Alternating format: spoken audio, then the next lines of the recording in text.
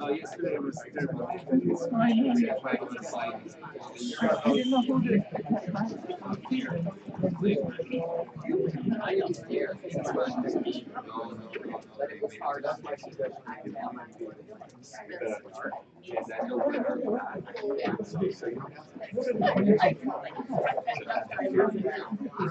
Okay, I'm muting myself.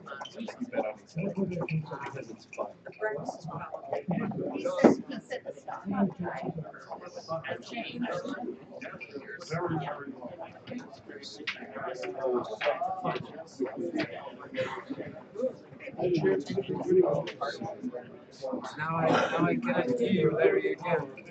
I cannot hear you. I didn't even know what. Did you do anything? Did you know? I cannot hear you now. Did you do anything with the microphone and stuff? Did you plug it back in? There, it doesn't work now. Is the link live yet, Rite? Is this link live? Let me see. Can I share the link and update it now, or? Please say something there.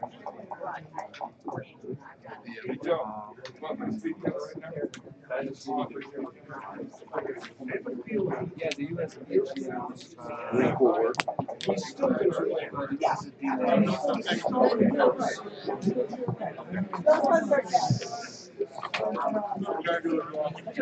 All right, have fun, guys. Okay. Have fun, kids. Have fun. Okay, good match. Good match.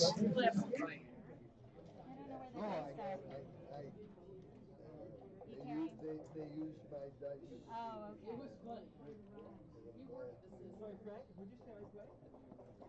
Lucky days. Well, I don't know about that. They use it for other matches too. I didn't even know. Something must have been changed. Yeah. Thankfully, here they don't steal your dice like they do at the European tournament. So, all right. Hey, Jonah. Jonah. Oh my God, it doesn't work.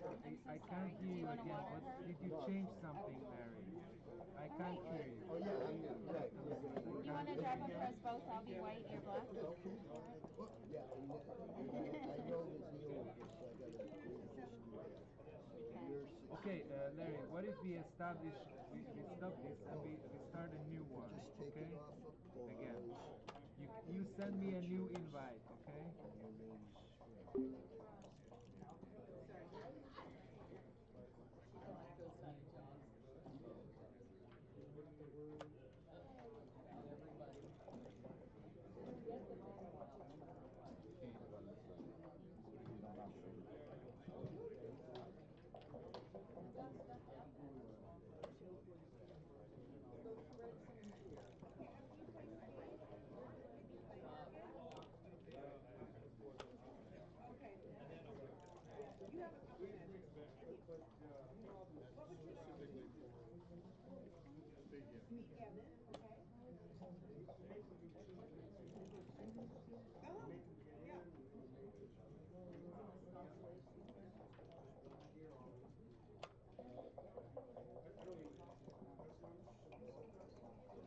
It says you left the meeting. Yeah.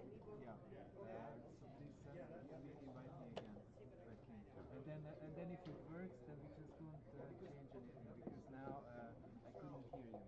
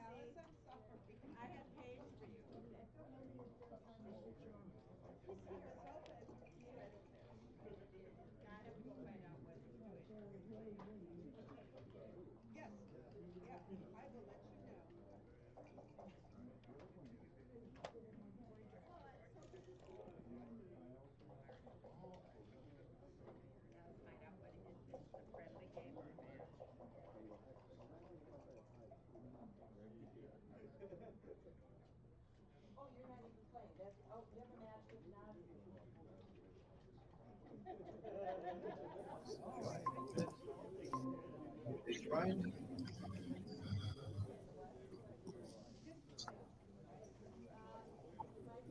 can hear you now. So now I will. Well, I'm going to let him present. Mate, we're looking for you to present now. And he's presenting. And here we go. Yay!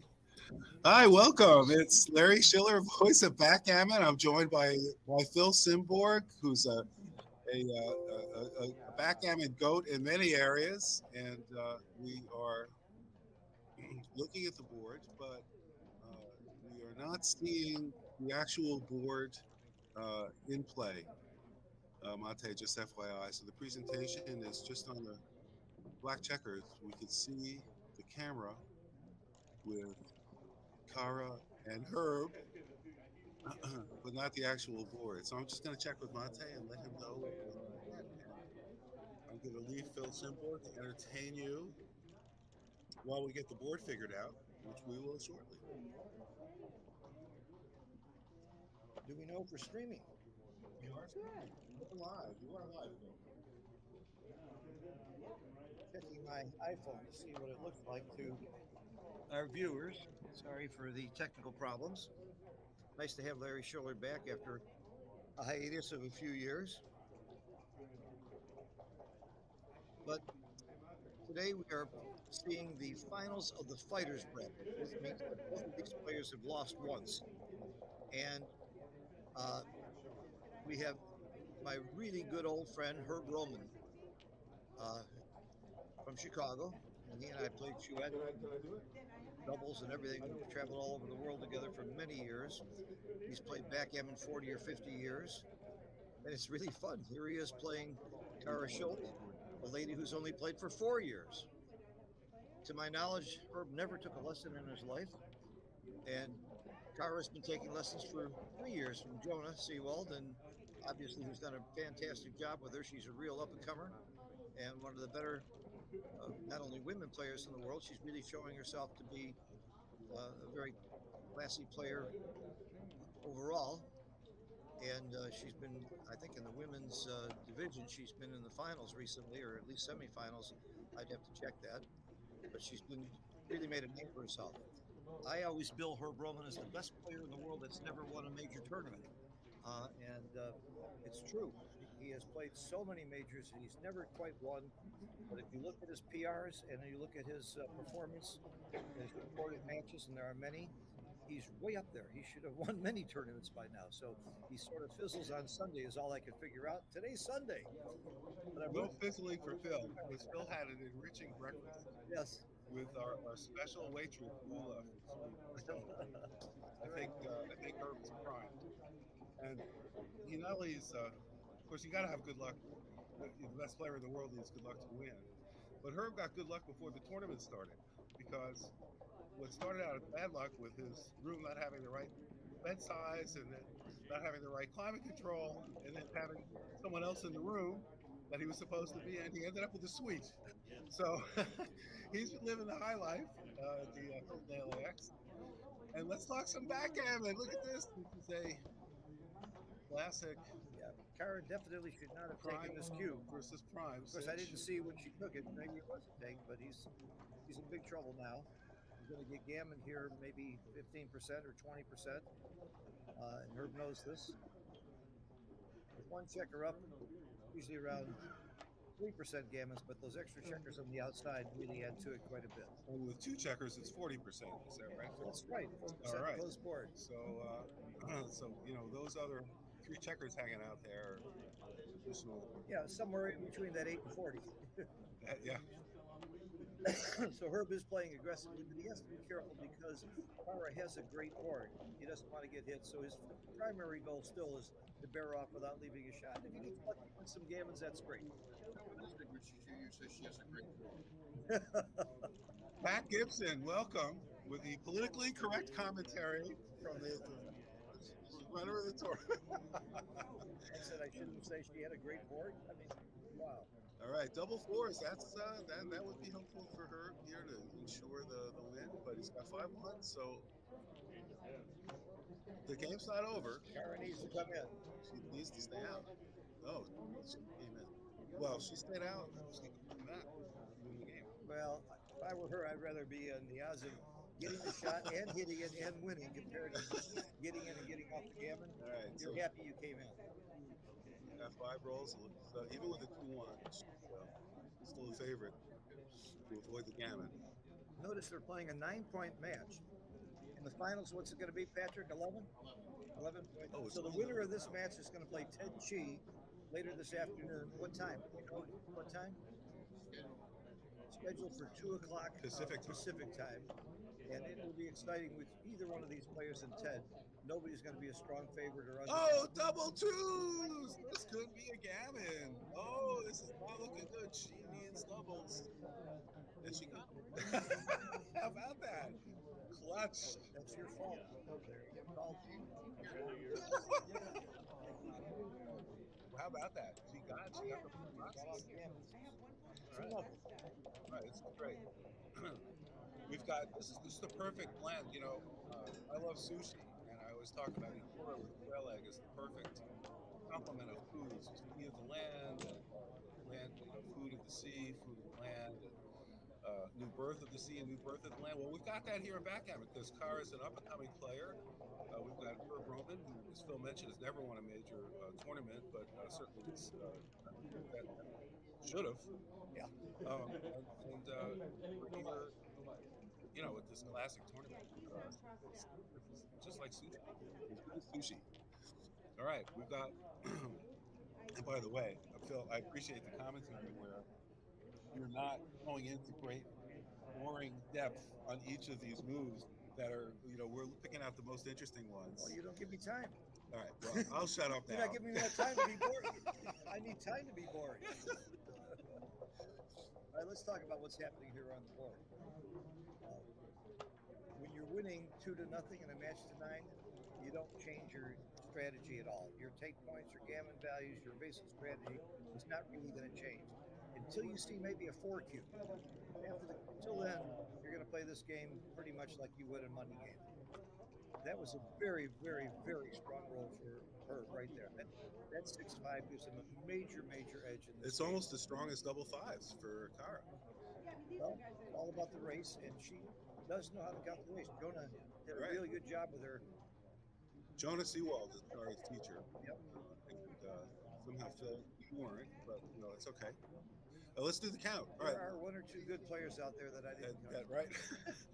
All right, so for black, we've got 5 checkers, 65 and 20. Well, and 103 and 24 is 127 and 133 for black. And Phil's got a technique of counting that I use. So we have 33. And then what is white? Do we know? Did we check it? 113. Alex is close. Not enough to double, which is correct. He might have had a double if she hadn't rolled the doubles there. He probably did, but that equalized things. Now, for those of you who are not that experienced in backgammon, there are 3 major strategies that you always keep in mind. Can I win a race? If I can't win a race, can I win by hitting or blocking? And of course, there's a 4th strategy we call a holding game, which is sort of a hybrid. So every time you make a checker play or your cube decision, you think about those basic strategies. And here, this game is 99% a race. Very little chance that anybody's going to hit anybody, impossible to prime anybody. So it's all about the race and the pip count. It's all that both players have in mind here. And each player, before they roll, the best players always ask the question before they roll, do I have a double? And that's especially important in a race where you get in a hurry of rolling the dice and playing the checkers, and then it's like, whoops, I forgot to double. And that can be a significant blunder at this stage of the game. Is that double 4s? Oh, Kara is on literally a roll. And notice she's going to try to stack her points, starting at the 6 point, then the 5, then the 4. She doesn't want to leave any holes. But the ideal actual situation is 7 on the 6, 5 on the 5, and 3 on the 4, mathematically speaking. I like to stack 4 point and roll double 4. And roll double 4s. Yeah, that works too. That's an effective strategy as well. So we have a boring race, except that it's more than just the pip count. It's also about distribution, who's on roll, the length of the race, and there's several good formulas. I always use the Keith count with a little bit of eyesight help in Trice. If your name is John O'Hagan, you would also use Matusak, Ward, and Thorpe. Dang. All right, and there's the cue. We have the first cue of the game. And I suspect this is a pass just by looking. but we can do the quick count here. So it's 38 and 15 is 83, and 33 is 86, and 96 for white, and black is 10 and 3 is 54, and So yeah, there's still two or three 73, 80, 104, 110. So it's what is it? 86 and 110. It's a pass because 96 plus 11 is 107, which is 3 less than your point of last take or your PLT. And of course, it's the drop. Man. Oh, he took it. Excuse me. I promise you, if he took it, you miscounted. That's probably right. Now, here's the thing about Herb's board, too. You notice he doesn't have any checkers on the 5 or the 6 point. So there is an adjustment that is suggested by many folks to actually add a pip for each missing. He has plenty of checkers. Yeah, not well now, and he didn't before, but Herb now is going to try to put checkers on the 4 point. And with double threes, he can start doing that. You must have miscounted. There's no way Herb would make a mistake like that. Herb's very good. It had to be closer. I am completely open to having miscounted. And I would say that is a likely scenario. Well, there are 3 kinds of people in this world. Those who can count and those who can't. And we've got a 5-4, so that's above average roll. The average roll in backgammon is.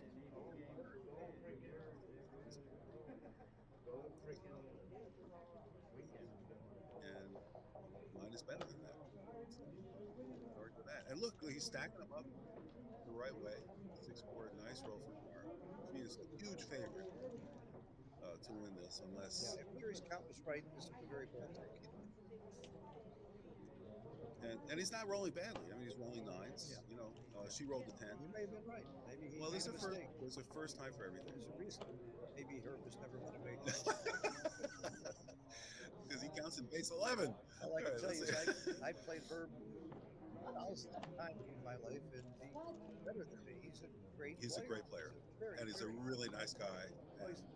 And he eats healthy. You know, works out. He only works out 3 times a week.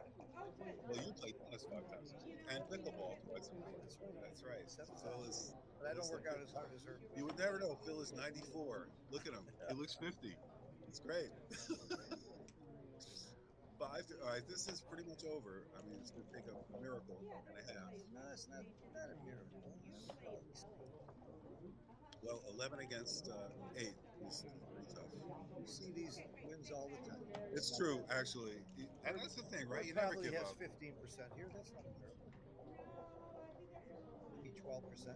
Maybe It's going 6. down. Every roll goes down, of course. Every roll goes down. Yeah, it doesn't go box scores. Not 5-1. That's not gonna do it. By the way, there's a little strategy again for new players who are in this race where you're really behind. If you have an opportunity to put 4 checkers on a point, that's your best bet. A lot of times, is like you need a miracle. We do remind you that we have several activities and games available if you want to switch from what you're doing in your out tournaments by the regular flights. We do have blitzes available. We have a junior and senior tournament with the DMP. If you're interested in playing in any of those tournaments, come on down and Basically, see needs 2 Denise. sets, high sets. Well, a 1 doesn't hurt. Well, he needs 5s or 6s now. 5, 6, and that's it. Well, That's it. Possible when you have 5 checkers. all right. Well, he should have listened to Larry Schiller. Larry, if you were there, you'd have won that game. You'd have passed. You'd have done better anyway. Well, we'll wait for the XG analysis. Latte, by the way, who's helping with the video, has probably already done the XG analysis while he's doing 14 other things. XG is stands for Extreme Gammon, which is the software that analyzes, and it better than any human and will tell you exactly what's right and wrong to a very high degree of accuracy. Phil knows this because he helped Xavier develop the program, That's true. which is Very very proud of impressive. that. Very proud of that. So here's a 5-2. It's an interesting play. Like, gosh, he's got 9, Kara's got 9 checkers, but Kara has the midpoint, right? The 7 point. And so it's worth taking a little bit of a risk. But now Herb is like, how much risk do I want to take? Okay, I'm going to play 2 games at the same time. I'm going to try to prime in my home court, and the 3-1's a great roll for Kara, and I'm going to try to move up. It's oftentimes tough to do both those games plans at the same time because it's the Mike Tyson thing. You got a perfectly good plan until you get punched in the face, and usually that's what happens. And Herb got punched in the face, and that's 3-1, and that was on the bar. And I'm guessing Kara was thinking about doubling. Okay, Did Herb just stay out? But the point there is, if he didn't do that and she rolled a 3-1, he'd still be in pretty bad shape. So it's That's a great point. That's right. Okay, and Herb is in taking mode, which seems appropriate. That game over. Now, Herb is famous for playing too slow. You look how fast he took both those cubes. And he got punished for the. Well, it still may have For been the right. double I'm not game saying plan. he's wrong, Yep. but it shocks me that he played this fast. I mean, when we play a casual game, we have to put a clock on him because we can't stand how slow he normally plays. I think it might have been that breakfast. Could be. Must be. That might have been it. And Rory was there. Rory's a Marriott employee. And I don't know if I'm not supposed to say this or that, but he gets a special deal. And if there's a special deal, Herb's going to be there. Well, and Rory had his day made this morning at breakfast because who was sitting at the next table was Mike and Mike. So if you're a sports fan, Rory did the right thing and bought them breakfast. They were very happy about that. And the last people in the world who need it, but Rory, Right. Did it. That's It's right. okay. All right, so Kara's on the bar, facing a severe 1-point board and rolling double 4, which hits nicely. And now the last 4. Does she come up to the 5-point or bring a checker down and strip the midpoint? Maybe better to come up because that puts a lot of pressure. No, I strip. You're playing offense up here. Offense, defense, defense. She made the right play in that. Okay. No point to get defensive here and come up from the back. Oh, and her stayed out. Kara's got a commanding split here. Bringing that checker down was big. Awesome. So should she go ahead I and do it learned again? that from Joe Sylvester. When you're on the offense, be offensive. When you're on the defense, play defense. Know your game plan. Stick to it. All right, Herb got in with a 1, 2. Sorry, 2-5. Hard to see the dice. If I was Herb now, I would be thinking about how do I not get gammon, not how do I win. Because he's in a very bad spot. Well, this looks like a no-brainer. I mean, you could hit, but you can make the 3-point. What do you do for your Phil? You Make the 3? 3-point. It seems pretty obvious to me too, but Hitting actually might help Herb by being able to make a second the angle. timing, he can play 1 or 2, and yep. Again, do you want to play a hitting game or a priming game here? I think here it's a priming game. Having 3 checkers back is perfect for Kara. Well, you do win more gammons hitting the other checker, but the 3-point is so huge. I don't think it's close. That said, Let's ask a pro. What do you think, Alex? Alex Kinian is, in my opinion, a real pro. His opinions on backgammon are as good as anybody I've ever read. Right. Now, again, Alex and I make the point, but she hit. Okay.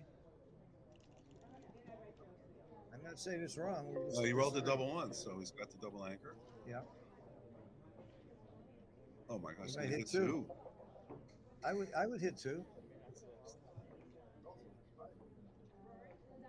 God, this is a great. Wow, what a roll! There's a million things to do.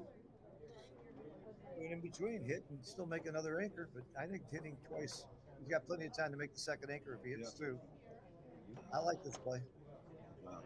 I like the play. That's really It's a good one, though. Changed around. Very, very good one. And double 2s for Kara. Nice comeback. You certainly move up. Oh, yeah. He's hitting down. Sense. Okay. Attack. You're still attacking. We have better boards. Oh, Herb, what are you gonna do? Hit on the 4-point, no? Well, 3. 3-4. He came in on the Your 3, eyes are better than mine.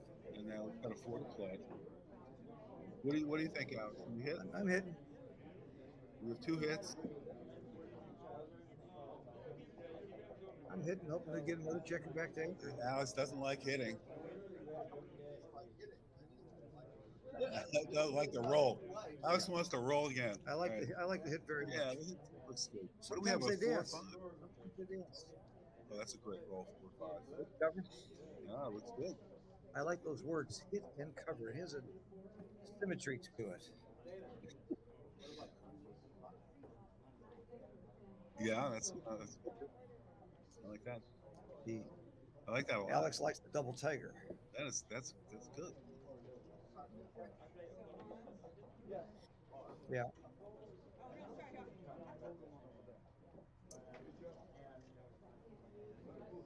Who knows what the right play is here?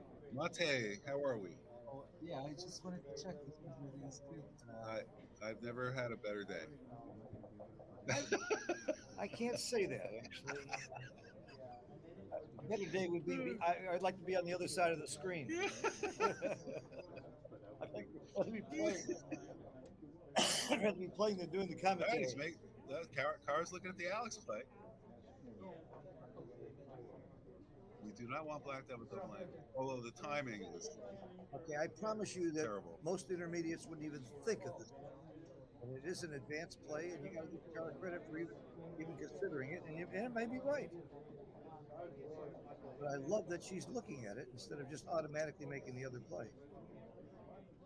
I would make the other play, by the way. You would make this play, or No, you would hit No, cover. I would hit cover. Because I don't think, if he makes a second anchor, I don't think he's got great timing for this game anyway.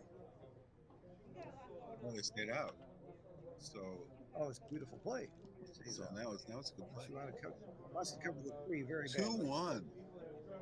I'm covering. You hit and cover? Yep. Well, you got 2 men on the bar, and then you cover, you can blitz. So Yep. you have 6s and 4s. Yep. And you're going to get another man there, and now you have 6 men in the bar, and it's a little bit of a 7% backhanded chance now. Let's go. 7%? Wow. You know what? I've never even stopped to estimate backgammon. That's a sign of a true optimist. So 5-1. Now that's interesting though. Double 4 is not a good roll. Right. See, She has to hit that checker. double She 4 is not a cannot bad let him roll. live on the Let me 3. take it back. Double 4s is not a bad roll. Twice in a row it's good. So 5-1. 1 on the back checker. Not me. I won 7-6. That one. I play 7-6. Double 2s. Oh, double 2s. We need double 3s. 6-3. There you go. Out of the woods. Wow. Looking very strong. Herb steak. Is being highly rewarded for her aggressiveness, hitting 2, and you got to give her credit. Channeling Alex. She went for the throat, and she got more. She went for the throat, and she's got him by the neck. I got to be careful.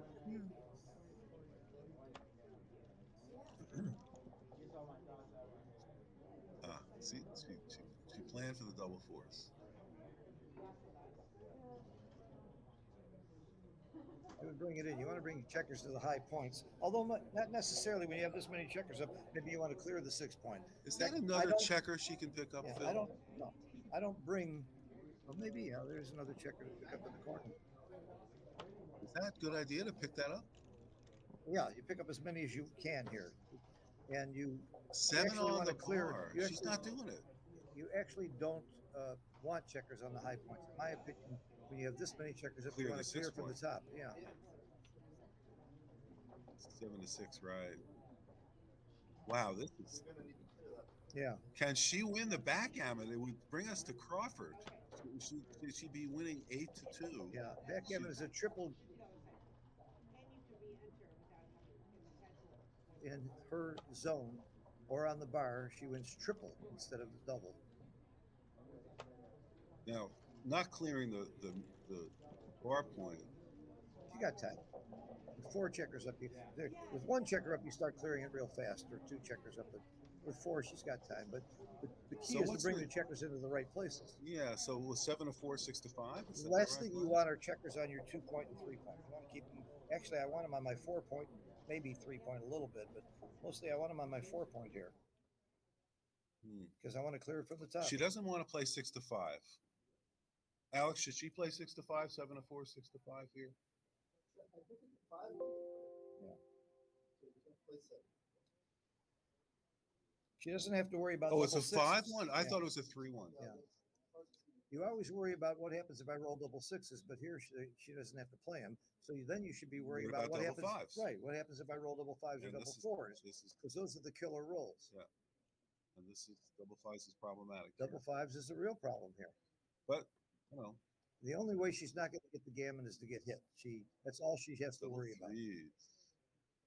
Well, just get off the 6-point, take a man. Avoid the gammon. Avoid the gammon, Kara. Come on. All right. Uh-oh. There you go. Yay. Yeah, clear from the normally you yeah, when you got a gammon for sure, you want to just clear from the top. But like you said, you might be thinking backgammon here, but I don't usually think about that until I'm near the end. But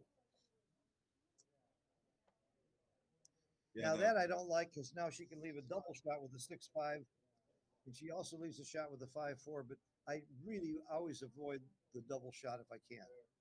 It's really and there it is. That was a bad play in my opinion. Most people like to keep it even at the top, and that's a risk. She rolled a 6-5. She hit 2. That's incredible. 6-5, 6-5. Look at this turnaround. Well, I think Kara brought that on herself. And there's another. There's a 5-4. Are the dice hard to see, or the play is hard to see? Well, both. That was one of those plays at that time. Yeah, yeah. John and Michael, are you in the room? This is a real game. John, Edna, My cardinal rule against the ace point is don't try to avoid double shots. You'll leave more single shots by leaving it odd on the 5-point, which is what she should have done if she could have. Right. Maybe I missed something. Maybe the roll forced her to leave it that way. We can't see the dice that well. I can't anyway. If she was forced to, that's fine. But if she wasn't forced to, she should have left it so that you don't leave a double shot. All right. So here's a question for the audience and fellow commentators: who's a favorite to win this game? Oh, white. No, I don't know. I'll actually give you odds on that. I don't know about that.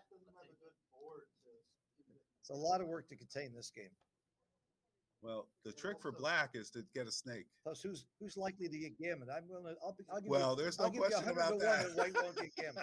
I'll give you 100 to 1. That's a good bet. I don't think black wins very many, especially since white has checkers on it. See, if black can get more checkers hit and back into white's home board, black has a better chance. White also wins more backgammon. Yeah. Herb might have 12% here. I doubt if he has much more than that. The winning chances. Oh, I would guess. I don't. Well, the way he's playing it, I don't think he's gonna win it because I think we got to get the snake going. If I were Herb, all I would think about is how do I not get gammons. That's all I think about. I don't think about winning it. I'm an optimist. Well, I watched Mochi play one of these games and he crushed white. Well, if you're Mochi, that's different. I'm sorry, you're not Mochi. Yeah. I know Mochi. You're not him. I am not. First of all, you're shorter. All right. Well, look, he's going to make his 5-point. No, let's go. Come on, Herb, 5-point. Really? Herb's very good at these games. And by the way, we talk about how great extreme gammon is. This is one area where extreme gammon is not good. It's not that well. It's good. It's better than most humans, but it's not great. You can't completely depend on it. But Xavier's working on it. He promises. Is that right? Oh yeah, he's going to improve back games and containment games are the 2 areas where it's weak. He admits that the snake. He was at our lecture the other day. He admits the snake is very poor, but that doesn't come up very often. Yeah. Seems to happen to me a lot. All right, Herb. How could that be wrong? I'm just asking. It's almost never wrong to make the 5 point. I know, right? Almost never wrong. Maybe this is that situation. I don't think so. I make the 5 point. Yeah, he's not. You can't keep your snake in its cage. Well, the right play here might be to hit and slot the 5 and slot the bar so you can get more checkers back. We could go on for hours about every play in a containment game. It's this. I guarantee you can take the 10 best players in the world and they won't play it all the same. I know, right? That's part of the game that it's I love. So cool. It's fun. Yeah. These are such fun, these types of games. Of course, when you're playing in the, wanting to win a tournament, maybe. I've got 10 basic rules for containment games, and I've got 26 exceptions to those 10 rules. Whoa, double sixes. Holy cow. I think he's going to make the 5 point this time. What do you think? Yeah, well. Yes. Great roll. Yeah, that was amazing. Now, no, he's thinking, let's go, Herb. You know what? He probably heard Larry Schiller. If Larry Schiller wants to make the 5 point, I better think about this again. That's what my opponents always tell me. Like, I'm sorry you said that because I would have said play. Oh, my God. Herb, what are you thinking? This is so interesting. It makes me just question my whole existence that this isn't obvious. The fact that he's got extra checkers on the 6 point, he's thinking about trying to do the outside point. But I thought that play was cool. Me too, but who knows? I told you, Herb's not the fastest player in the world. Well, he can play 4-2. Cards. What's she think? I love the way she thinks. I mean, it's just she's taking her time and wow. I'll tell you what I love most about Kara. She's a really good sport, and I never seen her get flustered over the board. She's got all the emotional aspects I think it takes to become to be a player. champion. Yeah, totally right.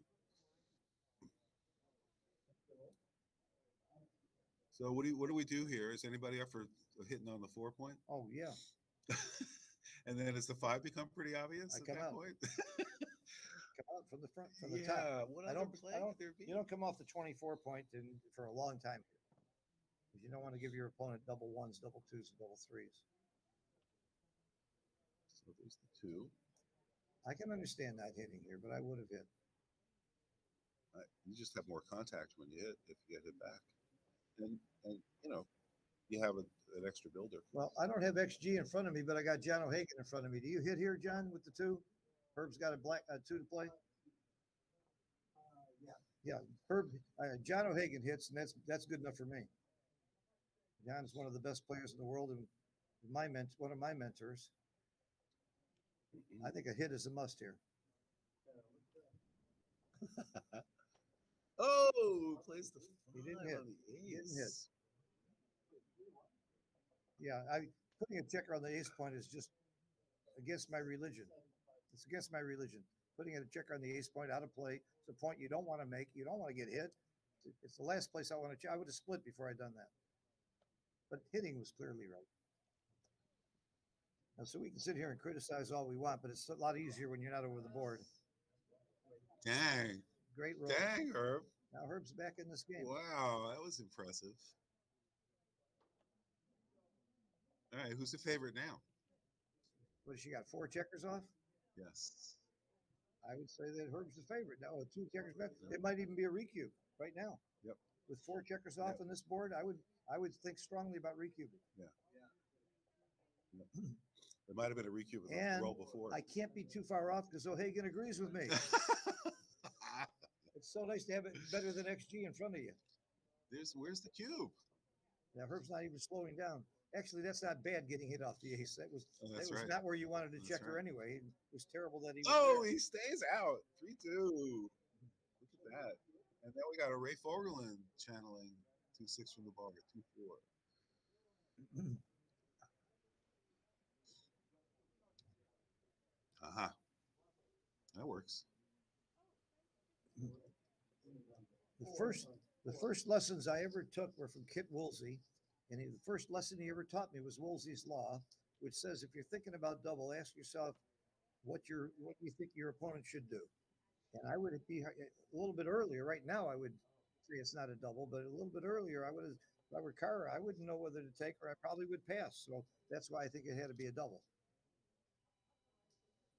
Look at Because this. Herbert could actually get a third checker back, but Oh, Herb, just come out.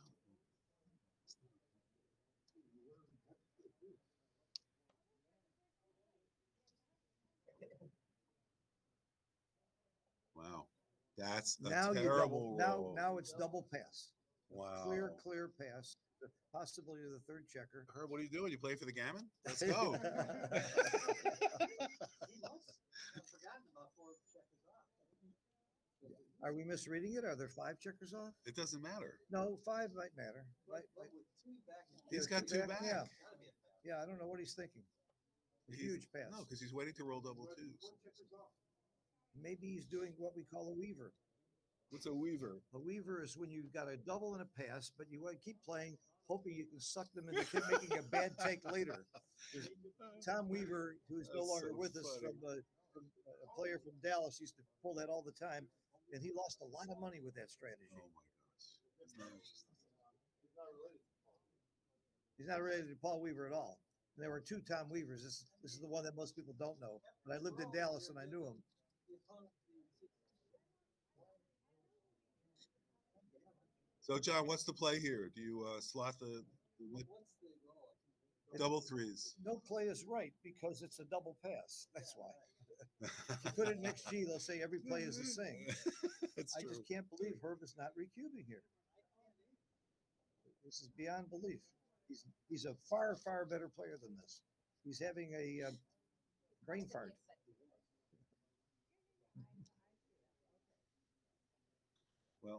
Well, I told you that Herb's a great player except on Sunday. There you go, proving the point. And then the question is, should he have escaped from the 24-point now? Yeah, he gives himself bad double And twos now because there's a lot of bad rolls. Double 2 is the only really hard. Yeah, but any 1 or 2 without a 6 is, at a double If there's is. any justice, he would roll double 2. I'm rooting for Tara now. Maybe it's spaced out the fact that she's got those checkers off and he's playing out to the G. That's the only explanation I can see. This is so clear. Yeah, it's very clear. Herb is not going to like himself in the morning when he reviews this match. he is going to be very upset. Now he's going to double. By the way, I would double very slowly here. Oh, right. Very good, Phil. Yeah. There's poker in back. I would not whip that cube out there. I would agonize over it for a while and then say, oh my God. Well, he's agonizing, but maybe for the wrong reason. Finally redoubles. He finally redoubles. Finally redoubles. And Kara, very quickly. Oh my Is it Kara or Kara? Kara. Kara or Kara. Kara? I've heard it both ways. I say Kara, and that has to be right. Kara? Kara. Kara. Kara. Kara. All right, we have it Kara. officially from Phil. It's not a long A, a short A. Kara. Short A. Kara. Kara. There is something to be said about not crossing the median. Yes. That makes the opponent think that you're actually thinking and might pull them into doubling incorrectly later. Yeah. All right, we have the psychology of the cube, which is so interesting. There is psychology in backgammon. There's Oh my no question gosh, about it. totally. Especially unless you're playing Mochi or a top giant, which is stupid to waste your time on trying to psych them out. But anybody below that level, you can. I've sat there forever thinking if I was too good to double, and I finally double and they take. They were thinking that I was thinking whether I had a double or not. Yes. So there is that Yeah. with lower level players. But both of these players are too good for that. Okay, here is a question. When is it right to hit 2 with a 5-2? John O'Hagan and I just had that conversation. He said almost never. Almost never. Almost never. And especially when you're leading in the match here, you're not playing. You should be playing a little bit more conservatively. You're not on gammon save exactly, but you're winning. See, he ends up making the ace point, which you don't like. Yeah. I think it was a wrong play. Very good point. So, and the 6 is questionable. I mean, if you want Now to get out, you would hit with 2 with a 5-2 if your opponent had 2 or 3 other blots around the board and was about to make a good point. double 4, she stayed out. Oh my gosh. Yeah, that's exactly right. I think he just missed a double there too, a cube. Was there a cube? Oh no, he didn't. No, he missed the cube, in my opinion. Yeah. Now is he? He Well, missed it's not too good. because this now. is better than your standard blitzing position when he was advanced with the checker to her 18. Well, it's a good thing he didn't. No, he might have gotten a pass. Double You never know. 4s. Yep, it's possible. Does he hit on the 3 and bring one down? He came in with 1. He's got 3 4s left. Can you turn up the brightness on the computer? 'Cause I can't see the dice. Ah, that's it. Thank you. Thank you, Phil. Technical genius Phil Simborg has just diagnosed I an can see issue. the dice now. So take all my advice with a grain of salt because I didn't know what the dice were. Oh, and yeah, so he did hit on the 3. And then he got hit back. This Yeah. is a close game. And that, making the 1 point is tough because those checkers are out of play now. And now Herb stays out. So we've had 2 bounces on 2-point boards. Notice all of our featured matches use baffle boxes. I don't particularly like the baffle box they're using because it bounces out too much. It's nothing personal because I do make my own. That's not why I'm saying it. But a lot of times it would just happen the dice bounce back out of it. But a baffle box saves a lot of time, guarantees a safe roll. And we're also playing USBGF rules. So if the dice land on top of a checker, it counts. And we're also playing legal moves. So if your opponent makes an illegal move, you are obligated to point it out. Yeah, good rules. And a 5 coming up. So she's going to leave the 5-6. So with this high anchor, she's now probably even favored. Yes. I would rather be white here. Oh, but there's double 4s, which is a great comeback. Yeah. Provides some room in the he brings 2 down, brings 2 down and comes up. Seems pretty clear. Although Herb is thinking all kinds of stuff. Is it double 4s? Yeah. Oh, okay. Well, I don't know what he's thinking about. It's pretty much forced. Come up. Right? That's it. What else are you going to do? There's nothing else that, what I call it, forced by logic. All right. He's just getting into the thing. All right, 6-5. And where's the 5? It's 8-3. The 5 is not nice, but you got to Seems do like it. the right place. I'm going to leave too many blots. All right, let's see what kind of dice Herb has here from the bar. He's got good dice. Best dice ever. Well, 5-3 is, yep, that's pretty good. Yep. It qualifies almost as a joker. It doesn't turn the whole game around, but it's pretty strong. The nice thing about Extreme Gammon also, the program will rate how lucky you are overall. Because everybody in the world thinks they were less lucky than their opponent. When they lose. And win or lose, even the winners are all they remember is how great their opponents were. But now we know definitively that it evens out. So 5-3. But I do believe the better player gets more luck because he's in a better position to get the luck. He makes his own luck. So what do we got here? I think it's a 5-3 for black. So do we just go bring the 2 men out on the 8 point? I like this play. I run now while there's a blot and you have a stronger board. Okay. I think that's right. All right. He's got 10 of Again, his own, but what's your game plan here? He's winning a race. And White's board is only going to improve if you don't race now.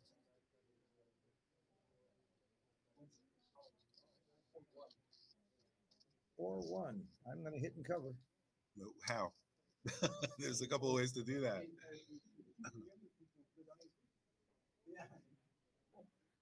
I don't play 8-4-3-2. I keep 2 up to 6 point. I don't like giving up the 8 point. That's my play right here. Oh, great, guys. Good analysis. Oh, he stays out with double 2s. That's hurtful.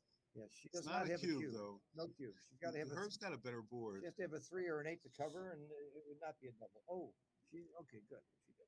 And she got the 3. Yeah. And she got the 8. Still, Herb comes in here. He's still got plenty of game. He's got 3 checkers back. So do you come out 22 to 23 to what you 18? Got left to play? 5. Oh yeah. Or block the double 4s. Okay, that's reasonable. Very reasonable. 4-3. Where's the 3? That's the 3. Yeah, he's not going to give up his anchor.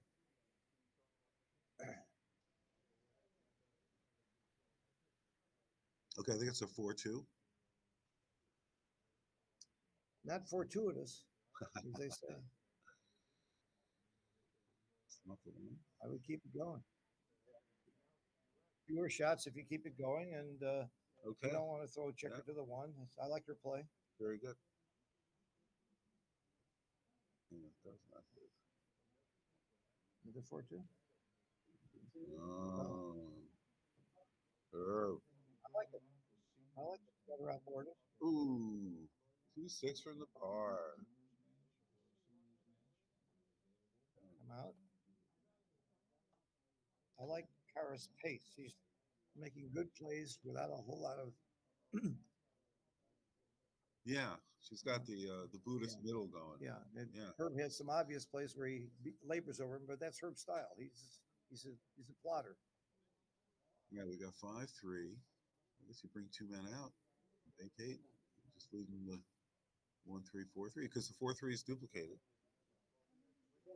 The 4 is a duplicate, right? Well, the 4-3 if she comes out. Yeah.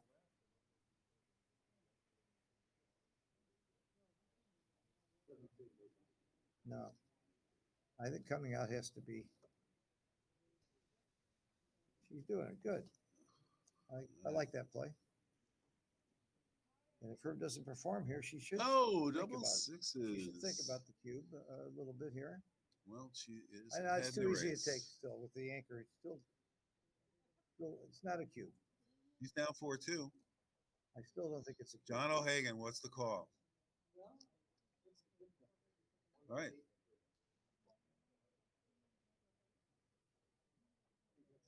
She does double. Okay. She does double. I think it's a clear take.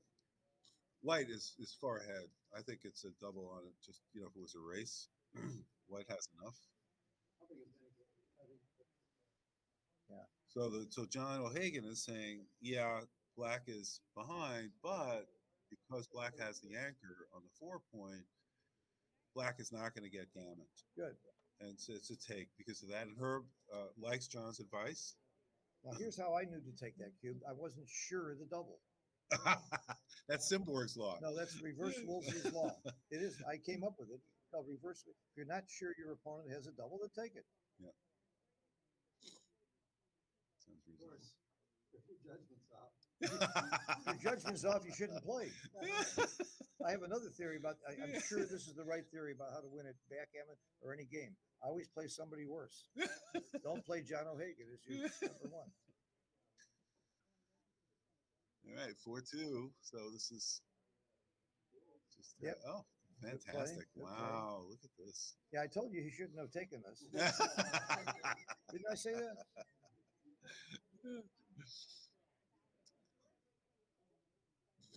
There's still not a lot of gammons here with that anchor. It's going to get worse every roll, though. Now the question is, do you risk the double fives? Yes. Double There's fours? no question. Oh, 3-1. I just bring it in.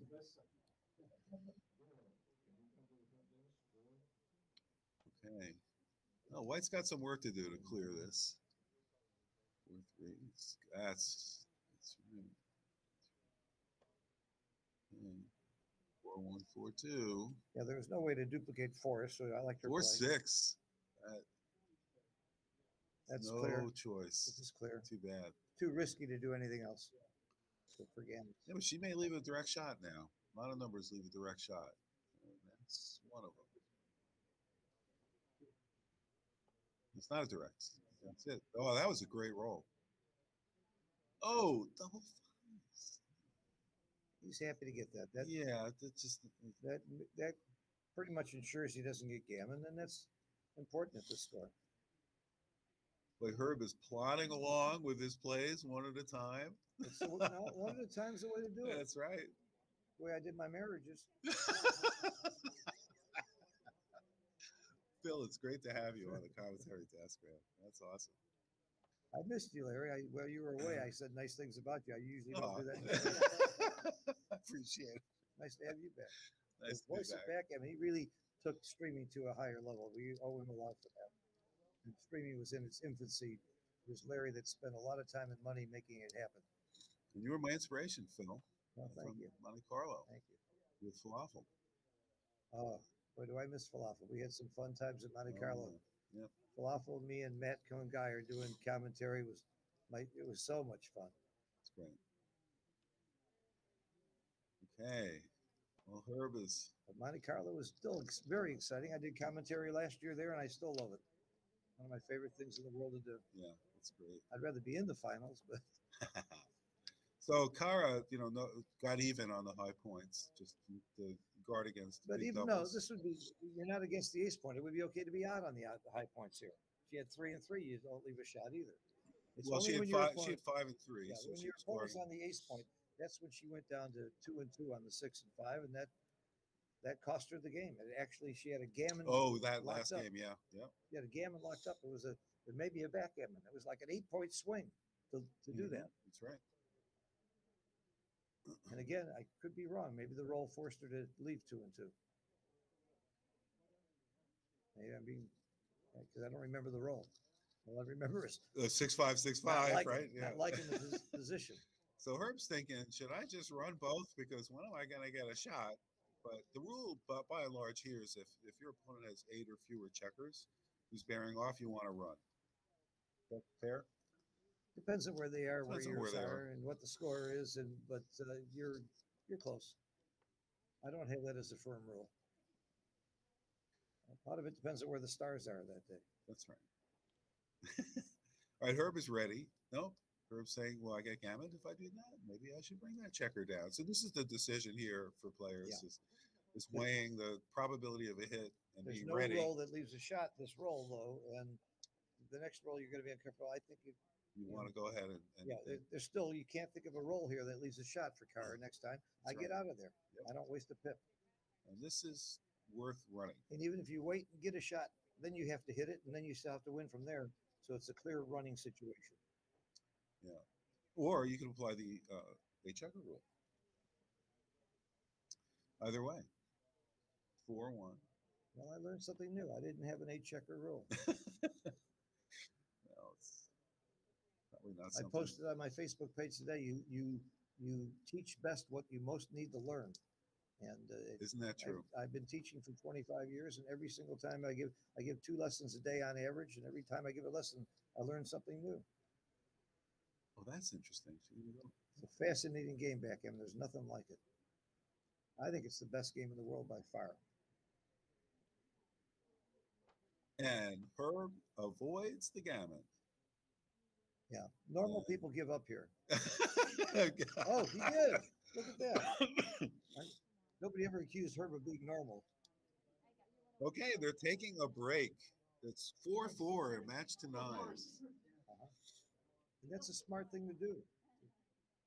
Very good. That's great. And so this is Larry Schiller, voice of backgammon, doing commentary with Phil Simborg. It's an honor.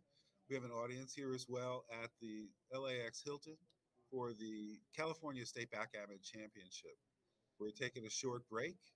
Do we want to take a short break, or we want to entertain I want to people? tell them what the most fun thing is about backgammon. Let's go, Phil. Dinner last night with Larry Schiller and a lot of other good friends, including Jake Jacobs. And I won't bore you with the whole names of everybody at the table.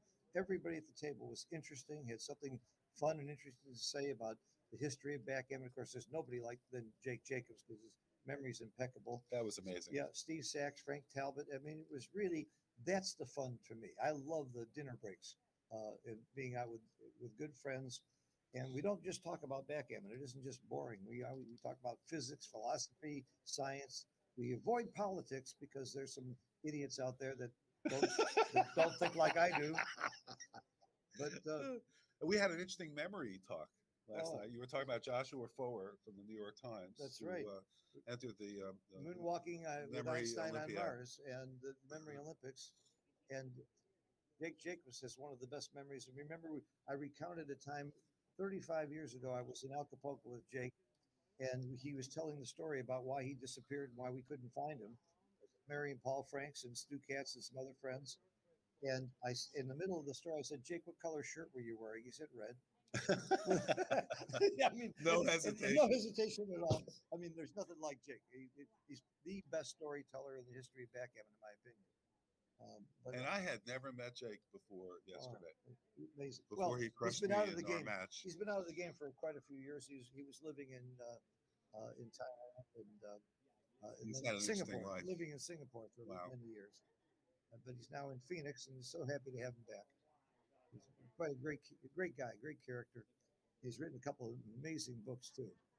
And by the way, there's so many really good backgammon books on the market now, and I didn't used to be able to say that. I only had 1 or 2 that I really liked. You can't go wrong Roberti and McGrill's basic books, even though some of the positions are wrong according to next tree. But I always told people you've got to buy Walter Trice's Backgammon Boot Camp to really understand the game. Now I got 10 more good books, but just amazing books that are out there. And So who's got the latest? Michi has a bunch of new Michi, books. Mark Olson. Mark Olson's got a new book out. Wachtel's books are always classics. They're always Bob great Wachtel. books.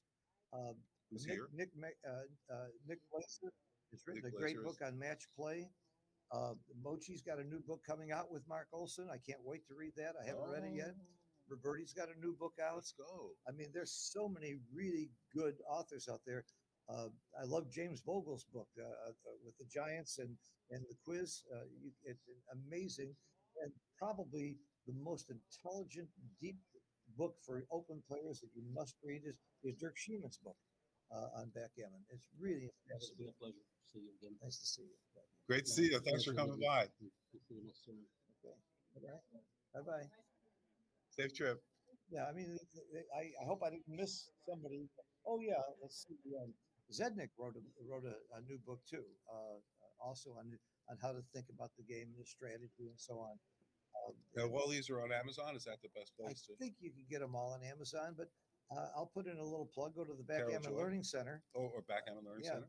www.backgammonlearningcenter.com. We sell some of the books there, and we have quite a good distribution system there, and the prices are as good or better than you'll find anywhere else. And we're back. The players are back after a short break, and we're resuming. It's basically a 5-point match. It's 4-4 to a match to 9, so we could just call it a 5-point match. And Michi has a book, brand new book on doubling in matches to 5. Go figure. So let's see if these guys have read the book yet. There's a reason that he did it on matches to 5, because at this point on, the gammon values and the take points change dramatically, which is one of the things that I love about these backgammon matches over money games. It's fascinating and can get a lot very more complications. complex. Oh yeah. All right, we got double 5s, which hits 2.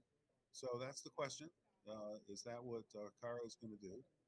I would not hit 2. It's just going to hit 1. Again, you don't want to hit off the ace point unless you got a very strong reason to do it. And it would have been hit. So here's a 5-1, and what do? We come in with. Where's the 1? If he comes in on the 5, where is the 1? Well, I think because her midpoint is stacked, I would come in with the 1 and come down with the 5. And that looks like what Herb is going to do. I guess it's Herb's play. Okay, yeah, that's what I would do too. Coming in on the 5 is just inviting trouble. And some people might hit on the 1 to get a tempo going. No, I hate that. But White doesn't have.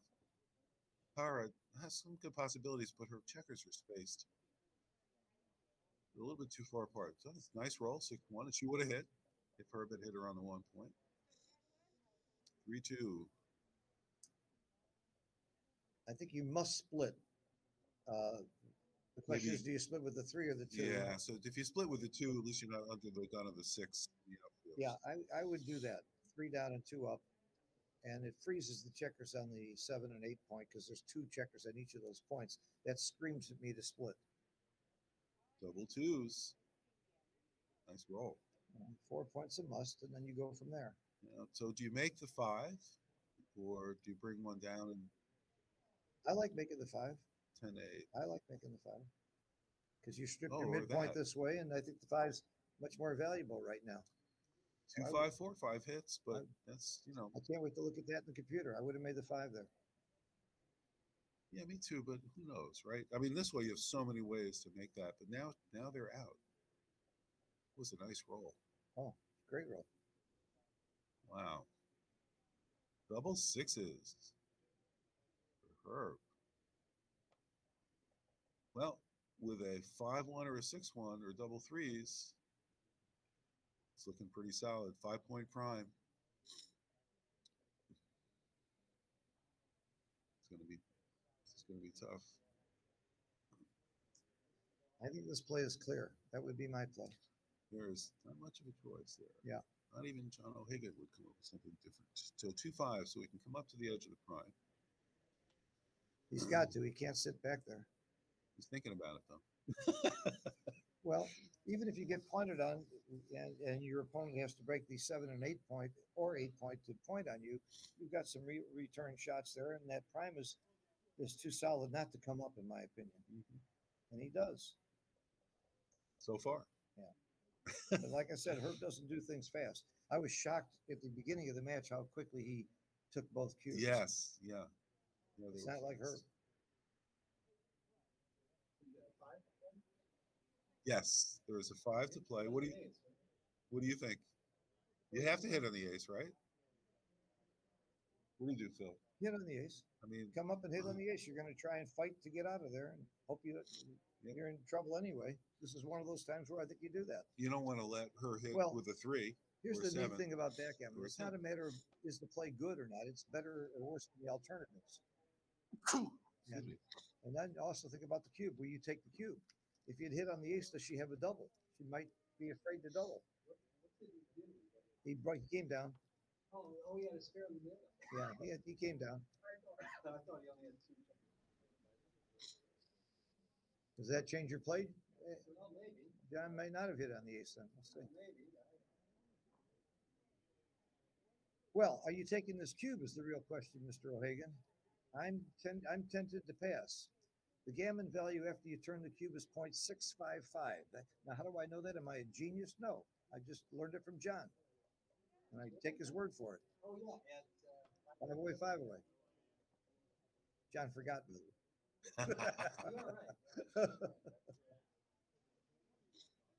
I'm not sure I would have taken that cube. Getting to Crawford. It's real easy to remember. If the double gets you to Crawford, it's got to be worth more than 0.5. And if it wins the game, it wins the match exactly, it's going to be close to 0.1 or 1.0 most of the time. So that makes it kind of easy. Well, go through that math again, Phil. If in scores of 5 away, and down, okay. If a gammon gets you to Crawford, yes. It's probably worth somewhere in between 0.5 and 1, usually around 0.7. In this case, 0.655. If it wins the match exactly, for example, if the score was 4 away, and a gammon wins you the match exactly, it's usually worth about 1. So otherwise, you can just assume it's worth around 0.5, except, of course, when it's worth 0. When the gammon doesn't matter. So you really only have 3 values of gammons most of the time, 0.5, 0.7, or 1, generalizing, just averaging them out. And it's not that hard to know. The harder thing is knowing the take points. Well, this is interesting. So what's the plan? Is to slot the bar and make this 5 prime and then say, get the better timing? I mean, it's worth thinking about, but this seems like the obvious play. They could even bounce. 2-6 from the bar, and it hits. And I think a hit is clear. Some people might make the prime, but the hit's got to be clear here. For one thing, the gammons. And again, as we mentioned, 3-1. What a comeback. Gammons are that's a great comeback. He's now he's got 4s and 6s that are coming out. Instead of 1-2. Nice return by Kara. Yeah. I would have passed this cube. I said it at the time. So this is Phil's alternate universe now. Right. This is the one time I might turn out to be right. Double 3s. Now, some streams have extreme gammon running at the same time where you can see exactly what's right. Yeah. I think that's great in hindsight. I would like to see that added to the video later. But while we're talking, double 6s for Herb. That's amazing. He escapes. Well, Herb, that's why Holy cow. All right, what's the race sitch? All right. Well, this is you can use colorless counting here and tell, because there's the same number of checkers on both sides. So colorless counting, you just ignore the colors and look at who's winning. So cool. You can see what is it? You can see it's close. Yeah. That's all. Yeah. I mean, I don't good. have to know any more than that. Yeah, it's close. And especially if you're talking about a recube, you got to be more than close to really be doubling. Yeah. Although black is got.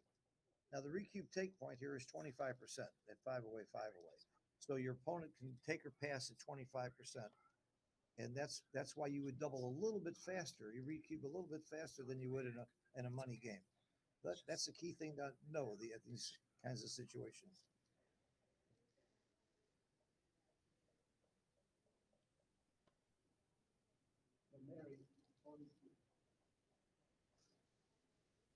Wow. So this is Well, I mean, it's so obvious that Kara has more than 25%. She would have a take. The question is, if your opponent has a take, there's only one very good reason to double, and it's what I call O'Hagan's Law, which I made up, by the way. I don't know. I don't Is know that right, how. Phil? I don't know how I got the name O'Hagan's Law when I came up with it myself. But O'Hagan's Law of market losers, basically what he's saying is you don't double if your opponent has a take unless you have enough market losers. And Need in a nine. money game, that's 25% net, but in match when there's take points a little higher, it varies. And you have to look at volatility. If it's highly volatile, then you might double faster. But here I am sitting talking about O'Hagan's Law, and John O'Hagan's sitting right here. He's not about to admit that I invented O'Hagan's Law. That was an I also interesting invented play. Wolsey's Law and Roberti's Law. Oh, there's double sixes for Kara, so she's getting even, and now she's ahead in the race. This is Not fair when people get even. oh my gosh, look at that. And the one he was, I don't know, He like made it. that. 8-7, but whatever. Double threes. She's coming in strong. Yeah. First checker off, and now she may have a cube. Yeah, I told you this was a pass. 6-3. She's already given the cube. Oh, she's already given it. Yeah, she's already Give it again. Yeah. I game I play with a Kiko. We play with 2 cubes. That's great. We get bored if the cubes This already is just been turned. one. We want more action, so we play with 2 cubes. We do. Pineapple bluff game when we play with 2 cubes. 6-5. Wow. This is really an amazing turnaround. After Okay. this game, I'll tell you my favorite Akiko story that came up recently. I look forward to hearing it. Yeah, let's finish this game though. This is still very exciting. This is could very easily get in a close. recube with a couple of good rolls here. Yep. Double sixes would do it, and we've seen a couple of those already. Yeah. In this game. You don't want to see ones. Yeah, Herb's gonna need a set probably. Yeah, well, he's down by Quite a few checkers. Yeah. 4 to be exact. 3-1's not going to do it for her. No, he's not performing. So what were you saying about this double? You wouldn't take it? I said that from the beginning. All right. But not when he rolled double sixes. I changed my mind. Herb is not rolling 4-3. That's all right. 5-3. Herb's got to be thinking about how do doubles work now, because the only way he's going to win is with doubles. So he has to place his checkers where he gets the most value out of doubles. Of course, anytime you can take 2 checkers off, you just peel. Well, the pip count's pretty close, actually. Well, but who's on roll? That's what matters. It's a big factor. That's exactly what matters. That's right. Did he do it? No. Oh, he got the 5. What is right? That's interesting. What's the roll? 5-3. Well, you take the 3 off and then you move the 5 to the ace. So what else can you do? Well, you could play the 3 and take the 5. I don't know why you would do that. You're losing a couple You're losing pips. a pips, right? Yeah, he did it though. Why would you do that? It's nicer looking. If you sell Herb's clothes, you would know he doesn't care about nicer looking. Whoa, he rolled double 4s. There's a chance. What do we got? 13 bad 13, numbers. she's Oh, she's a 3-2. Look at this. What was that about the double? I said it was a clear take. Is he going to cube or is he going to roll? No, they're not Doesn't going to do matter. it. Doesn't matter. So my Kiko That's story, amazing. we were in Jamaica recently last month, and we were playing our games, and we were playing a game of bluff gammon where you can actually look at the dice and bluff on the cube. And I said, Kiko, the last 2 times you lied to me, and I said, this is going to be, that was the last. She said that. I said that was probably the last time you'll ever lie to me. I said, is that the first time you ever lied to me? She said, no, but it won't be the last. Very clever lady. I said it wrong, but it won't be the last time with a smile. All right, here we go. So nice 6-1 goes takes care of that blind. That was a big swing game. Winning 2 points there. What's your equity at 3 away, 5 away? Is 65%? Yes.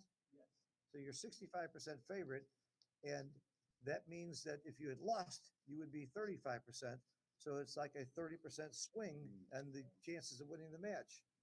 That's very, very big swing in one game. Double fours and 3-2. Amazing. Now, here's what most people don't know, and I learned this from John. Right now, the leader, who is Herb, he actually has a lower take point, not counting gammons, than Kara. Everybody would think it's just the opposite, that if you're losing, you would take faster, and if you're winning, you would drop faster. But because of the equities, it's not necessarily true. There's about a 2 or 3% difference between the take points. Huh. And almost everybody gets this backwards. Because he's so close to winning. Yeah, because the value of winning 2 points compared to the value of losing and just giving up one, it just, when you look at the equities, it just favors him. Now, the gammons is a different story. That's a gammonless gammon values. Yeah, that's gammonless. All take points are gammonless. Then you add the gammon risk to that. But on the other hand, Phil, though, if it goes double take, the leader's 4-cube take point is really high. So, John pointed out that if it goes double take, the leader's recube take point is very, very, very high. So that the leader should be a little bit slower to give the cube in volatile situations because he's not going to be happy to see that recube. His recube take point's 33% only, though, isn't it? It's at 3-away, 4-away where it gets very sensitive. The leader's recube take point is 40%, but most of their scores it's around 33. Yeah. Oh, Carr gets the double sixes. That's still pretty high. Yeah, right. 33. Oh, look at that roll! What a perfect roll! Yeah, that's a game ender. Maybe. Yeah, totally. Yeah. Well, I mean, not totally. There's still double fives. There's still, if he can anchor high, in this roll, he's in the game. Oh yeah, there's a 2 point there. Yeah. Ooh, this is definitely looking not good for her. No, I would cube here for sure and let her worry about whether. See, I would use Wilson's law. That's what I'm not sure, so I would double. I don't even think about it anymore. If I'm not sure it's a take, I'm doubling. Well, O'Hagan's law says, are there 9 market losers? Well, that's only if you're sure you have you don't have to worry about O'Hagan's law unless you're sure they're taking. And he dropped. So it's great double. I'm not sure it's a great drop, but I probably was.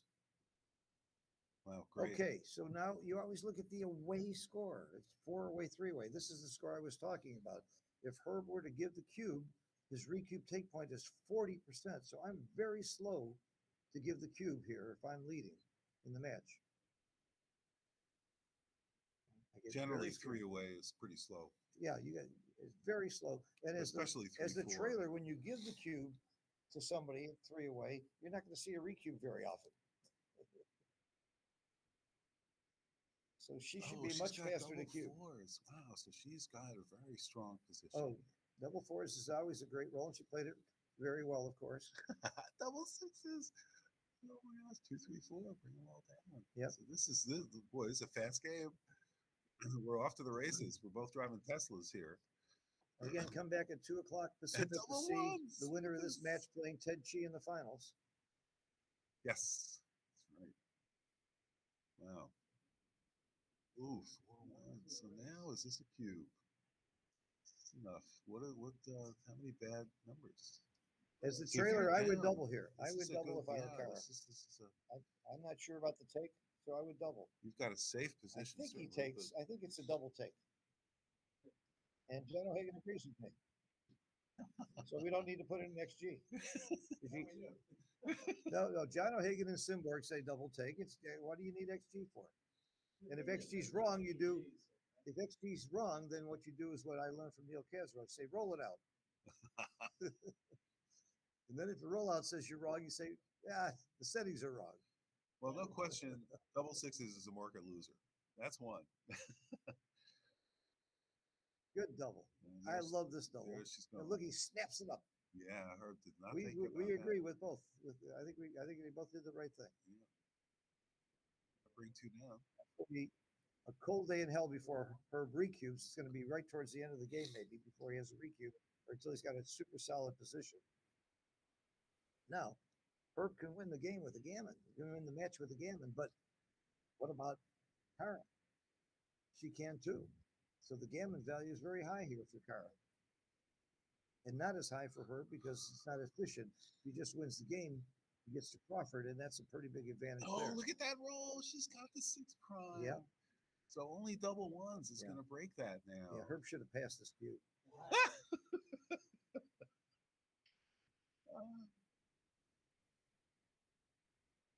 Think about Kara's position with a flat prime. He's not going to win that. John's pointing out with a flat prime like this, you're not going to win many games because it's pretty hard to advance the prime without having some spares. But she's going to get spares there, and she's got to pick up another checker to really have any reasonable chances for gammons. And mostly, she close out one man. Herb will have a speed board. So she closes out one man, as John would point out, have a speed board. Gammons with one man back and a perfect bear off is you win a game with about 3%. So it's not going to be a major factor. But just winning a game here is not bad for Kara.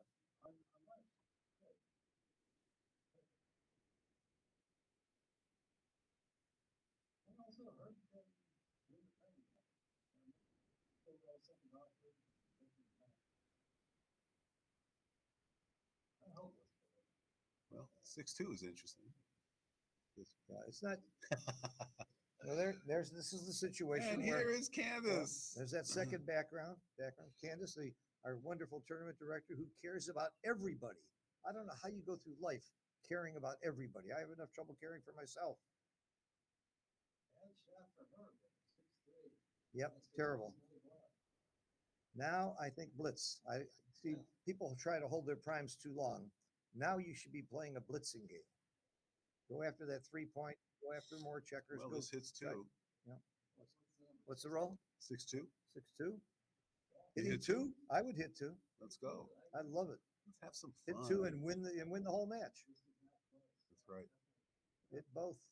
Gammon value. Schiller so high. actually said it before O'Hagan said it. Wow.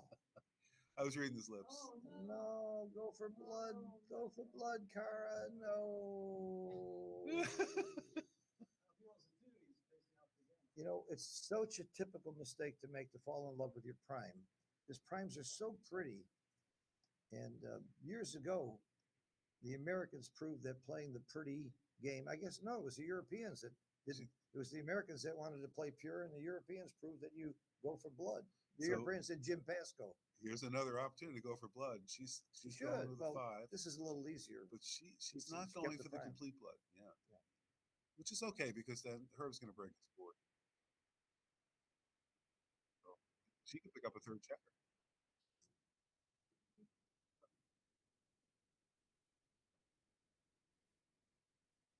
I'm not sure. I don't go to the ace point there, but he's limiting the number of blots that he has. But I would have limited. Oh, there's an argument for limiting the number of shots. Nice for her. So Herb should be playing gammon prevention here. Yeah. There's no cracking numbers with those outside checkers. So Herb should just be caring about how do I not get gammon. He'd love to have a 2, make that anchor. 6-1, is it? 6-1. 6-1. Well, I wouldn't make that play. Try that. I would. I want to keep that checker on the 4-point. Wow. She's luckily staying out. Hey. I like this play. Now he play for a 1. No, I like this play a lot. Some people might clear the 6-point, let her come in with a 6, but she's going to come in and hit loose a lot. I think you make the ace point here and then just try and bring it home quietly. Yeah. Actually, what I might do is double here and hope they pass. Yeah. There you go. Redouble and hope they pass, or that might be your best chance. All right, he made the anchor. That's big. The gammons from here are very, very low now. I think they worked out to about 8% from the 3-point. Well, he's about to leave a 3rd one. Assuming he doesn't leave another checker, though, gammons are only about 8%. But on the other hand, let's say that he crushed on the speed board, then Kara can do the trap play. Well, when Kira didn't hit twice, it tells me she might not make the trap play either. There's tendencies I play for, but Herb has no control over it anyway. He's just got to sit there and hope. Oh, yeah, leave a block, Yep. Another lucky. one.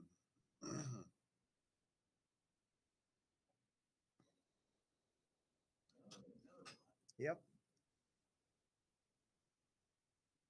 And she hits it. Whether she wants to or not.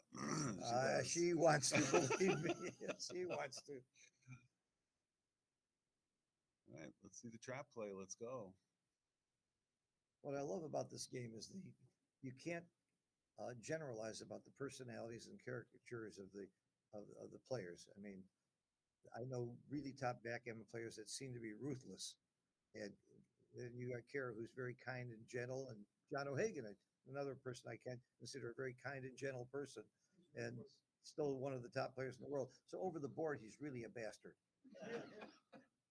We're all bastards over the board if you're playing well. And Kara's being a really top bastard here. She's doing a great job. So do we go 7-4 twice, John? What's the number? She has 2 threes left. Oh no, you don't. You don't trap now. You don't trap. You got 3 checkers back. Yeah. The only reason you would trap with 3 checkers back is if she had a blot or 2 in her inner board to hit, and it's not there. You just bring it home. You just bring them in, clear from the rear. You may not clear from the rear. That's another possibility. You might give your opponent double 4s instead of double 5s or 6s. And now she's thinking about the 6-4. That she come into the 5. I would go into the ace, I think. She just goes. Might just go into the ace. That's nothing wrong with that. Oh, okay. That's fine. Just don't roll a 6-5. All right, 2-1. Nice. He's ready for her now. Okay. He's happy not to leave another shot. That gives her a chance to trap. How do you split 2-1? That'd be right for the 7-6. Yeah. Her rolls a 4-1 and 4-2. Oh, nice. Good thinking. 5 double 5s? 5-4. Well, obviously, you just clear from the rear. Just clear the 6 what can you possibly?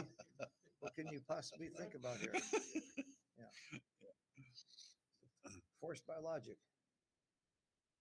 Oh, she gets a 6 on the first try. That's her, yeah. Her gets a 6. Yeah. And so what's Kara? That's big in getting out the game. 5-3. I know. What's the 5-3? I clear the 7. There's no other choice. Otherwise, I brilliantly clear the 7 instead of leaving a double shot. Just do it. She was thinking about the trap play. She was thinking about the trap play. There's nothing wrong with thinking about it. You got plenty of time on the clock. I assume I can't see the clock. And another 6-5 for Carr. So, I mean, for Herb. So he's in the box cars and he's ahead. Well, he's forced to come out with 1. So wow, 3-2. Good for you, Carr. Yes, good for you. She's not ahead in the race enough to. No, even with there's gammons. She still has gammon chances. Right. I like this hit very much. Good. Very good. Oh, Herb, look at him. Leading that 3-5. Oh, just take it off. I mean, 1-6. Yeah, he rolled a 1-6. Wow. She rolled a 6-1. She rolled a 6-1. This is a fun one. I'm not quite sure what. This is exciting. This is very. You got to count. If you hit with the 1, you must go to the ace point, leave a double shot. You got to count. So John O'Hagan has a technique for this. I wouldn't hit. For black, I won't hit. It's 3.5 points for each checker, right? Which is he's got 12 checkers times 3.5 is 42, and then you count the pips, right? So 6, 12, 18 is 60. John's looking at me funny. Plus 22 is 82 minus 4 is 78, which Don't is blame 10 John rolls. for this one. So John, did I get that wrong? Well, Yeah, I counted that. I would just not hit. Come on. So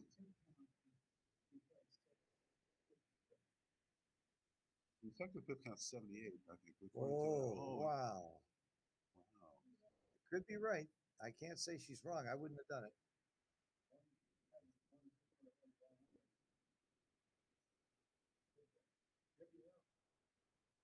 Look at that. Close the board. Look at her. She closed the board. It's so great. I don't care if she's right or wrong. I love that. I love her attitude. I love her guts and Wow. her And she's bravado. playing the That was gammon. wonderful. She's going for it now. Yes. A lot of people wouldn't have done that, No, me including me. Dang. There's a reasonable gammon chance now. It's not still not that high. No, it's not. Herb's highly favored to get off still. Oh, Now- well, with double sixes, he's going to win the race. That's it. So she's going to take a 2-away, 3-away lead. She's not a huge lead. Makes the take points in the next game about the same for both. 26 and 25% are the take points. About the same.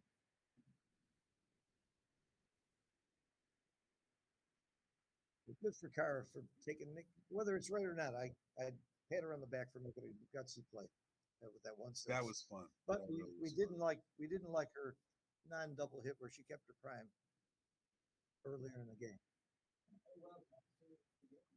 As John O'Hagan points out, it may well cost her the gammon. I think her gammon odds certainly would have been much higher with that. You would never make that play if your opponent had a strong board, but Herb did not have a strong board. You're not that worried about getting hit. You go for blood. Wow, that was an exciting game.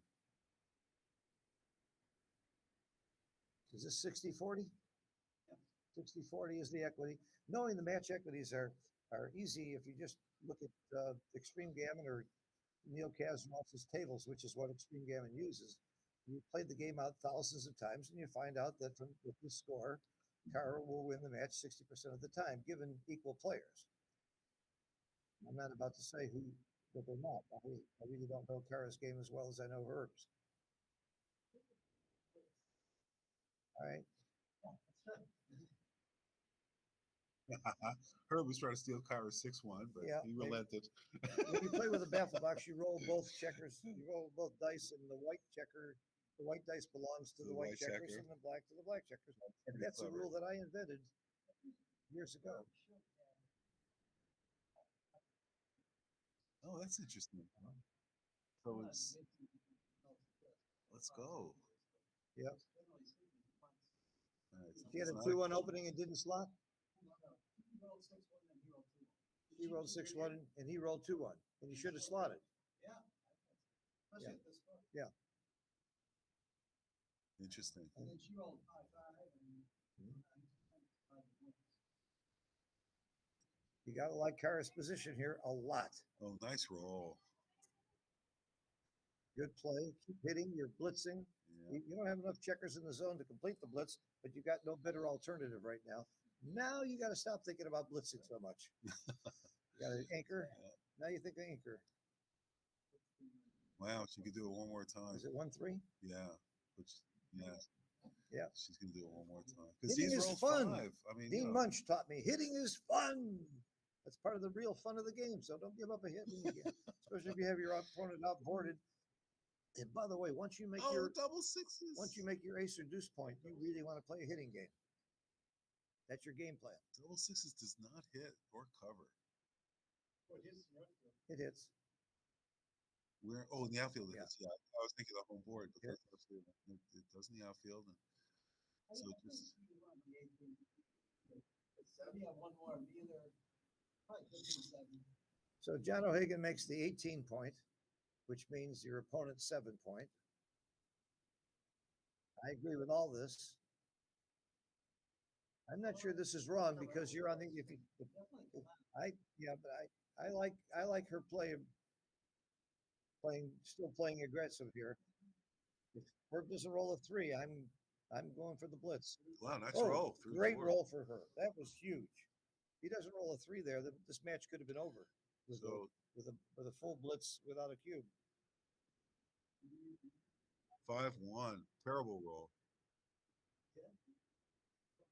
That's it. Yeah, no other Good play, Carl. He needs a 4. He needs to come in. Double threes. Double threes is great. Wow. He's happy with that. 5-1. And bring one down.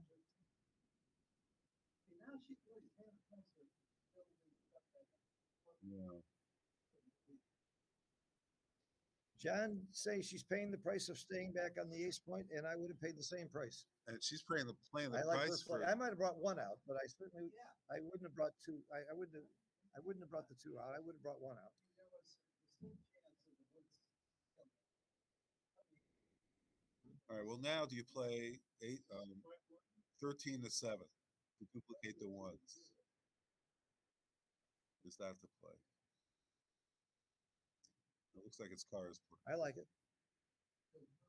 Just because Larry liked the play doesn't mean it's wrong.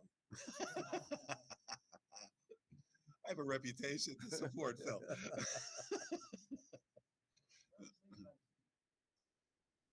Yeah. No, this is not Well, cube. Cara's take point is 26%, and the gammon value is 0.5 after the cube. Oh, this is. So it's almost pretty, This is painful. pretty similar to money. This could be a cube now. I would at this score. Too good. I'm doubling. I don't think it's too good. This is too easy a pass. It might be too good. It's a huge pass. I don't think it's too good. Too good means that you wouldn't double because you think you might win too many gammons and you're sure your opponent's going to pass. So we're all pretty confident it's a pass. Yep. Herb rolled pretty quickly. I don't know. This is not in character for Herb to roll that fast. I would have taken more time on that myself. It's a great roll. Maybe he concluded right away it was too good. I don't know. I mean, she's got to leave shots. I still think it's a double pass. Yeah. Yeah. And now he doubles quickly. Yeah. And she'll pass quickly. Again, if you threw it's a pass, I would have doubled slow. Right, we're basically at the double match point. Two away. And the reason Larry's saying his double match point is, generally speaking, you want to double immediately if you have even the slightest advantage. In fact, he's even right to double if you don't have a slight advantage, if you don't want to lose your market. The take point's only 32%. So you double very quickly here, and this should be for the match. Very rarely will you see good players not double here right away. Like right now, she should double. And she does. Very good. Especially since Herb did not have a beautiful opening roll. She couldn't. Wait. No, I would never wait. She might roll double three. Some she people might wait. Roll double ones. Good players against poor players. Yeah, but they're both too good for that's that. Not the level that we're talking about here. Oh, I teach my intermediate players to wait. Oh, double fives. That's a nice roll. By the way, here I take a timeout and I hedge. This is a big money difference of who wins this game. Yeah. Make the 3 point. Yeah. Yeah. We got spares on all the other points. Sure. Why not do it? And 5-3, great comeback. That's a good comeback. Anybody's game right now. Anybody's battling game. For the 5 points. And Cara's trying to get both. Now Herb's got a major edge now. He does, and he's unless Cara rolls a 5, or he comes in with a 4. And she does. She rolls a 5 and the 3 in the outfield. No, split the back. Is it a 1? 3. Oh, 3. I see. And that way she can block in.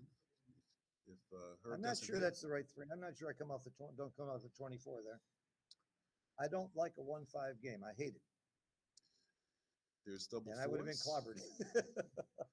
Well, I think the reason that to slot the 3 is to just block the 5s if they're not hit. But that didn't work out because she didn't roll the second 3. Yeah.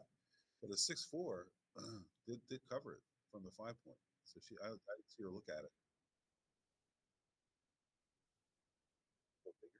4-2, making the point. Yeah, why not? You gotta like Herb's position right now. 1-5 games are the worst. I don't even call it a back game. I call it a double holding game. I've heard that 1-5 is actually not so terrible. It is terrible. You heard wrong. And so it stinks. Stand corrected by Phil. It stinks. It's the worst. It's the worst 2 points you can hold normally. Well, this is a nice play for Herb.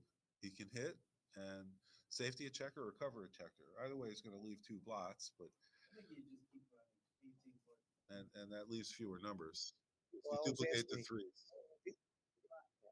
People ask me what's my favorite back game. I always say the 6-7.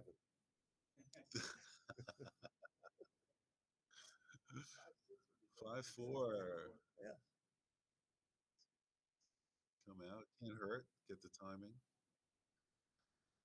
So we don't care about a gammon. Double twos. Oh, that's interesting. Herb's a big favorite in this game. You think? Uh-huh. But she has a 5-1 back game, Phil. That's right. We'll find out if Larry's right or I'm right about whether this is a good game. The problem with the 1-5 I think back it's game closer is, than you think. let's say you get I a will shot say off that. the 5 point, you're still stuck on the 1. That's the problem. Okay. All right. Although one of the problems with the 1-5 back game is you get gammon so much, and at this score it doesn't matter. So it yeah. probably isn't as bad a game as I normally think it would be, because gammons don't matter. Good play. Yeah. Yeah. That makes sense. Yes. Yeah. And double, yeah, 6-4. So plays John pretty is well. estimating that Kara's wins here are about 33%. Yes. Mhm. An ace point game plus, you've got the limited value. Now let's see if she slots the 5. That's so interesting. Is she going to slot this? She does, yes. So she's thinking about the timing. She's such a good sense of timing for a relatively new player.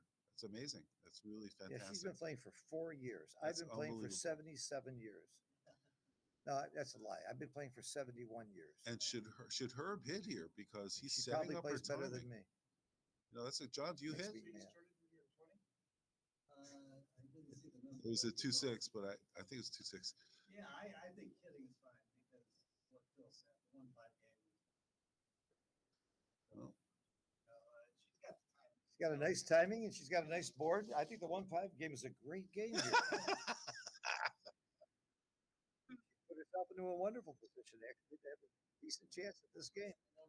6-2. And by the way, one thing about a game where gammons don't matter, if you It's a end up good with an roll. ace point game and you don't have to worry about 90%. getting gammon, you can just sit there and sit there forever. That's right. You get that last shot. 5-4. Maybe just 20 to 11 or. Yeah, 20 to 11 seems right. Whatever happens, we're going to remember the game where she left a double shot with a 6-5 and Herb rolled a 6-5. That was an 8-point swing game. That was fun. That was the game of the match. Either if Herb wins it, that's going to be the game that won it. That was fun. Yeah, I don't think I saw that. And here we go, 5-1. Herb had 6 checkers. Look at that roll. Sorry, 5-1. Look at that on roll. the ace point, and she left a double shot with a 6-5. And I think she should have avoided leaving the possibility. How does of that Herb roll. play this one? Let's go. This is a 5-1. What a terrible roll. That's okay. That's okay. Looks like the way to play it. Oh my gosh. What else can you painful. do? If Nothing you get hit here, else. you're not dead. Oh, and it's missed. You start the 3-point, come out with a 4. She's not that. She didn't have to come out that fast. Just it's good to come out, but still, making your board is all that matters here. Wow. 6 is forced. Yeah, One's 6s pretty are very forced. bad here. Every checker you put on the 2-point here is a negative for Herb. So Herb made that bar point earlier. Maybe that was a bad idea. No, he was right to me. Wow, this is exciting. Let's see. 6-3, 6-2 can play. Yeah. Yep. It's the 6-5 that doesn't. What do we got? 5-3. Okay, slot the 2. Hope not to roll a 6 next time. If I had a bet on PR here, I wouldn't know which one played better. 5-4. I really like Kara's works. play. A couple things we really hated about. I think Herb's PR got hurt a lot by not redoubling in that one game for so long. That's going to hurt his PR. But that's the problem with PR. He made a single mistake 5 times in a row, 5 rolls in a row. So that makes you look much worse than you really are, because it's really one mistake he made. So Herb's got to decide whether to go odd or take one off, and he takes one off. It's almost always right to peel when you're in doubt. When in doubt, peel. That's what I call Matt Congire's first law. He taught that to me long ago. When in doubt, take him out. And then she doesn't have to worry about the gammon, so she doesn't have to run that checker on the 5-point. Yep. Just can leave it there as long as. But you got to like Herb's spot right now. 5-2, just a 2. Break it off. Like when it down peel. Oh, it's a No, 5-3. Sorry. It's a All right. 3. No choice there. There is no choice. Let's leave a Unless you want shot. to leave a shot. 5-4. All right. Just But to Phil's point earlier, 25 backhand frequently like this one ends up being just an ace. Yep. Yeah. And being just an ace point game when gammons don't matter isn't that terrible. It's much better than any other time. But the other player has, in a way, cleared their fight. But if you're on the ace point, you're in the game to the end. Now, what made me think of that? Because Bob Wachtel just walked into the room. And that's a book by Bob. Nobody knows better about in the game to the end than Bob Wachtel, which we were talking about good books earlier, and I did mention Bob Wachtel's books as one of the better things to read nowadays. Okay, what do we got? 3-4. How do you play this? Take 2 off from the 6. No, I don't like this either. What leaves a shot next time? I think you play the 6. Yeah. 5-1 leaves a shot if you play it the other way. 5-1 still leaves a shot. I think you take one off. I think you take one off and one off the 6. I don't like this at all. What leaves a shot? I like 2 off the 6. John O'Higgins with me, so we don't have to put it next G. That can't be right. It just looks too funny. It's just too awkward. What leaves a shot? You're in the game to the middle here, not to the end. Nothing leaves a shot. Yeah, try 6-1. 6-1. Thank you. 6-1. Yeah. 4-1. 6-5. No, 4-1. You have to clear the 4th. Yeah. Call by anything. It was just ugly. It was just ugly. Oh, right. That's the problem. It's not Now, the first roll. Those it's are the kind second. of plays that are covered in Wachtel's books. I see. But Bob is so quiet. Get over here, Bob. Come on. Tell us what the right play is. Oh, yes. Lovely. Well played. Keeping your board is very big in these positions. It's very important. Oh, 3-2. She gets a checker off. He gets the checker off. Herb gets the checker off. I don't know. You might hit on the ace point here. Hit loose on the ace. Oh, yeah. Sure, Yeah. Phil. Okay. Good job. Yeah, right. You can be my partner anytime. Yeah. All right, let's You can be my opponent anytime. right. All right, let's see. Yes. Great roll. Yes, he can. Great roll. That's Oh my super. gosh. This is Kara's looking- running out of time. She doesn't get a shot soon. Even if she hits it, she won't be a favorite. But Herb does not want to see a 3 here. Let's go. 6-2. Nothing leaves a shot next time. Yeah, this is not looking good for Kara, but she certainly played bravely and beautifully, and we got to give her a lot of credit for doing this. 3-1. Yeah, she's got to do that. That's good. And I give a lot of credit to Jonah, her coach. Jonah Sewell did a fantastic 4 years for a player to play this well. Can't do it without a good coach. Well, it's not over yet. Pretty It's- close. It's 5-3. That's over. That's it. She can roll something. It's like not that. over. It's not over at all. We've lost these games and won these games many times. You can just stay. Yep. It's the Pooh Classique. Oh, not anymore. Oh yeah, no, good. Double ones. That's how it works. All right. If Herb rolls a 1, And double followed by double ones. well, There you followed go. by any one, we still got a game. Oh there yeah, it let's is. go. Look at this. Proving Larry Schiller is wrong. The game's never over until it's over. That's right. Look at this. 20 Let's numbers go for hit. double ones. 20 out of Come on, 36. Let's go. Oh, good job. Good job. Congratulations. Good Herb job on Roman. both players. They both played courageously. Car And Herb Schultz, is in the wonderful finals play. again, and he's been in many finals, and he's never won it. Let's see if today changes. Wow, great Playing match. Ted Chi in the finals. Ted at Chi 2 coming o'clock. up, 2 o'clock. 2 o'clock. LA time. One more hour, about an hour from now. Phil Seymour, thank you so much for joining me. It's always fun. Absolute pleasure. Let's see if we can get somebody good to do the commentary for the last. Yeah, we'll do our best. That's it. Thank you, Phil. It's Larry Schiller, voice of backgammon, signing off for now. Come back and visit us 2 o'clock LA time, and we'll be watching the finals with Kara and Ken. In the meantime, thanks for joining us, and we look forward to seeing you in a little bit. Signing off.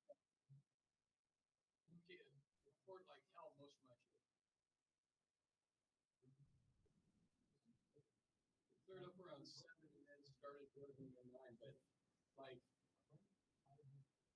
3, 4, 5 hours.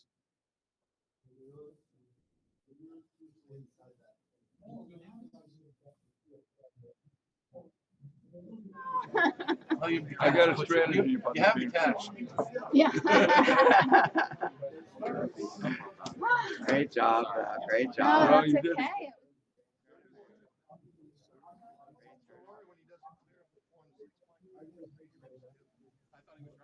Only 6-1 lead. Well, only 6-1 leaves the shot. Only 6-1 leaves the shot. Oh, thank you so With much. only 6-1. Oh no, it's okay. I could just hear like when the double click camera was like, oh, I'm like, I can hear you. And it's not for me. Well, it was sometimes. Well, the first time it was, but I was like, Jerry, pipe down. I was cheering more quietly. Yeah, I got it. And when you were there, What was so fun at the end was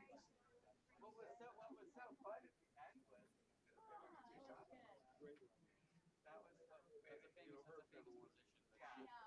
I she was so far behind. She had a lesser version of it. She had a 6-1 favorite. It's not bad. Yeah. Her, take it away. In a great tournament, she needs it to be like this to have a really good chance at winning.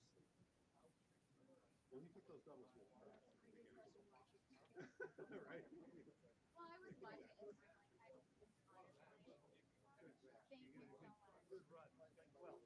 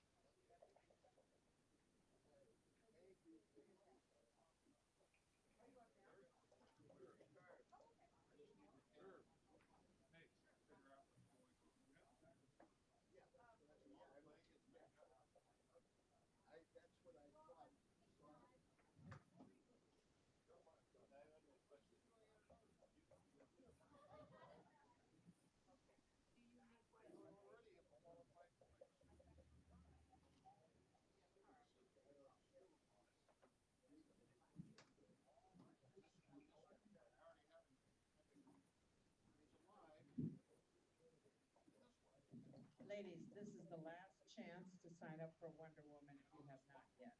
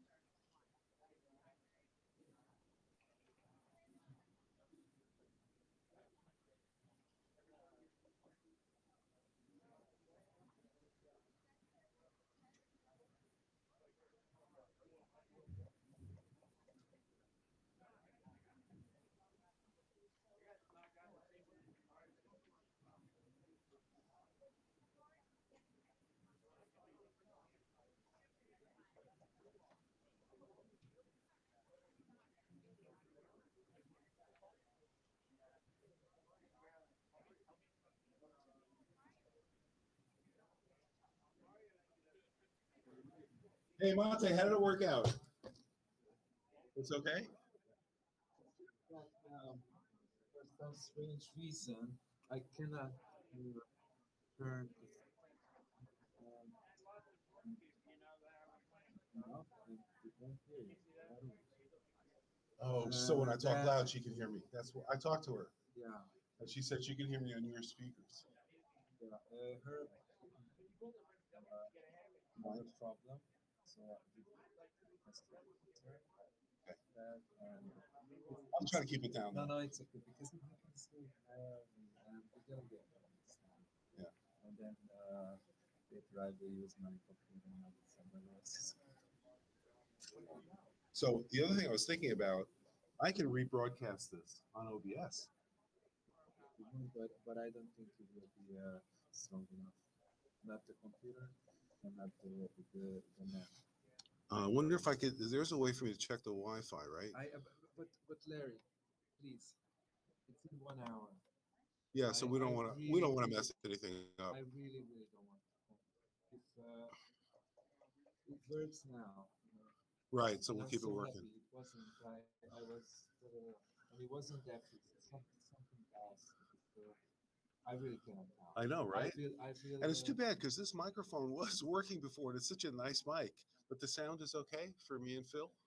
What thing we can try that you plug this in there, no? I'm afraid to do it, like for what you said. Okay, so we just We'll just if it worked okay, we'll just leave it the same. All right. Are you gonna go get some lunch? $80 per day. That's exactly what Perfect. Keeps you so healthy and good looking. There you go. 1779. 17 plus the rich man, you get 10%. No,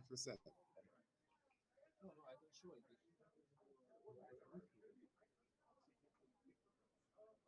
So I don't get that. I see. So Or whatever. nothing. Yeah. If I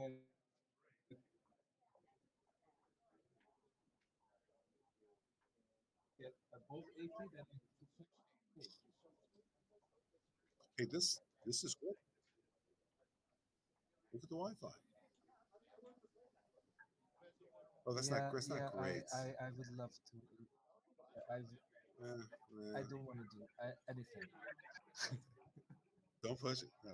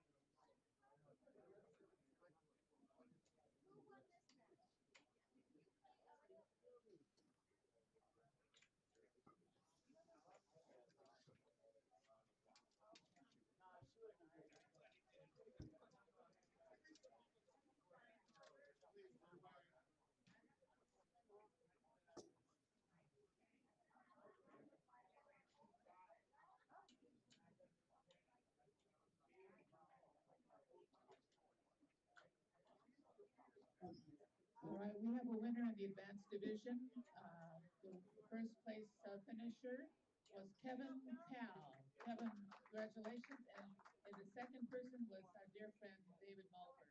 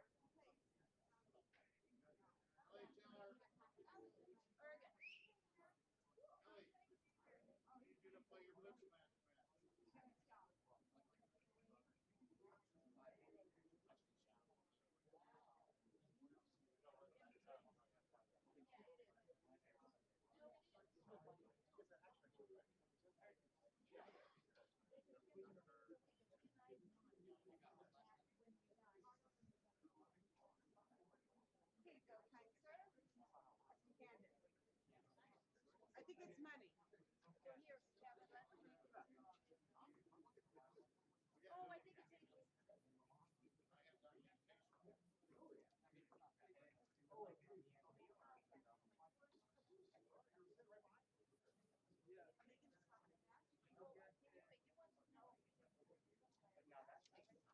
Advanced players, I can give you your money now against David and Kevin Powell.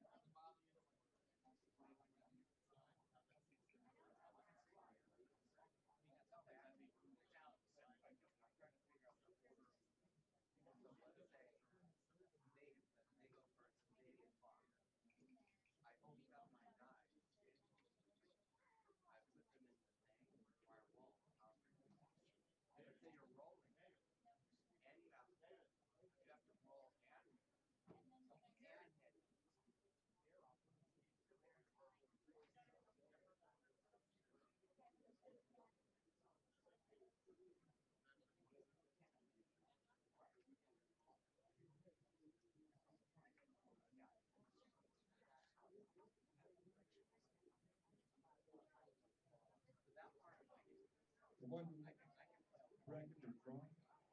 Terry Harmon plays Molly Anderson. Shoni Bora plays Mira Awana. Lisa Clapp plays Tara Schultz. Alice T plays Vera Holly. Shauna Britt plays Ellie Tubman. Carmen Stego, you'll buy your way.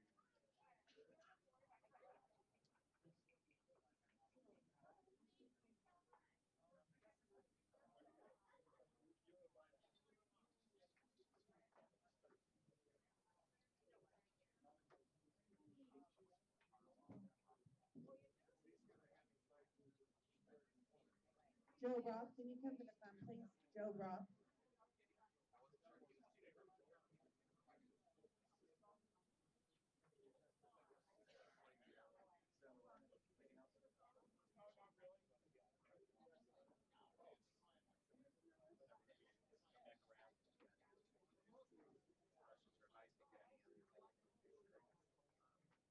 There's probably some great stuff. I'm excited about it. So, I guess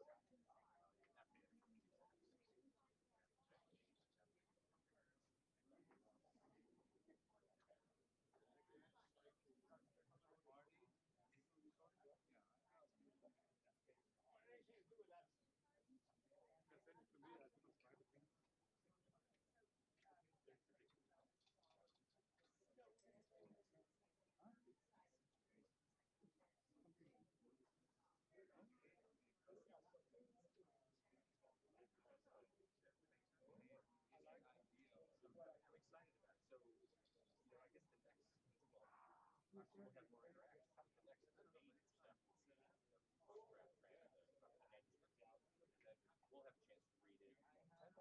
Got questions there. Again, I've got it doesn't have like primary first things we give a manuscript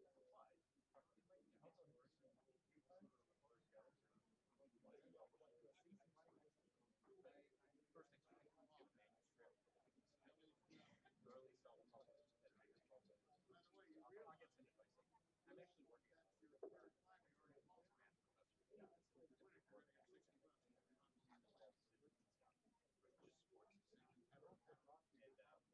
And he's published one. Yeah, he's on National Museum of Metal.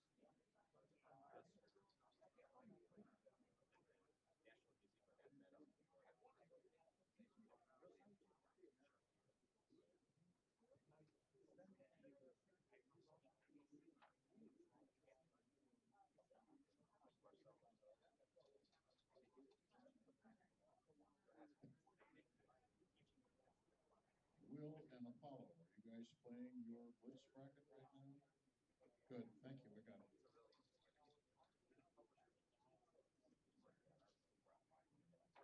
He'll be original. I got a contact you should talk to that.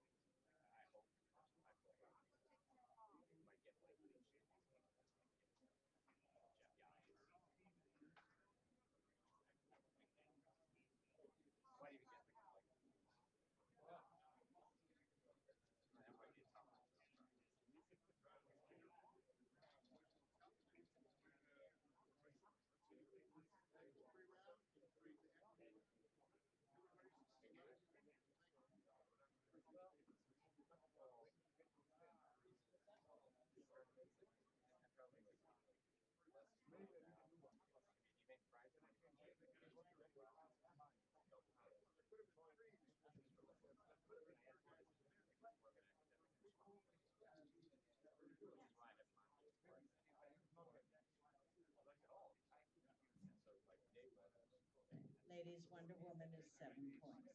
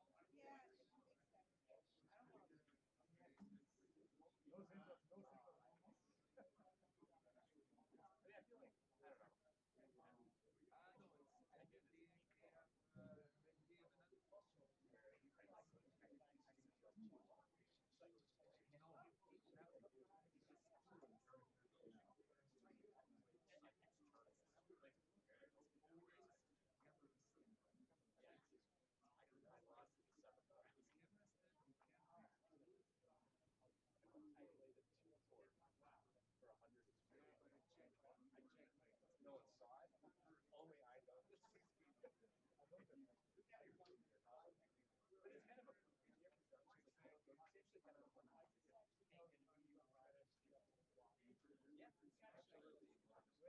yeah, absolutely. Basically replicate. The only difference is you play iron, couch, rested. That's a little nobody's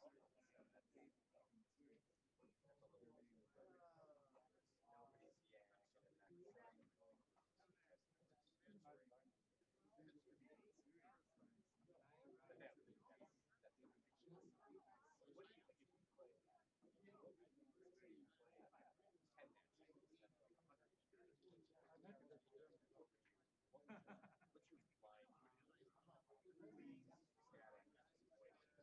play 10 minutes instead of 100. What's your line? Please,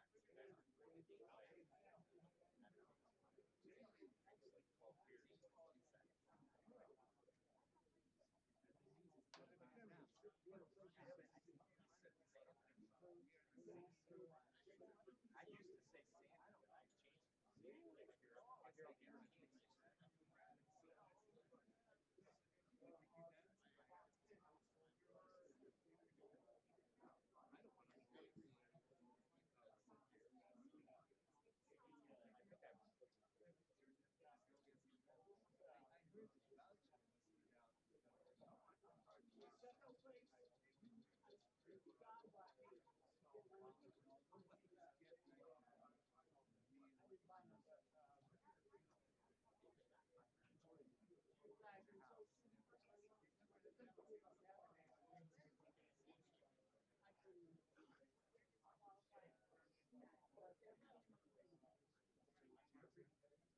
used to say Santa, but I changed it.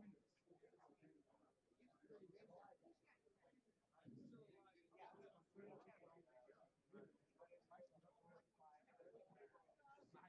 Ladies and gentlemen,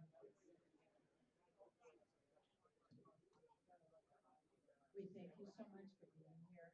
If you enjoyed your time at all, I promise you the credit goes to my staff. And if you can put a couple dollars in the staff tip jar, it's incredibly appreciated.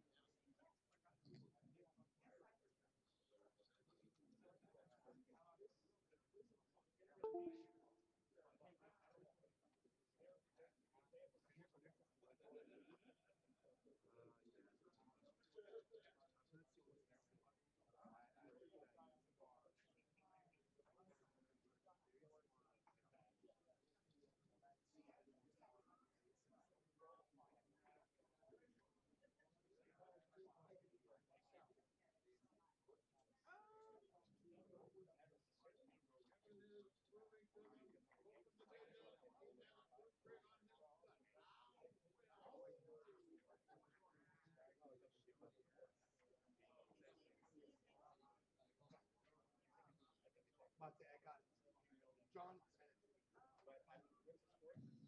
would like to thank the advanced winner, Kevin Cal. Welcome to the Open Division next year.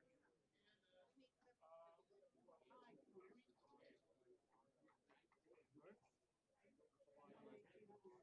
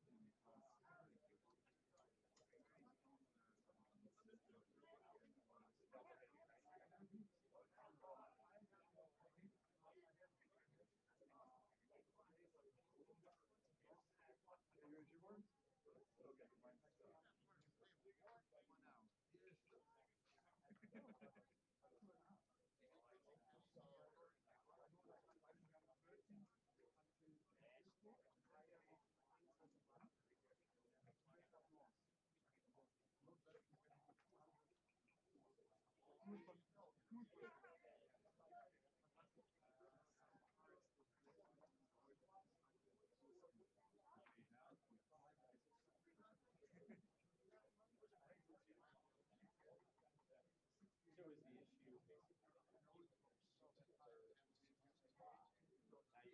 like you're already hit back and the second one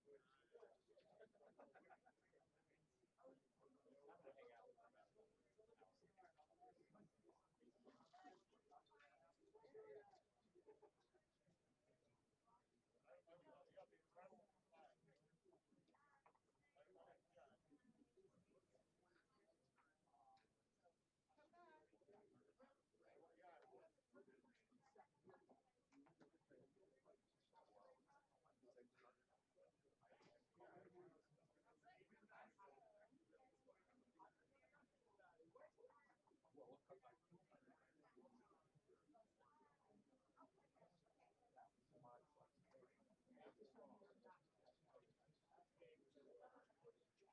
and now you play by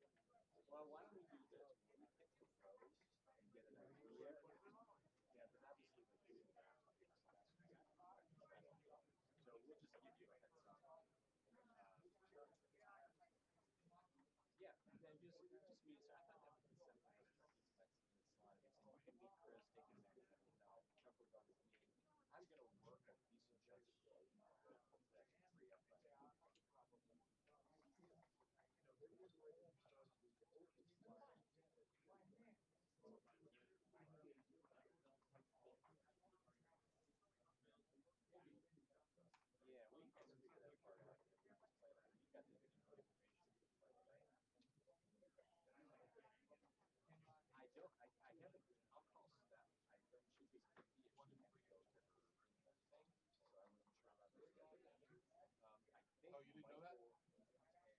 Okay, perfect. We'll do. Okay, great.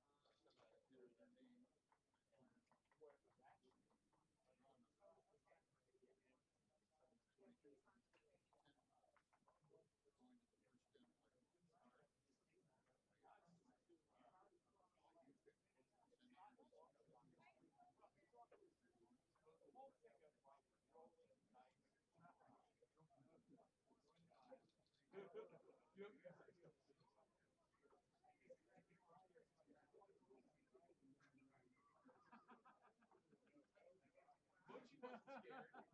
ZZ wasn't scared. And I still haven't done possums. You're scared to try and win it. I understand. That was a big win in Chicago. That was I had 25 fans watching them and some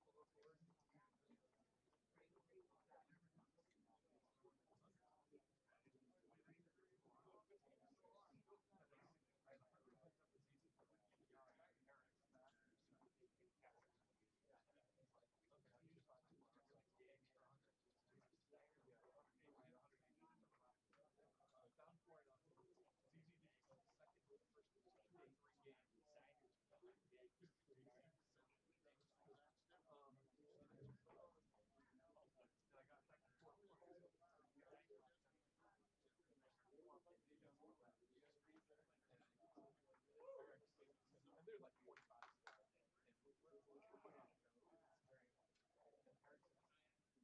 Or we can raise it. I'm like, oh, that's actually what I meant. I won. And then I won the DNP game. No sweat at all. It was very comfortable. I was even.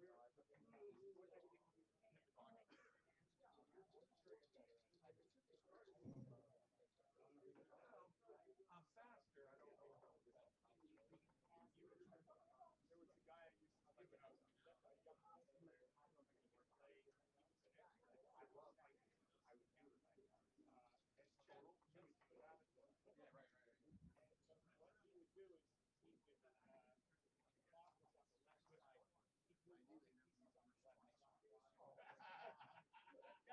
Yeah, right. What he would do is he would the clock was on the left side. He'd move all the pieces on the left side. Yeah. Yeah. Right. So you get women who are, the practice is special skill.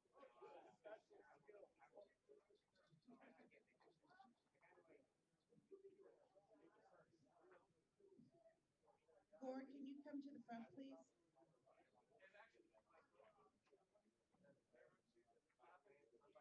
It's easy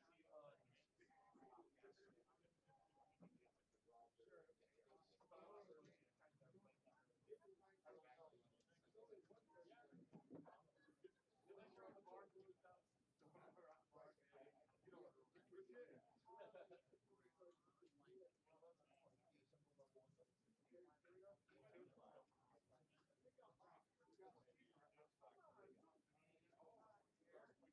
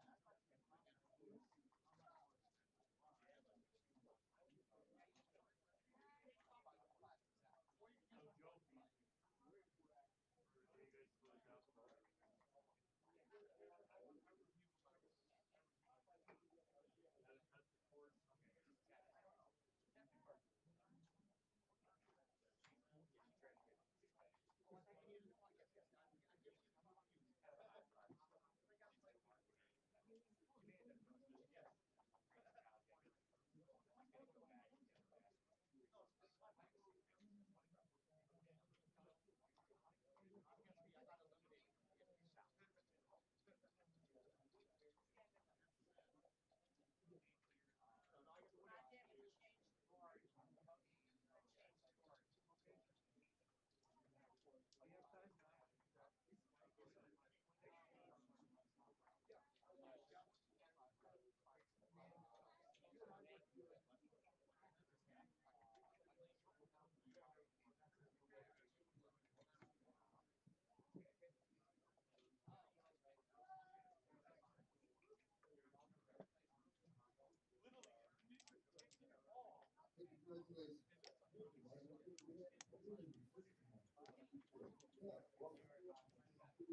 now. Yeah, that's the only guy.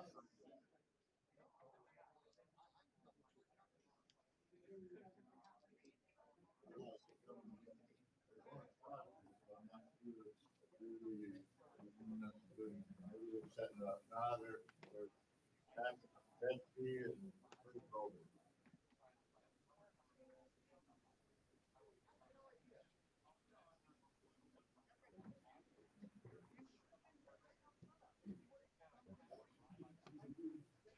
Running, that's it, part of the web. It's the upside. Steve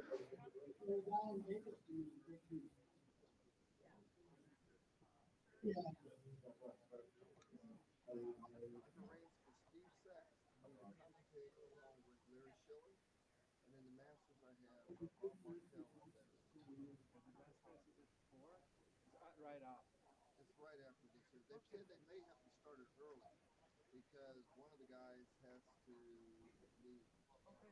Like Then, Neil then has to maybe leave. this is our last game. That is fine. She also Anybody wanted who them has to money introduce owed a to couple them players. and have to do a But this, payout like this. okay.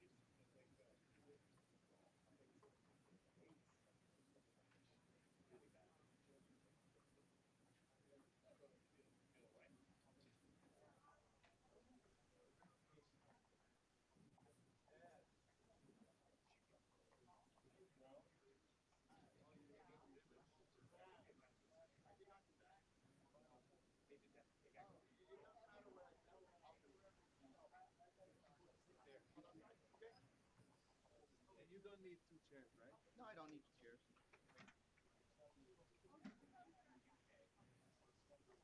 So we're gonna start at 2 o'clock, right? Yeah. Okay.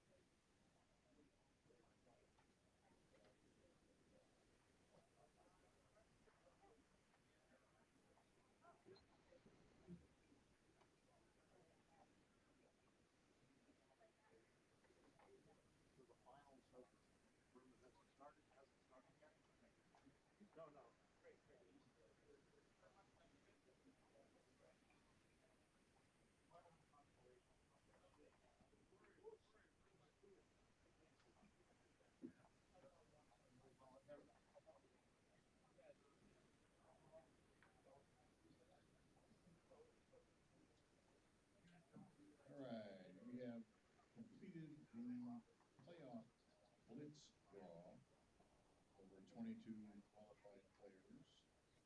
And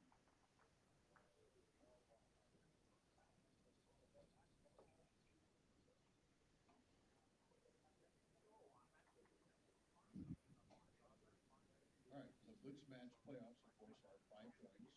You're playing for a pool of money that now that I've finished the blitzes, I'll be able to calculate. But basically, it's we paid you each $60 to get there. Anyway, the matches are Yandy and Raw, Bakil and Vernig,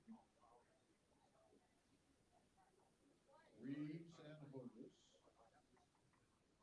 Hodis and Gafari, Barak and Contos. I apologize. That's right. Contos is waiting for the winner of Contos and the shoe.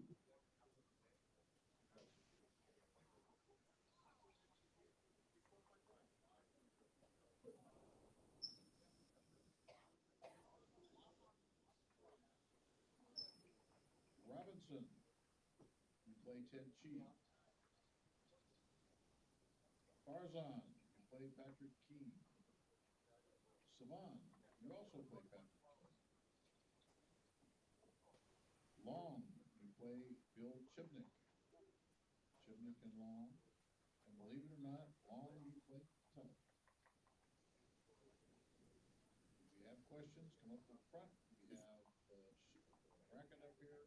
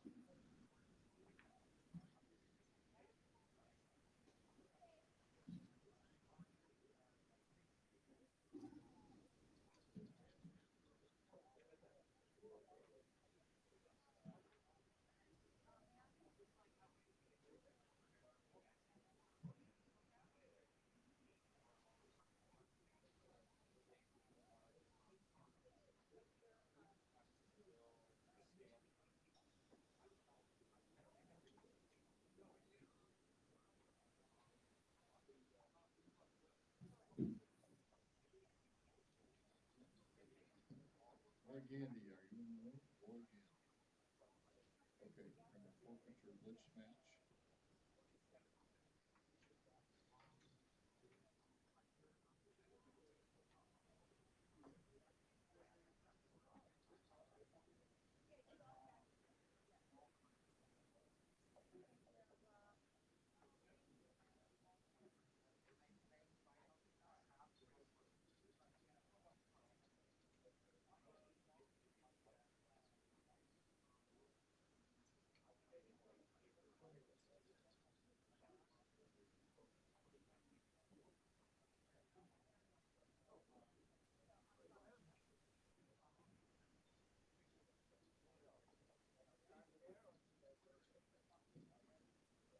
Al Hodes, your blitz playoff matches are waiting.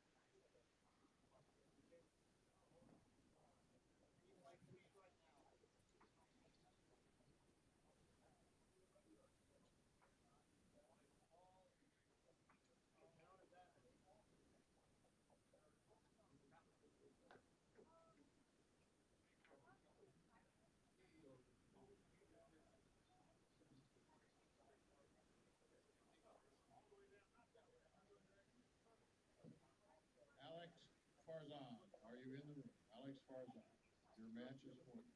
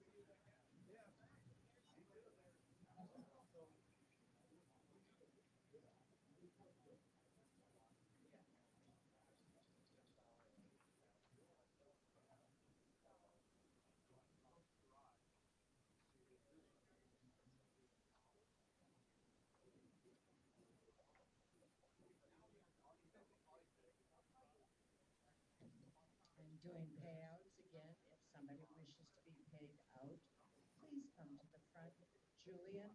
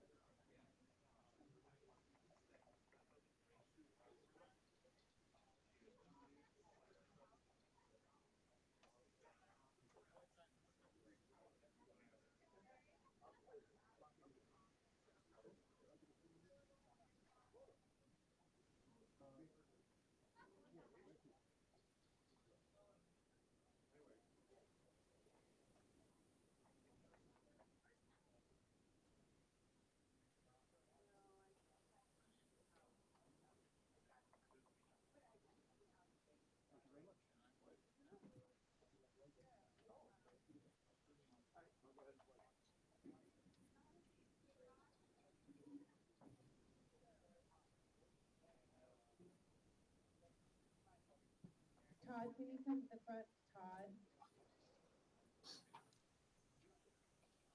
No, get out of the camera.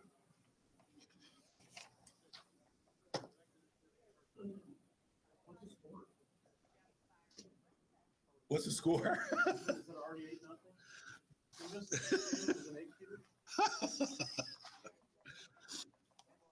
No, I'm going to see if I can get this hooked up to do the interviews. I'm not sure when those are taking place. Well, how did it work out? Everything's great except for I can't find my other camera, but that's. Oof. I got my clothes back. Easier than ever.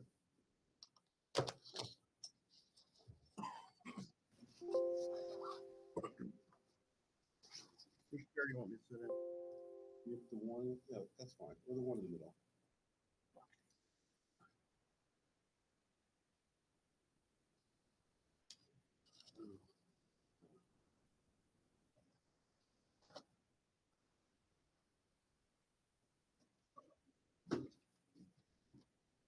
That's she, her Roman. I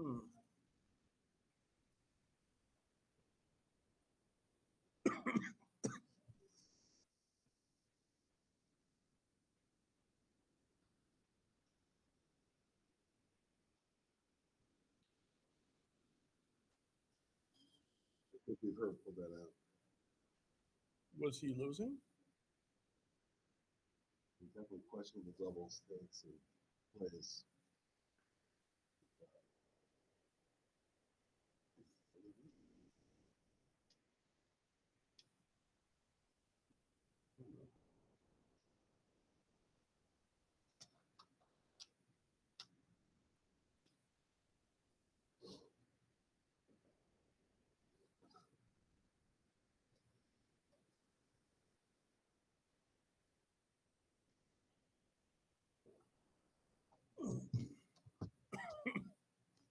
Who is the final going to be?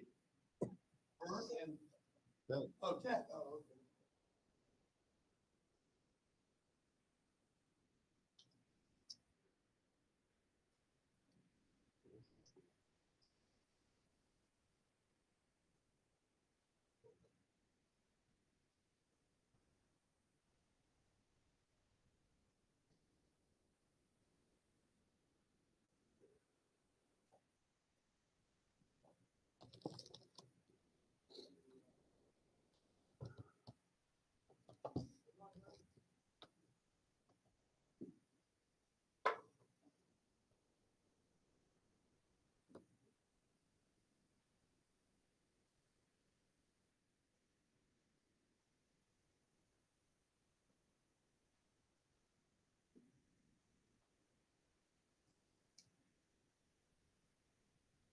Alex,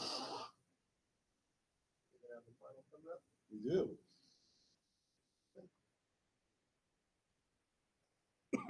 Glad you're here.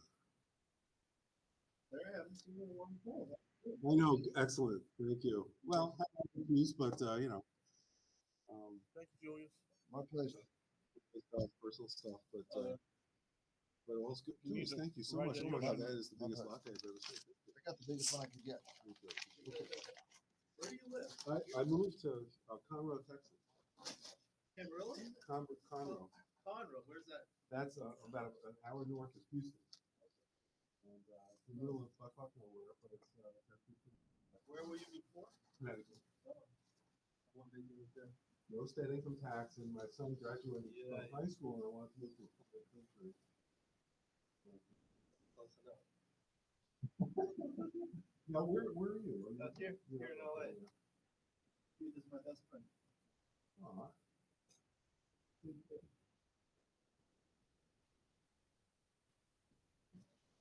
Oh, I know.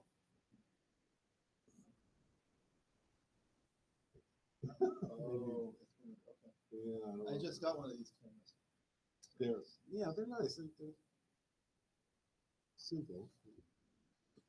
Let's see if I can.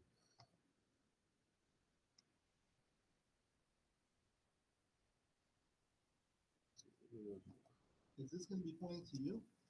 We're gonna point. It should probably point right here in this area. I've got it hooked Because in. you could just put it on top of that. Oh, on top of the computer. Yeah. Well, I wanted to. It's not for the commentary. I'm going to do some interviews, so I wanted to have some distance. I have some. I can get some tape from Candace. Why don't I do that? She has some tape. Maybe take it up about it. Okay.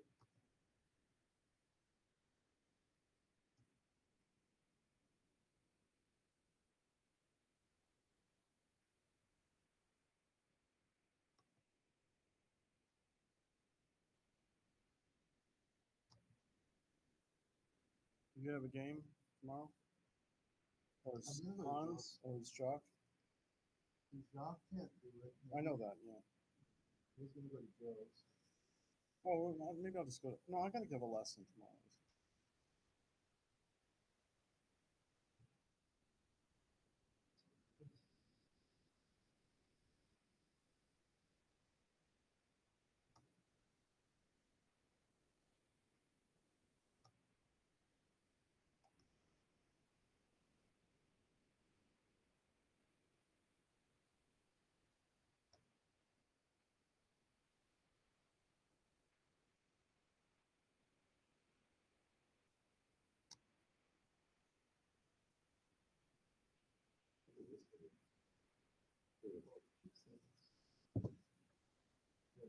I'm not sure if it's. Oh, are they ready? Oh, let's go.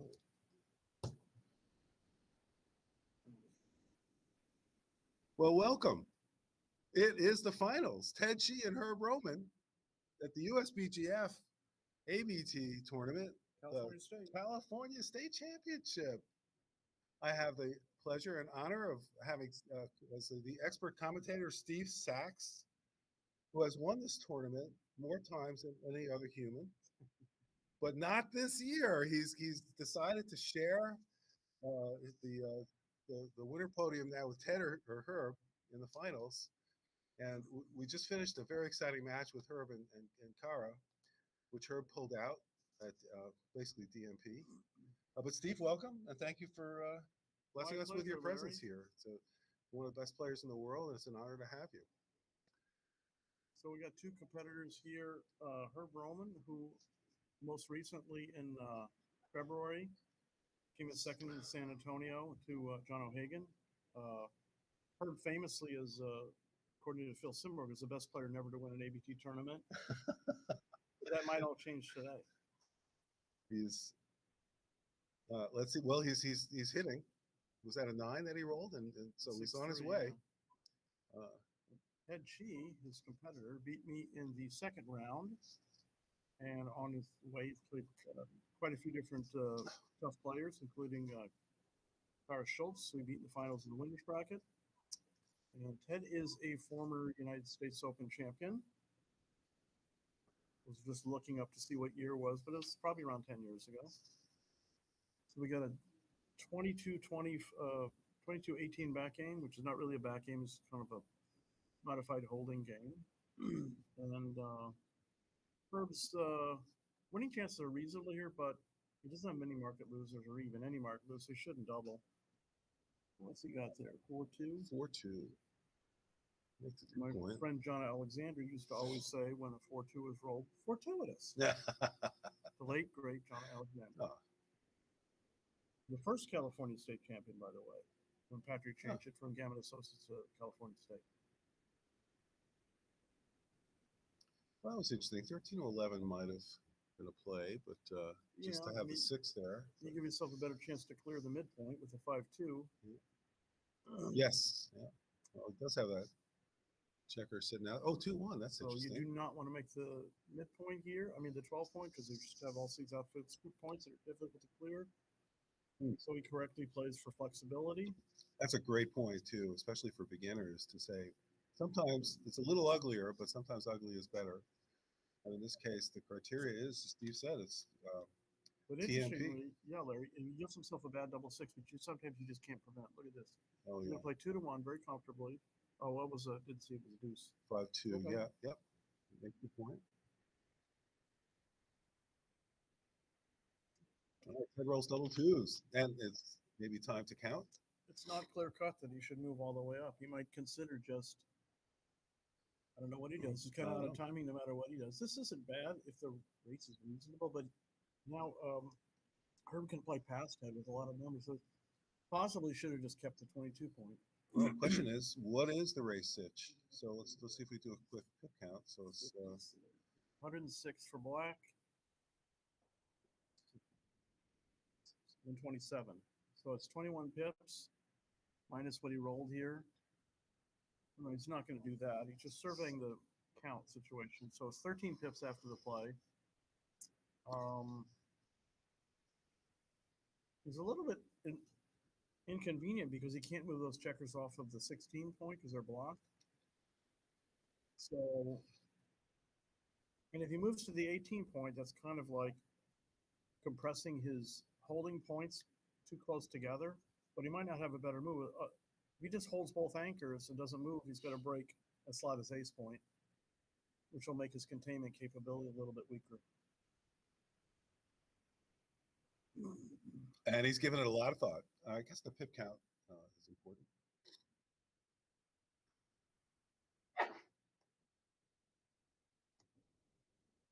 And he's doing the ace. All right.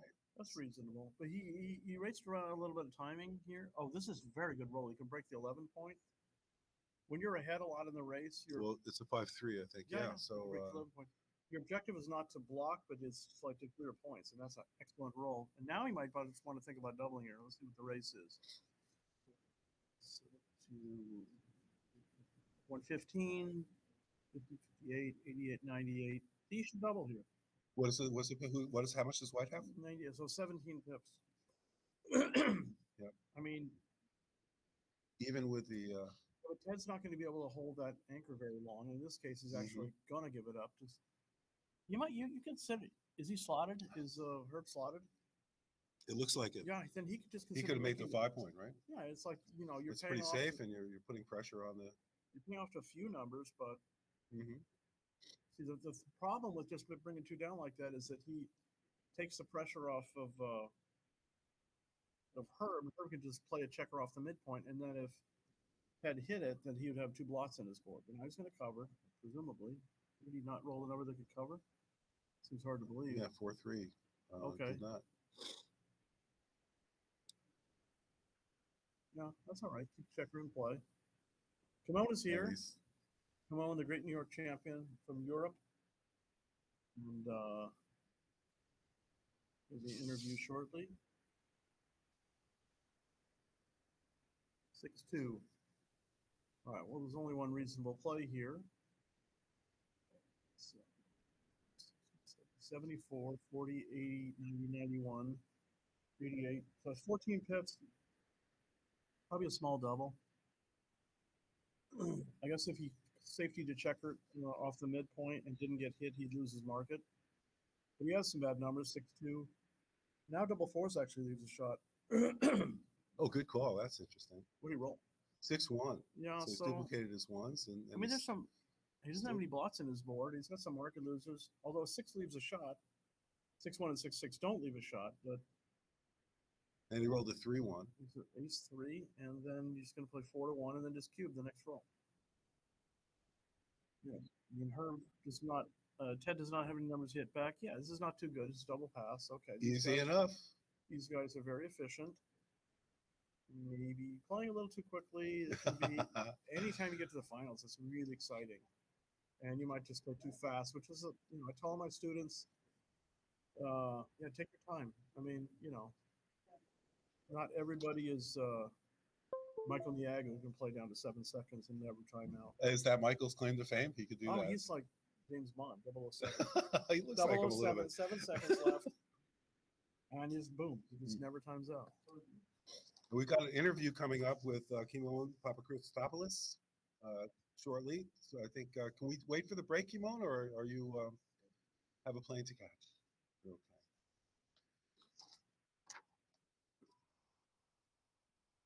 All right, and he's double hitting over here. So we have a double hit, and it's always 5-1 for the bar on the double hits. We're gonna that's like recirculation.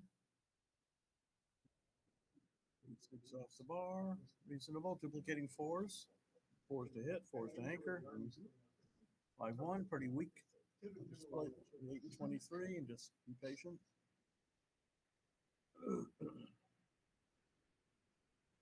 A pretty ugly position. He's got a 4-3. Oh, that's awesome. With the advanced anchor. You're going to think about it for just 3 more seconds, and then he's going to make his point. 2, 1. And he's pointing. He's like, Herb, what is your choice? Yeah. What is the alternative? And I guess he could make the 16, but no, I want to make the 20 point. And, you know, so if you get hit, big deal. Your opponent's stripping. Oh, I his see. point. Oh, that's interesting. Yeah, but I mean, you know, I think McGrill didn't call it the golden point for nothing. Well, the race is so close.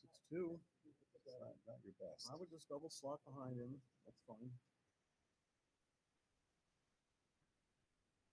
And 3-2. Okay, this is the perfect time to hit loose. And your opponent is got 2 blots on his board, and you have an advanced record. That is a mistake. I mean, it's a free time to just play 13-11. You want to cover. There's 2 blots in the opponent's home Not board. only that, you want to make your 6s good. Yeah. So that's just playing too quickly. Herb knows better. Playing too quickly. That's interesting. 5, 6. Well, he'd have made played the other play, and he would have been able to make the 5 point. This is ugly. Yeah. Okay. Well, I don't know what else you could do. Roll 4-5. Okay, that's as Gus Constance would say, a mediocre joker. A mediocre joker. I like it. 5-3. Okay, so now we're just your basic holding game. You're hoping to roll doubles, but you want to pay attention to how many blots your opponent has in the outfield in his home board, so you make a break for it if necessary. Now, how do you think Herb is feeling? Because he's never won an ABT tournament. He's the best. Like, what did you say? He's the best player to never win an ABT. No, I didn't say that necessarily is the case. I said Phil Simborg has the claim that Herb Roman is the best player never to win an ABT event, and he came very close in San Antonio, losing to the great John O'Hagan, a Hall of Famer, recent Hall of Famer.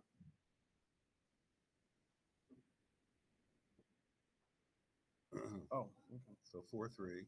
So I wonder if that's psychologically playing on him. It's possible, but I mean, if you just way to play a match is just think about it as like every move is a question on the Mochi quiz. Oh, that's great. Look at it. I love it. What a great way to think. It just relaxes you. Say, okay, what's the play here? It's the Zen approach to backgammon. Just forget about the stress. I mean, it's difficult to do, but it helps a little bit. And Steve would know as a multiple tournament winner. Marty Storr in the audience, great Marty Storr, says that Chris Trencher's never won an ABT tournament, and Chris is a very fine player. Yeah. And so let's see if Herb can win today, and then Chris can win one next year, and then you'll be the best player. No chance. Yeah, no, you're just the best at beating me. Oh, I'm sorry, Steve. That's okay. Everybody's got their nemesis. Yeah, I know, right? All right, so a little fly shot action here. Yeah, a little double 4s never hurt me. Double 2s, okay. Oh, that's almost even better. Let's see what the race is like. I know, because he's going to have to leave a shot. 100. So Black's got 100. Oh, he can do. Okay, so now he's got what? 93, 28, 58, 60, 70, 77 to 93. So 16. Yeah, this is an easy take here. He's got a couple of points to clear. Mm-hmm. So any ace or deuce. Plus, he's got a little wastage, but it's an easy take. I mean, the shot equity, instant. What's the difference in the pip kill? I think it's 16. 93. 16, it's a lot. 58, 67, 77, 93, yeah. You would take this. Oh, yeah. I mean, also, Ted's got gaps in his board. He's got a wastage.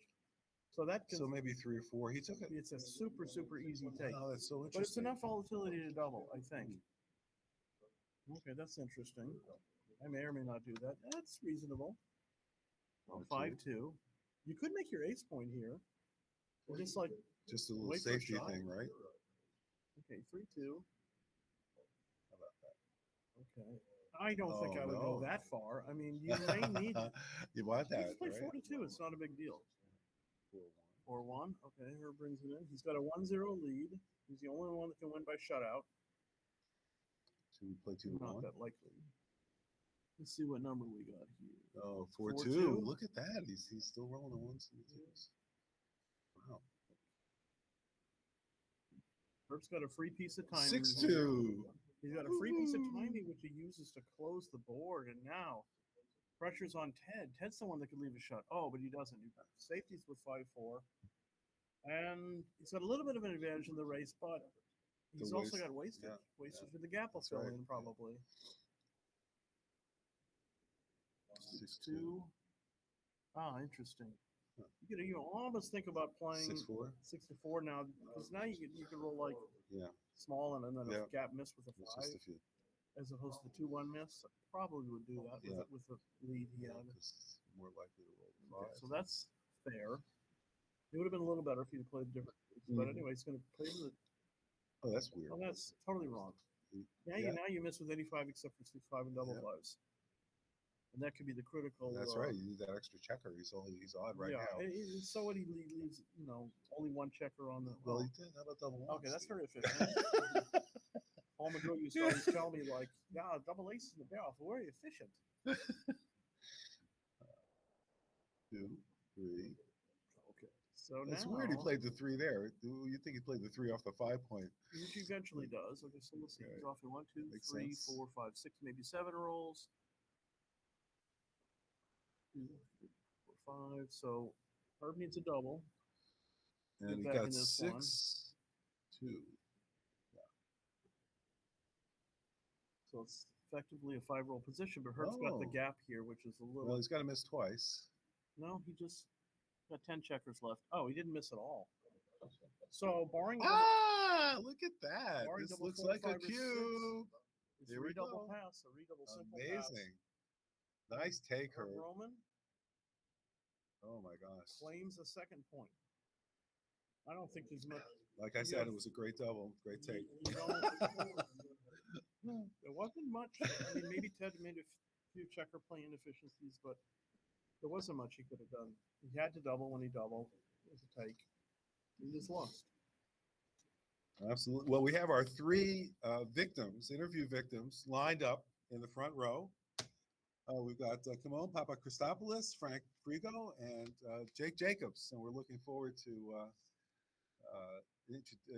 sharing their great stories with our USBGF backgammon audience, and we're going to get to that as soon as these guys take a break. If all 3 of you can hold out. And I'm looking at the front row here. This is like a scene from Madame Tussauds Wax Museum. Great backgammon players. But they're moving, they're smiling, they're not even they're real life figures. Okay. It's new virtual reality, Steve. Okay. So double 2s. Pretty strong. Double 2s is so great to bring 2 men down and Herb needs a 3 or 4 to anchor. Attack that. When he makes the 18 point. Well, that's a good roll. So now it's Ted's only a small favorite, not a doubling favorite. Had a little bit in the race, better board. And 6-1. I think so. Yeah, you're not too worried about getting hit off the 14 point. Pretty well, double 2. Double 2. Ooh, superstar shake.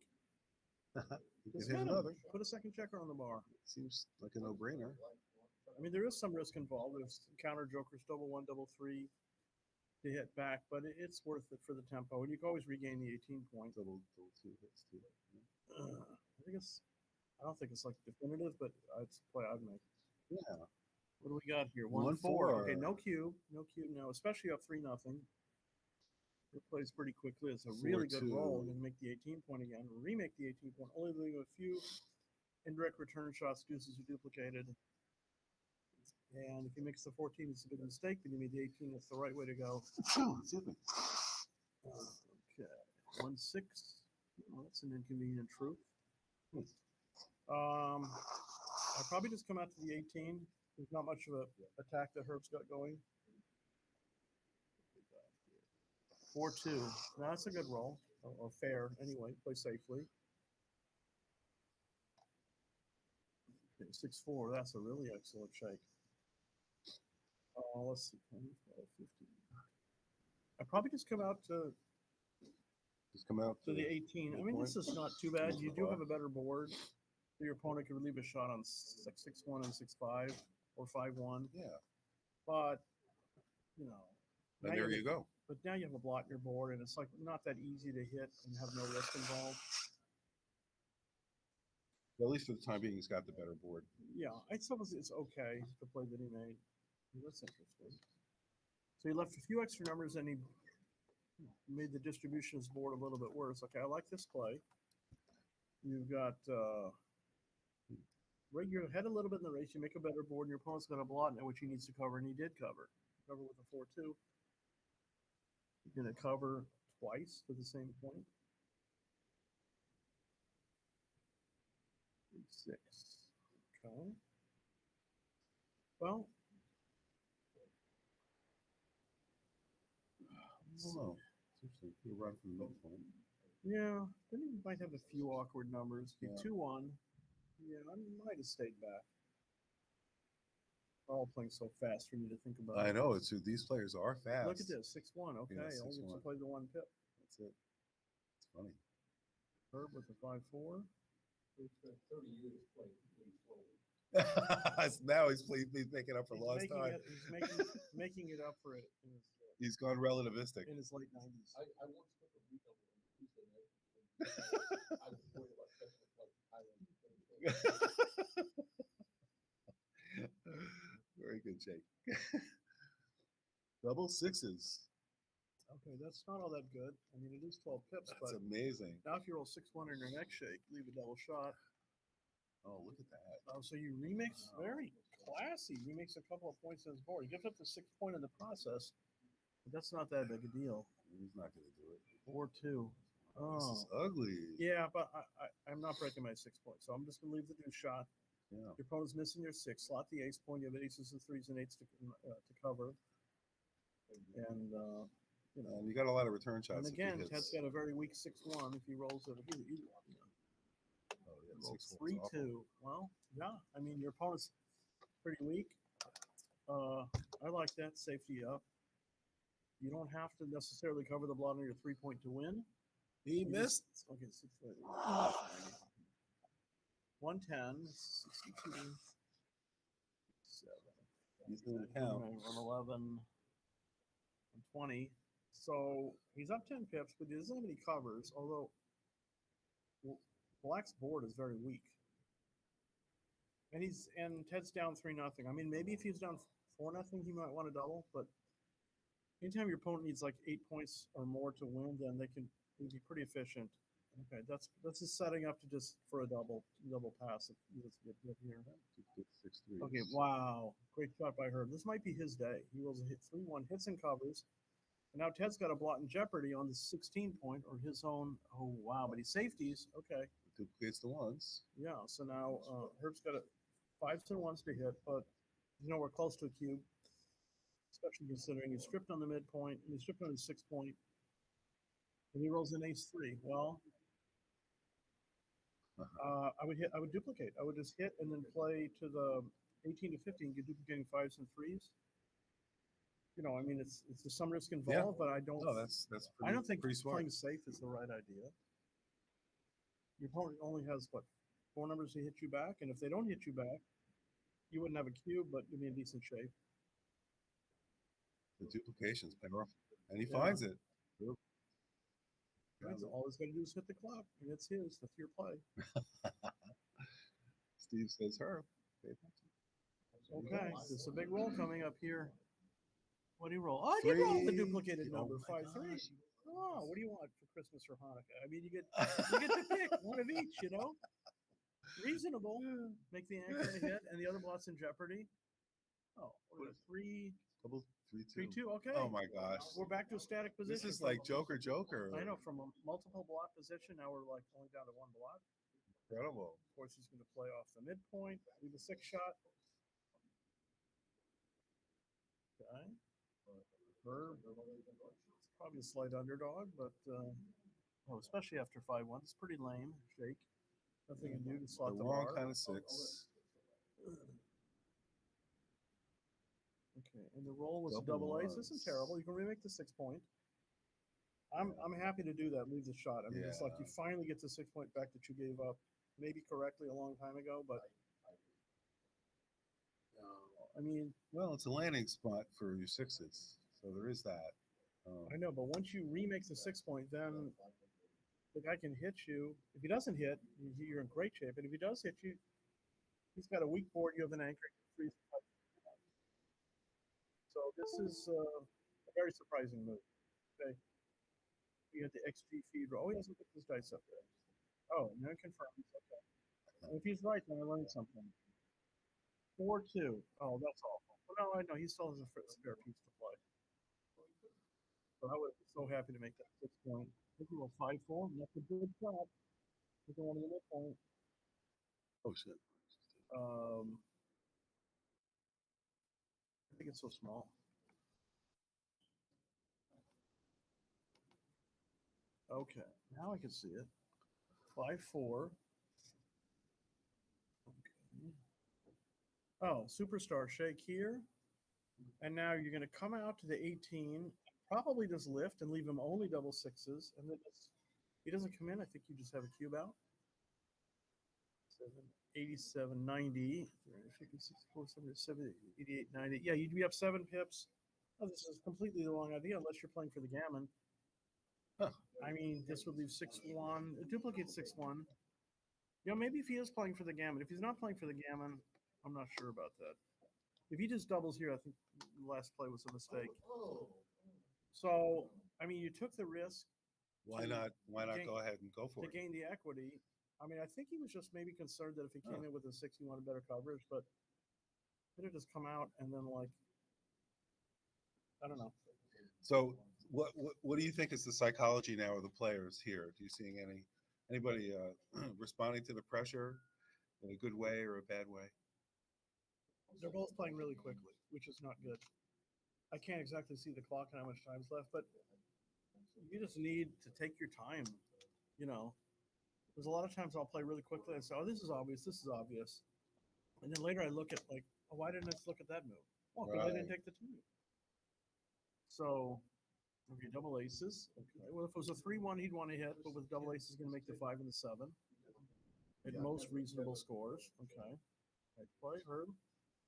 Okay, so we have an 8-away, 10-away situation here. The match could be over in 1 or 2 games, or it could take another 12 games. I had a match in Monte Carlo against Simon Barget, money round match, where the score after 16 games was 9-7, my favorite.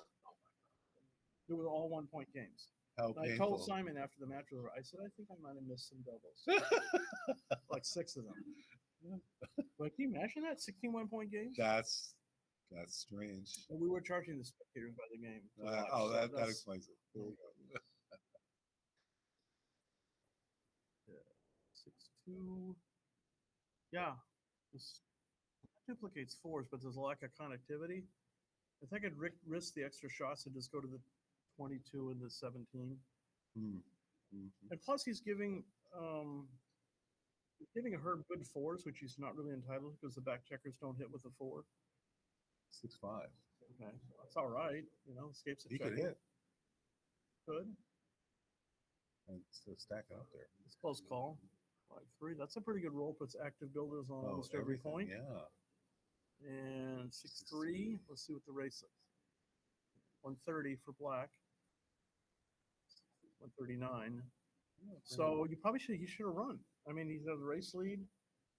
I know he's got a little bit of attack going here, but no, with the race lead and the lead in the match, I think he should just run out.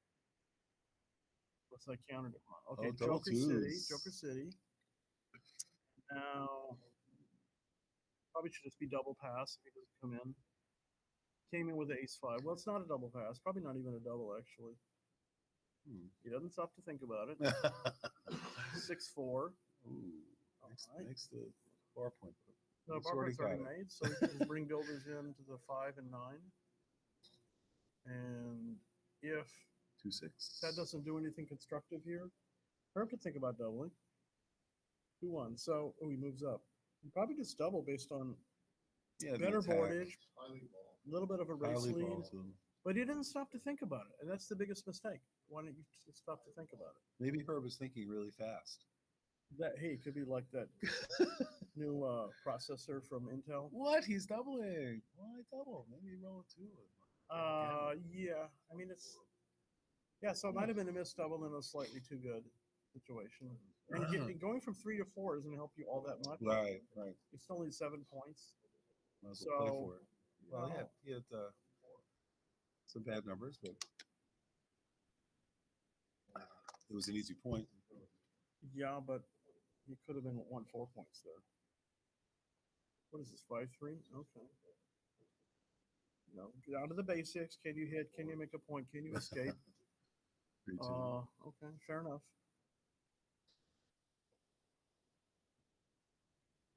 6-1. Okay, not too bad. So far, pretty straightforward. What does he got? 6-2 here. Okay, just bring 2 down from the midpoint. And simple. I mean, probably a pretty even game. Maybe Herb's the tiniest favorite. Yeah, Herb's got better position. He's got 2 back versus 1 back. Okay, 3-1. That's nice. But Ted's going to counter by making the bar is 5 point here. And 4-2. Yeah, just remake the 11. You're fine. It's actually probably still his tiny favorite. Boxes. Oh, not anymore. Now, if Ted doesn't come in, then Herb should double, even with the lead of really? Yeah. Oh, but that was a nice. He did come in and out, duplicating 4s. 4s to split, 4s to hit. Oh, look at this shake. Okay, it doesn't hit, but it makes the anchor in the 4 point and the 5 point board. 13. So Herb's got a better board and a race lead, but he hasn't escaped the back checker. Now this does the safety here. Well, he's got to leave a shot. If he plays the 10, you should stop, at least think about doubling. I'm not saying you should. He's not even going to stop to think about it. I mean, you have a 5 point board against a 1 point board, a direct 6 shot, and probably a race lead. And, even needing 7 points, you should just double that. For sure, think about it. And think about it. Yeah. Okay? Yeah. All right, so now standard holding game here. How bad is the race? All right, so let's see. 50, 117 for white.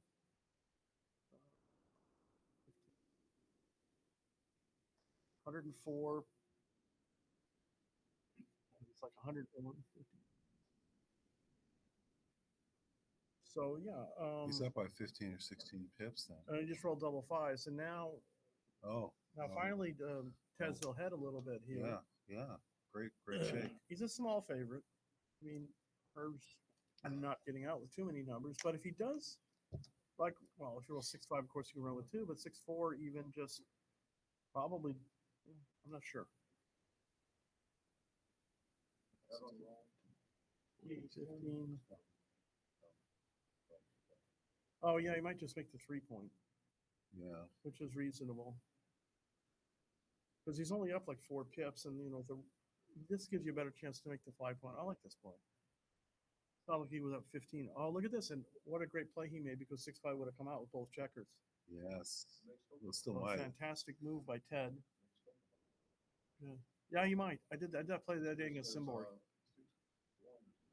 Was that the Falcon? What's that? I double Falcon. Yeah, I did double Falcon against Simborg the other day in Phil goes. I would have paid you to make that play. I would have paid you to make that play. But and it was the right play. Oh, is that right? Yeah, by a lot. Anyway, so I should have asked him for $1. Yeah. I said, "Phil, I come out with 2 checkers. You pay me $1? Are you allowed to do that in ABT events?" The other player says yes. Why not? Okay, yeah, maybe Marty was right coming out with 2 checkers, and he paid the price substantially. We would have got hit anyway, but if indeed that was the wrong move. Okay, so double for Ted and probably pass for Herb. Yeah, easy. Yeah, and let's see if Herb takes his time on this one. No, this is kind of an obvious pass. It is. But at least use the 12-second delay. Yeah, he's got 16 numbers at like 5 minutes. So these guys don't look like they're taking a break anytime soon. So let's see. It was 4-2. Yeah. The first player. If you want to do, if they're not going to ever take a break, then you could do. Are you doing all the interviews simultaneously, or one at a time? I guess we'll do one at a time. We could do all 3 at once. Well, so whatever point in time, and you're going to stay in the seats or come up here. It doesn't matter. Well, we'll have them come up here because then I can just get out of the way. I can just get out of the way. All right, so we'll do that. Double fours. Pretty strong. Ted's fighting back.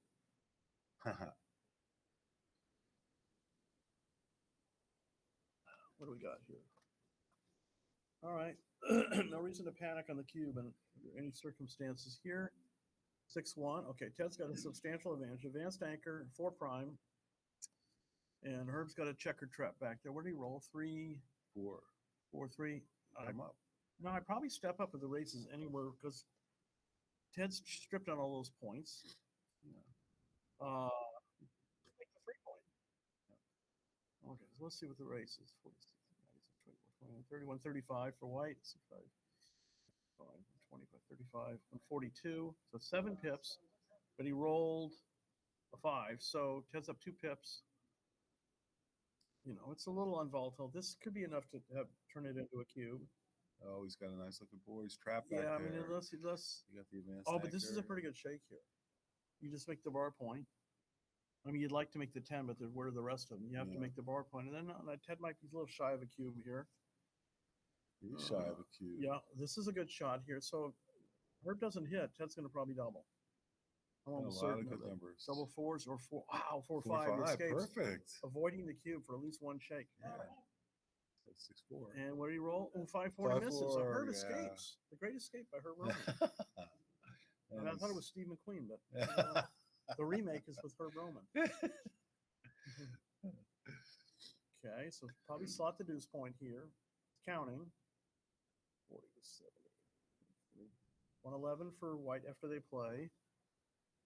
50, 40, what difference does it make whether you count? How's he going to change his play either way? Well, but he must maybe just get a survey for subsequent rolls. The race is very close. So Herb's. Oh, is he? Maybe he's thinking about going to the 11 if he's up enough. Oh, I see that. I wouldn't do that. It's too risky. No, I mean because you're just the same board as your opponent, but 2s, 3s, and 8s. On. Yeah. So it's super close. 111.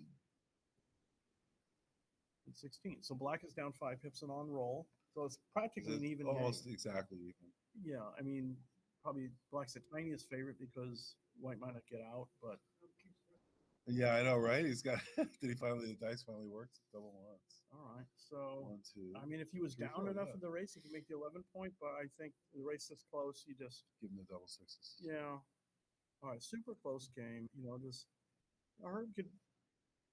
The interesting choice he has here. Oh, that's a great shot because it clears the point that you want to clear, the strip point that you want to clear, and creates the spares that you can play. So you have all kinds of time to roll a double, but he doesn't have enough race lead. So.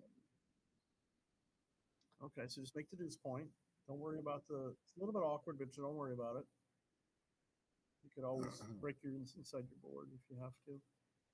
5-2, okay. All right. We're really coming right down to it. Critical rolls. And I would say, Steve, if they they don't take a break after this game, Jake and Kimon will bring you guys up, and then I'll take a break. And you can take a break, and Frank will hopefully get Frank back up here. Okay, 2-1. Bring a checker in, and oh no, he's got those. Probably just play 2-1. You're not too concerned about your opponent running. Right. If you were really, really concerned about them running, you might play 4-3. So let's see what the race is like. 91, 40, 80, 92, 94. That's probably very close play. Double 5. Oh, it was 5-4. No, it was a 5-4. We didn't get to hear the Larry Schiller super excited. Yay! We're gonna roll it.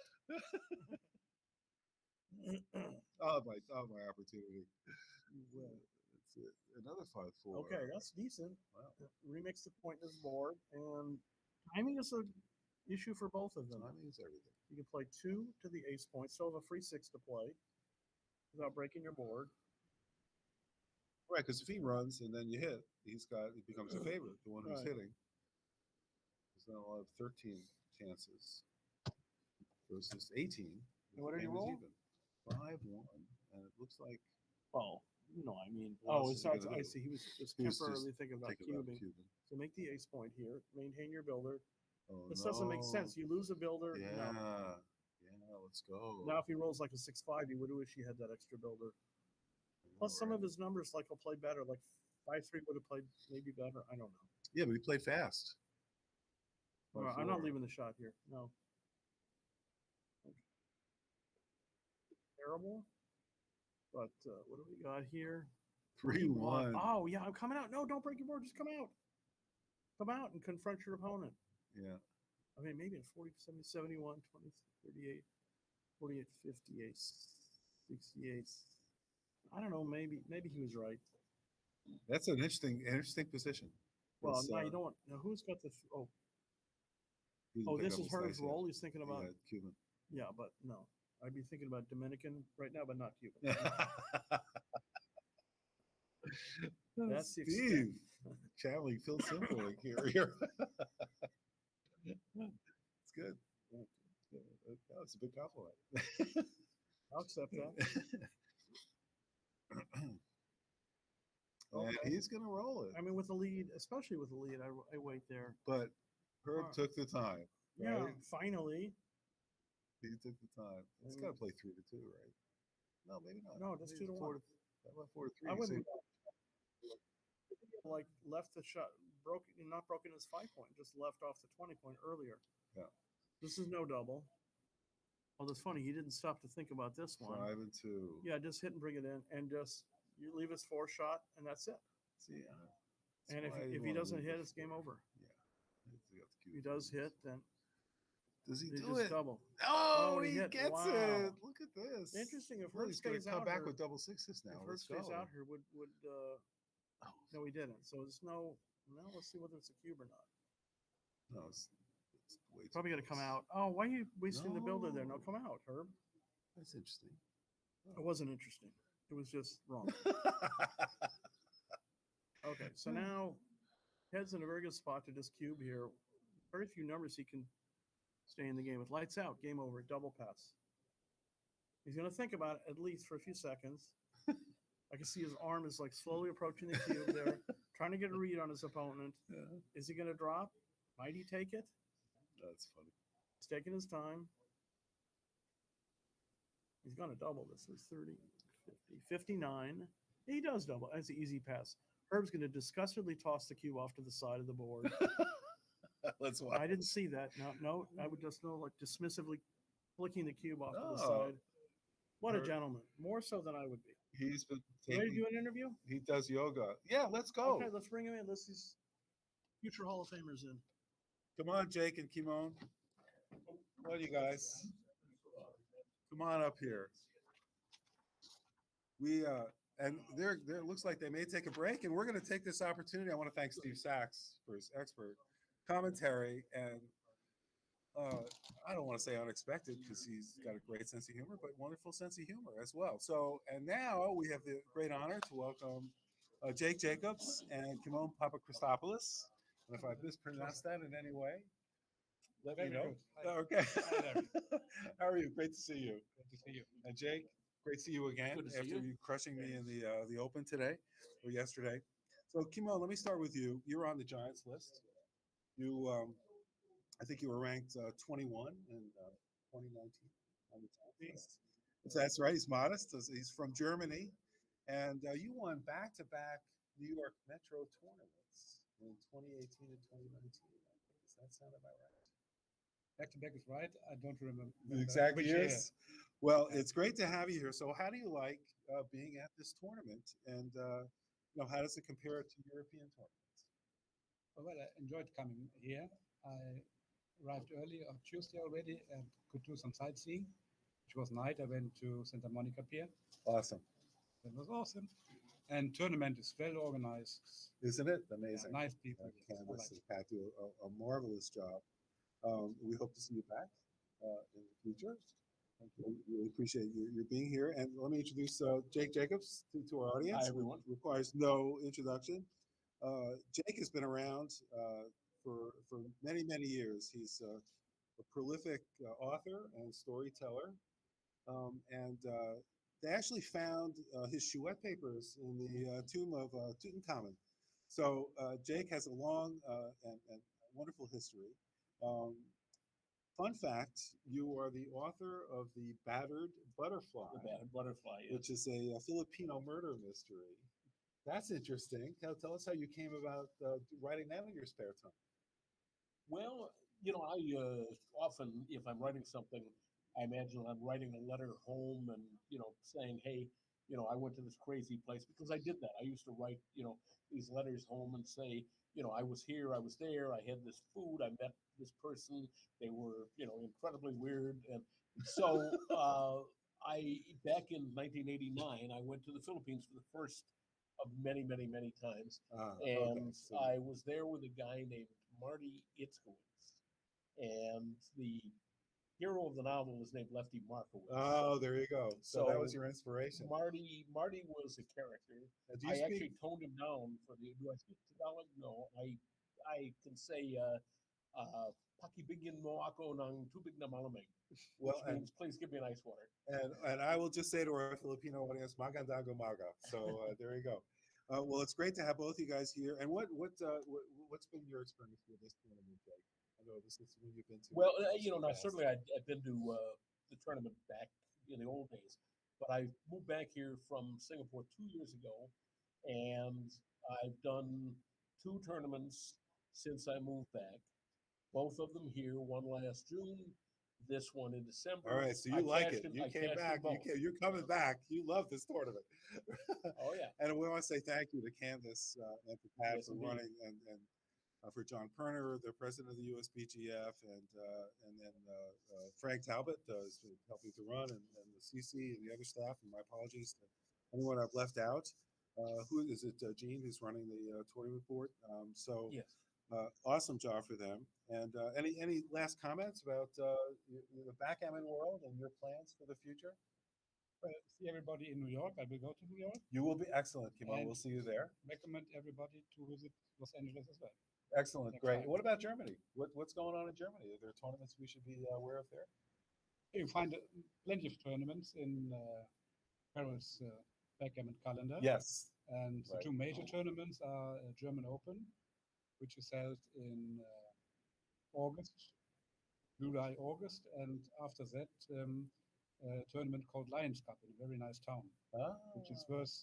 That sounds cool. We've got possibility to go there. We have it, and I want to thank both of you for coming and for the interview today. It's a pleasure to have you both. Glad to have these great players with us here today. Thank you so much. Thank you. And Frank, come on up. All right, we just started, but let's finish the interview with you, Frank. Sorry. And then we'll bring Steve back up here. Right over here is great. You get you right by now Frank is a world champion. 1994, is that right? So it's 28 years ago. And Frank founded with Chuck Bauer an analytics company, Edge. Yes. And it was very interesting. You were telling me about it. You were involved with a third of the NFL teams. Yeah, about a third of them used our model. Right. And this is something that you mentioned, that 2 of the last 5 Super Bowl champs were your customers. That's correct. Yeah, the Philadelphia Eagles and the Kansas City Chiefs were using our software while they were playing the Super Bowl. So I don't want to confuse correlation with causation, but you think that has something to do with it? Absolutely. Of course it There's did. no confusion. That's a fact. Now, I also understand that you have resurrected the San Diego Backgammon Club. We have, yeah. So we've got some very passionate players in San Diego, particularly Michael Pines, who's just been great. Yes, Michael's terrific. I got to meet him when I moved back to San Diego 2 years ago. And the club sort of disbanded, COVID, but we're back. We're going to be playing in La Jolla beginning January 4th.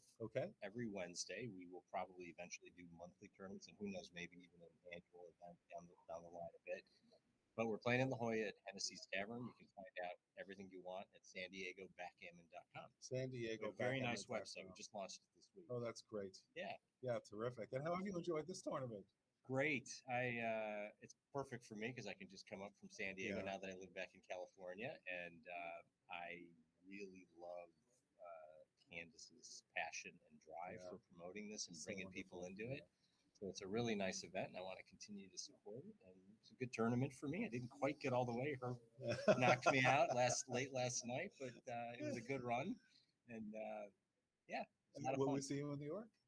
I don't think in New York. No, working quite a bit these days, but I'll get the one or two more maybe in 2023. All right, sounds good. We look forward to it, Frank. Thanks so much Thanks. for taking the All time right. to share with us, and we thank wish you the best of success with San Diego. Back All right, awesome. Thank you. Thank you. And let me welcome back Steve Sachs. We just missed the game, but Herb won a single-point game. But my thanks go out to Frank Frigo and Jake Jacobs and Kimon Papakostopoulos for joining us.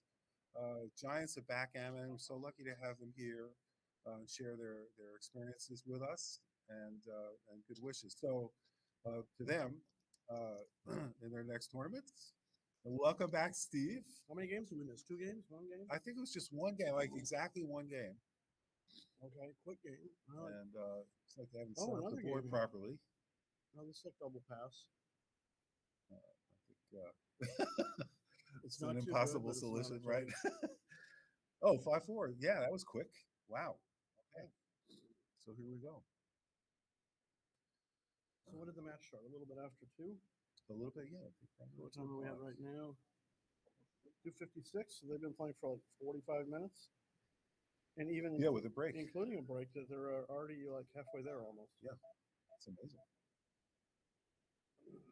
So Ted opens with the 5-2. Oh, Herb rolled 6-1. Okay. And that, because of Mochi, people know how to play that the right way now. Yeah. That was not normally the way Double people would play it. fives. Okay. That's a good comeback. So it's double threes. Let's see if he can roll it. 3-2. Almost. Yeah. It's good enough. Pretty damn close.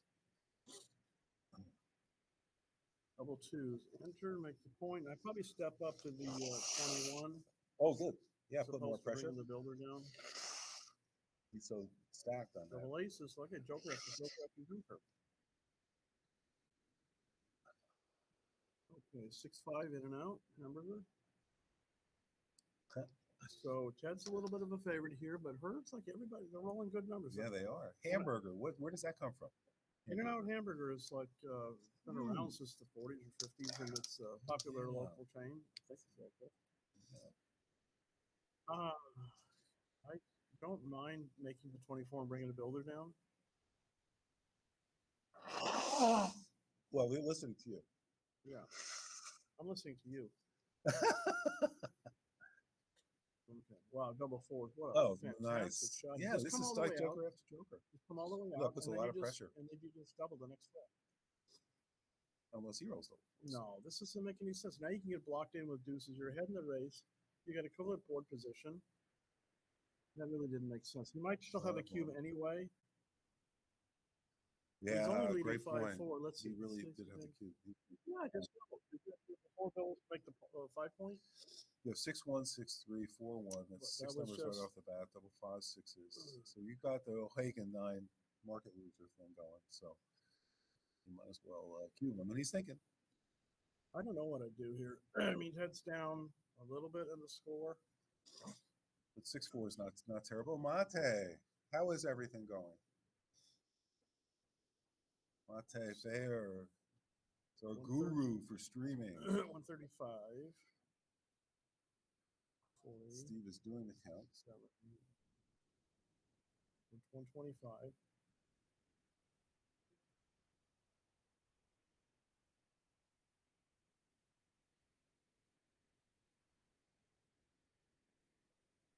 It's a really close race. It's probably a take. It's only 4 points, 4 pips, right? So what you guys are Yeah, doing? I mean, Herb's advantages are substantial here. I mean, maybe that's why I'm not the final to take these cubes. I shouldn't. I'm interested in about that one. It's how well you play after you take the cube. Yeah. Okay, 6-4, and it's not the worst point to give up. I mean, if you give up 1 point, your opponent's 5 Yeah, away. the score is not a It's a big little bit difference. inefficient. Yeah. All right, 2-1. Now that's a question. Is that right? Sure. To bring the 2 down? You're trying to gain territory. Your opponent might not hit you back. If he doesn't, you're in great shape. And if he does Then you hit got you, the 6s. So. you're just fighting for territory, like for a substantial period of time. I guess if you strip the 8 point, then it's. I'm not so much worried about Always right. stripping points as I am about doing something constructive. If you can do something constructive and you strip a point, that's probably a plus. All right, Herb is splitting the back man. Okay, 2-1. Okay, Oh, it's a make the nice anchor off the hip. Beautiful. The small favorite here. Maybe not so much anymore since he missed. I probably just play to the 21. And it sort of semi-duplicates fours and aces. And you have a better board, so challenge. What did he do? Oh, he moved him up one. Maybe 5-2 to hit. So he duplicated. Now he's going to get a hit. He's going to get a hitter on the. Oh, that's a mistake. Because now he's. Now Ted's giving Herb the full roll. Oh, nice roll. To do something. Yeah, but he would have got hit, but I think he should have hit. Just try to fight for the middle of the board. He's running. Yeah, he's ahead in the race. He did that quick, though. I mean, they're kind of quick. Oh, sure. This is a 5-6. For Herb. So depending on what the race is, I mean, you want to hit if you're behind, right? That's the general rule of thumb. I mean, you have an anchor and they have an equivalent level size board. But if he's ahead enough in the race, you can consider just playing 10 to 5 and 8 to 2. Let's see what the race is here. 84, 86, 156, 140. Yeah, you probably got a hit. If you're down 16 pips. So that doesn't make sense. That's like the worst of all. Because you leave in the shop, but you're not putting them on the bar. Yeah, I mean, you could have played pass safely. Right, so maybe he wants the score to be more close and more dramatic for the audience. I don't know. That would be too kind. Yeah, so just come out. Oh, it's not necessarily terrible, but he doesn't have a lot of guys there. Okay, 4-2 is kind of a weak shot.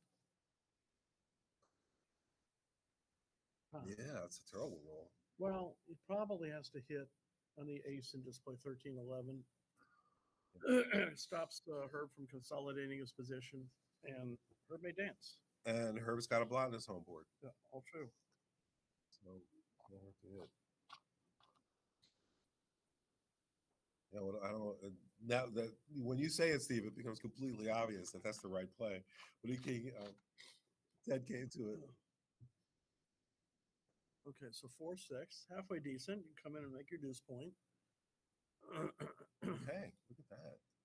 So Ted does not get out, but he makes the bar point. So he's still a favorite. 3 back against 1 back, slightly better board. 6-4. You could come out and hit. I mean, how much are you down? 140 for black, and so 15, 16, 90, 124, 125. Yeah, you got to hit. That's a nice play. With an anchor and Ted having a blot in his board, this is pretty inconvenient. He's going to have to bring a checker down from the midpoint. Now, Herb won't double here, especially at the score, but he's gained himself a little bit of opportunity here based on that move he made. That was an excellent play. Oh, this is a really good shot here. Yeah, hitting and making a new point and close to winning this game. If he doesn't come in, probably just double. He's 6. So it seems like it should be a pretty clear double. Or at least take your time and think about it. He just decided he's too good. Okay. Very quickly. What did he roll? Well, did Candace announce that there's like a prize for the most time left on the clock? It was a 6-3? 6. Yeah, just bring 2 down. Bring it down. I mean, you could play into the 6 point. It's probably a little bit better. 6-3 is and so he didn't double the last check. He didn't even think about it. 3-1. So he comes in and hits. And maybe Ted couldn't have taken. That was a really missed opportunity. And does he roll? It goes to 3-4. 4-3. We'll just probably come in and play to the 6. Okay, let's see what the race is like. 6-3. 139 for black. 48. 123. So 16. He was down 16 before the roll. What did he roll? 3-1? Yep. So now he's down 12.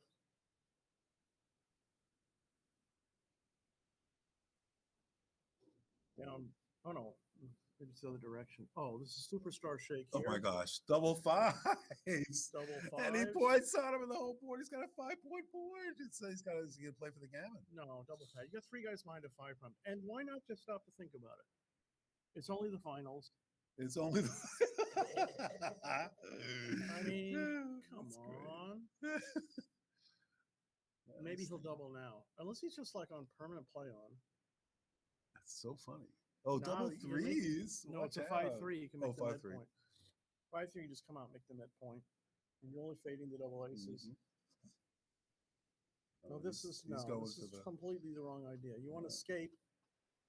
He'll get punished by double As fours Chuck if he does Giolans, the that. great Chuck Giolans used to say, backgammon is a game of entrapment and escape. And this is a matter of escaping. Yes.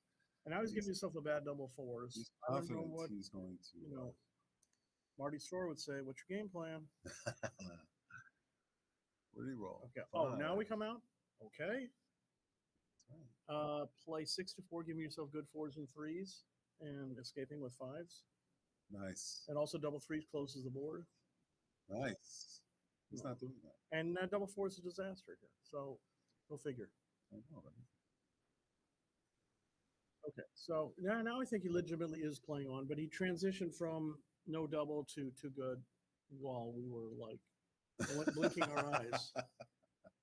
I know. Okay, right? yeah, definitely go to the midpoint. Go to the midpoint. Get the 1-6. That's not terrible. It is 3 builders and diversified attackers.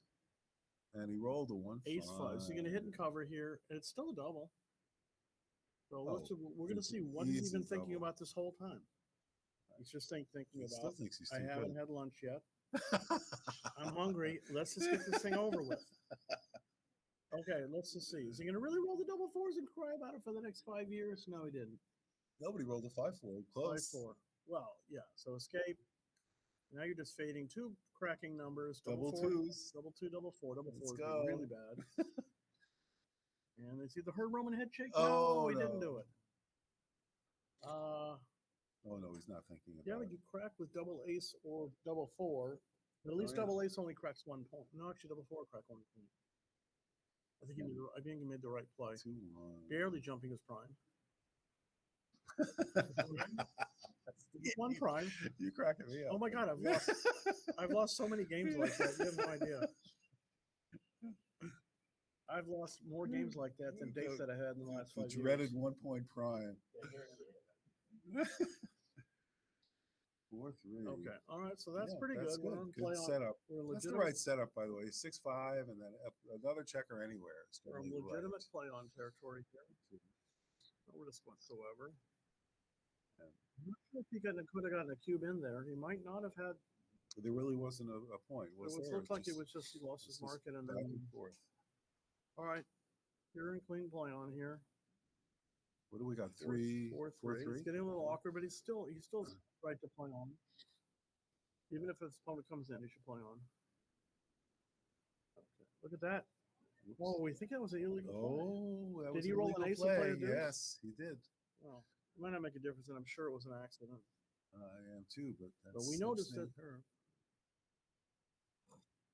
He's got. Let's see if it makes a difference. I know, right? It might. Because it would have had 3 on the 8. Yep. He rolls a 1. Double 3s. Oh, double All right. threes, nice. Crossover, crossover, crossover, and to the 8 to 5. So he's off in 3.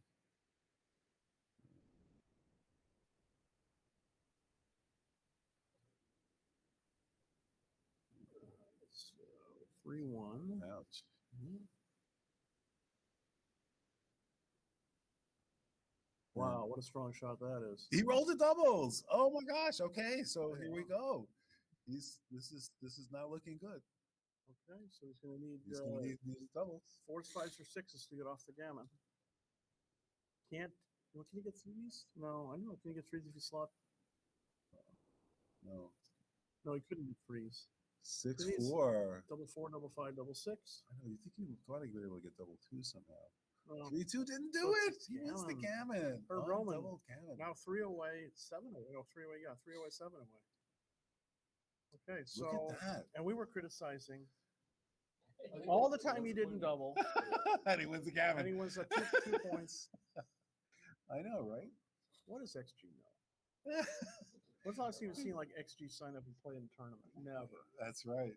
Well, It actually, just XG sits on has the played. people's computer. They have played it, haven't they? There was a lot of talk about what would that they having look XG. like? If XG like walked into the room, would you even know what they I look know. like? No. Which is it like have Xavier's face on it? Okay, so 4-2 playing dice on checker counts. Double fours. Double Okay, fours, that's a nice. really great shot. And now So fast. Look since at Ted. But since Herb is 3 away, he should double here. I mean, Ted should double here. 7 away gets 3 away. It wouldn't be a money double, but it's a really strong double to score, and Herb might even like just fold. Was that legal? Did he get pointed on? No, he played 3-1 here. I thought I got pointed on though. Did he come in? Ted missed a double. 5-1. Okay, so these guys are playing way too quickly. They're really playing fast. And 6-5. even after escaping with 6-5, Ted still has a double. Yeah, he's ahead in the race. He's got a better board. He's got an advanced anchor. And he's got a lot of shots. Triple cover. He's thinking, forced to hit. It's a massive double. He's going to decide what he wants to do. he's afraid of the And now, duplicated force. thankfully, Ted is finally taking his time and thinking about it. I know. One of these guys, the coffee's really Candace strong. is going to say, like, you can have extra donut or something if you have, like, 20 minutes left on the clock. Yep. Going for that extra equity. That must be it. The free donuts. That's it. Okay. You know, Ted's thinking. And it's a cue. He's going to have a better I'm board. glad he's taking the time and thinking about it. And Herb, of course, should be taking Ted's time and thinking about what he should do. If he doubles. Naturally, he's going to do. You would take this, though, 136. Right? I don't know. 65, 95, 125, 130, 146. So it's 10 pips. I don't think I would take it. Actually, it's a 7 away, doubling 3 away. Yeah, so if you lose He's the got a gammon, 10 pip lead. He's got equivalent. Oh, he doesn't even double. And it's not close to being too good. So this is really inefficient. He's got to hit on the ace point, no doubt. And then he could do the Roman and just like play for non-double gammon. We're calling it the Roman. We're doing the Roman, baby. I like it, Steve. Doing the Roman. Just playing for the undouble gammon. And this is literally not taking advantage of your position. And maybe he's thinking like, why do I need to take a chance? I'll just double the next roll, but he's not going to double. Watch this. He's just going to roll. Stepping into the attack zone, which is all he can do. And now Ted can double. What? He's thinking about it again. Oh, great Ted. Thinking about it. He's a great player. He played a 4.2 against me. Oh, all right. His luck was a plus 19. Well, there you go. Seriously? Oh my God. In an 11-point match. I'm kidding. Ted's a great player. It's funny. Ted's the mini match king. I mean, he's like the double match point. Yeah, they say, DMP. So was it double? Okay, so certainly double. I've been advocating double. It went double take. You missed it. I missed it because I was like too busy entertaining. He did double, and he took. But he snap took. He didn't even think about it. Herb? Well, he was thinking about it while he was. See, Jake is giving him the benefit of the doubt. Steve. No, I don't Let's have a little empathy. No. Let's, Are you kidding? All right, he hit him. What's going to happen? Oh, this is a big shake coming. This If is a Herb big can shake. hit here. If he stays out, he's toast. Okay, what? Yeah, but 6. Then, Oh, he stayed out. Is it a Melba toast or a right toast? I'm not sure. 5-2. 5-2. What a terrible roll. Not terrible. It's just not perfect. That's true. Okay. I'm not sure what a perfect He's a roll deuce. is. But can he do it? 3-4. Okay, so now this match could be tied up here. 4-4. I know. Easy. I wasn't super confident on the take. And he rolled a 4. Honestly. Yeah. Break the midpoint. Leave the double aces. Have double coverage on the out, making the bar point. Okay. And so, Ooh, 1-2. So close. Okay, so Ted could be just smashing away. Like, switch. Can you switch? Can you hit loose? I didn't used to switch, but my friend Jacques just walked in the room and he's taught me about switching. Give up your 6 point, go 6-1, doesn't matter. What did he roll double sixes? Double sixes. He Wow, rolled it it. escaped. Unbelievable. Look at that. Herb, you are on a roll. Okay. Pun intended. This Yeah. is amazing. So Ted needs a miracle 5-2 or 6-1. Or I mean, Herb's not going to redouble, but he's looking at it and he goes, "Oh, can I play safe? No, I can't play safe. So I'll make the bar point." I'll leave it with 4 numbers. course. Oh, and he doesn't hit it. Okay, so Herb's just going to like do patiently, Yeah. not doubling until he gets to be like 90%. Well, I don't think he's that really in the race. No, Ted's minimum take points like 10% or 9%. So he's going to need to be like 87, 88%. Yeah. But it's going to be a pretty unvolatile position. So he's nowhere near that. No, he's nowhere near that. Okay, so that brings the builder in. Let's see, 42, 70, 102, 109, no, 107, 40, 80, 90, 95. So Herb's down 12, and he's got a 3-2 to play. How do you play this 3-2? This is not easy. Yeah, I just do this. I'm not leaving the fly shot, and let him, if he wants to run out, let him, you know? Yeah. Okay. Nothing you can do to stop it. And maybe he should run out. That's interesting because he's up. 5-3? Oh, 5-3, yeah. Yeah, and the gammon pays half price anyway. What do you roll? 5-1? Okay, so make the ace here.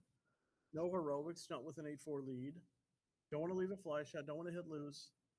But making the ace point does help you, and he will eventually do that after he takes his time. He does take his time in the place that we don't expect. Yeah, right? That's true. But he came to his senses after a while. Okay, 30, 67, 82, 88, 40, 60, 72, 82, 87. So it's 1 pip. Ted's up 1 pip and on roll and escapes. Oh, there you go. Now it's a straight race, and Ted's got the advantage here. Yep. Fewer crossovers, less wastage. But Herb nearly miracleized this game here. He may eventually win it. Is that a 4-3 or 4-2? 4-2. 4-2. Oh, yeah, that's not the 5. And then I start make the 5.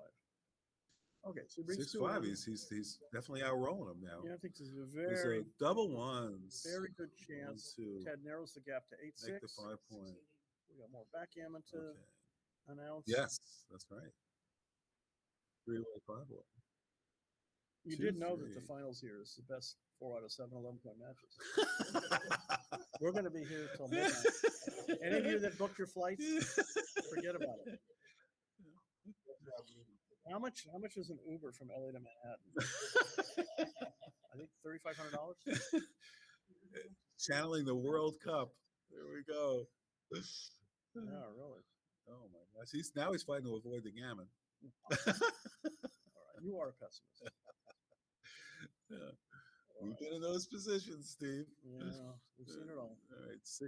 What is the other play? I can see the other guy. That's an ace. Okay, so he's like 92% or something, I guess. The wrong. Ted. It's not going anywhere. Weird cube action in this match here, I'm telling you. This double, then all of a sudden. Are they commenting? Are these guys talking, or is that somebody else? I don't think they are. I think they tend to be quiet. They're a anyway. little focused. Yeah, 6-4. I never heard Ted say a word until the match was over. He said, "Nice match." I mean, before that, I know he could talk. It's funny.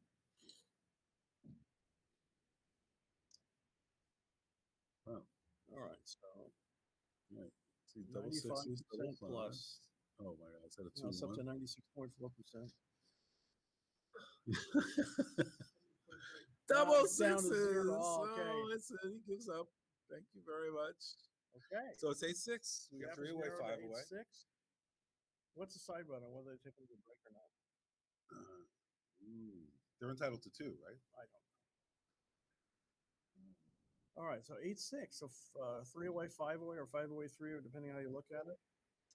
You root for it. And they've got plenty of time. We can't see the clock, Can't but see. I'm pretty sure there's. well, I see like 13 minutes and then 16 minutes. There's plenty of time. That's a lot of time. That's a lot.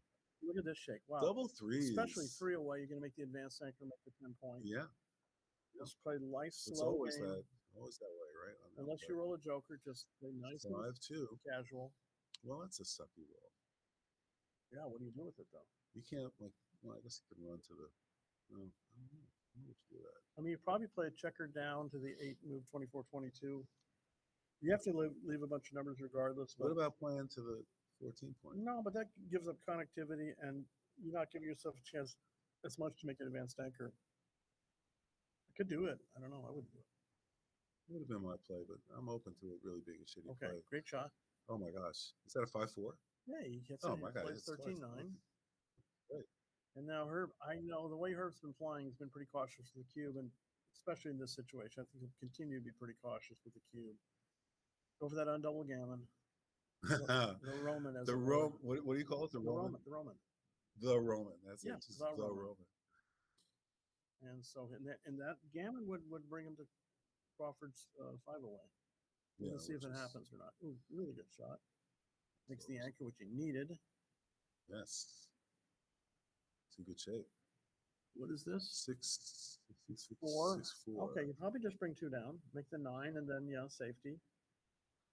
So Herb's going to most likely improve his position with a point somewhere. 5-2, and he does make a point. I'm going to run this 6-4. What's wrong with that? Ooh. You can see it, but maybe it's right. Ooh, wow, fantastic shot. Wow, never mind. That's much better. Shaving off the cube, sliding the 3-point. It's so great. You got Steve Sachs here, just instantaneously knows the right play. And then you watch these great players, Herb and Ted, and they're, 5 minutes later, they come to the same But conclusion. you know what? It's the pressure involved. I would be taking maybe 15% of the time they took if I was my spot. Well, there is pressure.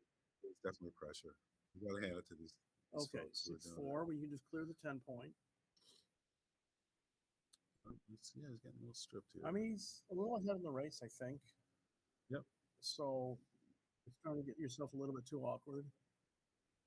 Race is really close, actually. 59, 89, 119, 68, 74, 14. Yeah, so he's up 10 pips. I like that play. Better board, duplicating aces. Oh, 3-1. Pretty strong. Pretty strong. Pretty strong. Yeah, Wow. you're probably just going to make the 5-point. Leave a few What extra shots. else could you do? Well, you can make the 3. It's a few fewer shots, but it's not as good a position. Yeah. Oh, 3-6. Nice. Desperation joker.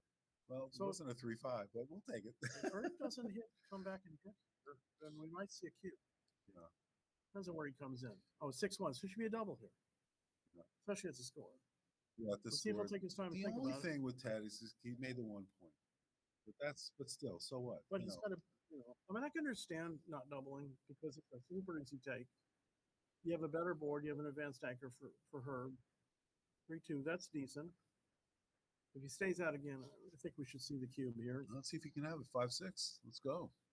Oh, double 5s. Oh my gosh, look at that. Oh, that's pretty nice. That is a beautiful. Play all the way to your own 5-point. You could slot your 3. Slot the Yeah, 3. maybe slot the 3. Let's go. 78, 80, 90, 121, 27, 109. So it's 18. Well, he's up by 18. Yeah, it's a super easy take, even at the score, because you got all kinds. When your opponent doesn't have the 5-point media, 21-point anchor. And if you win this, it's game over. It's like goes 15% or something. But you're more thinking about like the opportunity, and he doesn't have that many numbers that really close things out. Mm-hmm.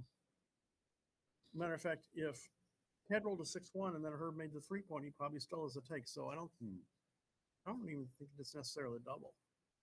He does. Oh, he rolls. Well, he rolls. Okay, so this is double 4s. He rolled double 4s. Yeah, this might be a market loser. How would you play double 4s here? I don't know.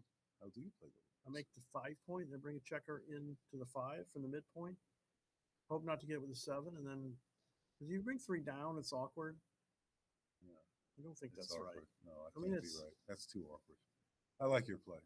And this is also leaving 4 shots as opposed to 6 shots. But so it just leaves a few extra shots to make your 5 points. And making the 5-point, how could that be? Oh, he's doing it. Okay, so combos. Yeah, this is a little not so efficient here. And did he do it? He rolled double 5s again? Wow, what a swing. That's amazing. I'll make the 1 point. Yeah, I'll make the 1 point exactly. Yeah, let's go. I don't know. I mean, it's not that bad. Yeah, it's not that bad. And now Ted's very far from a cube after having seen Herb's double 5s. Herb is good with the big doubles. He's still thinking about it, though. This is not a double. I don't think. It's so ugly. 94, 42, 50, 80, 95, 12, 18. So it's 18 pips, but I mean, he could have made the 5-point, and a lot of his problems would have been solved. Although, actually, based on the numbers, Herb would have escaped. Well, it is a one-shot. But he's still. There's so many bad numbers. I don't double this. It's not that there's so many bad numbers. It's just that there aren't that many good numbers. Well, 6-4, double 2, double 3. 4-2 is okay. I'm glad they're stopping to think about it. What's Herb drinking? Coffee there? What did Herb have? Herb does not drink coffee. Oh, okay. He only drinks tea, but he does drink tea. Well, then I'm sure that's what it is. But he said he's never had a cup of coffee. There's the trivia fact for the day. There's the 4-2 we're talking about. It's not that bad. So now this is a 24 pip lead minus whatever. Is he going to roll double fives again? What do you roll? 3? 24-16. So can't tell. What's the other die? 3 what? I think Ted's got a small double here, but Herb should have an easy take. Doesn't stop to think about it. 4-1. There's a nice roll. Yeah, it's easy. Play off the bar. They're the bar.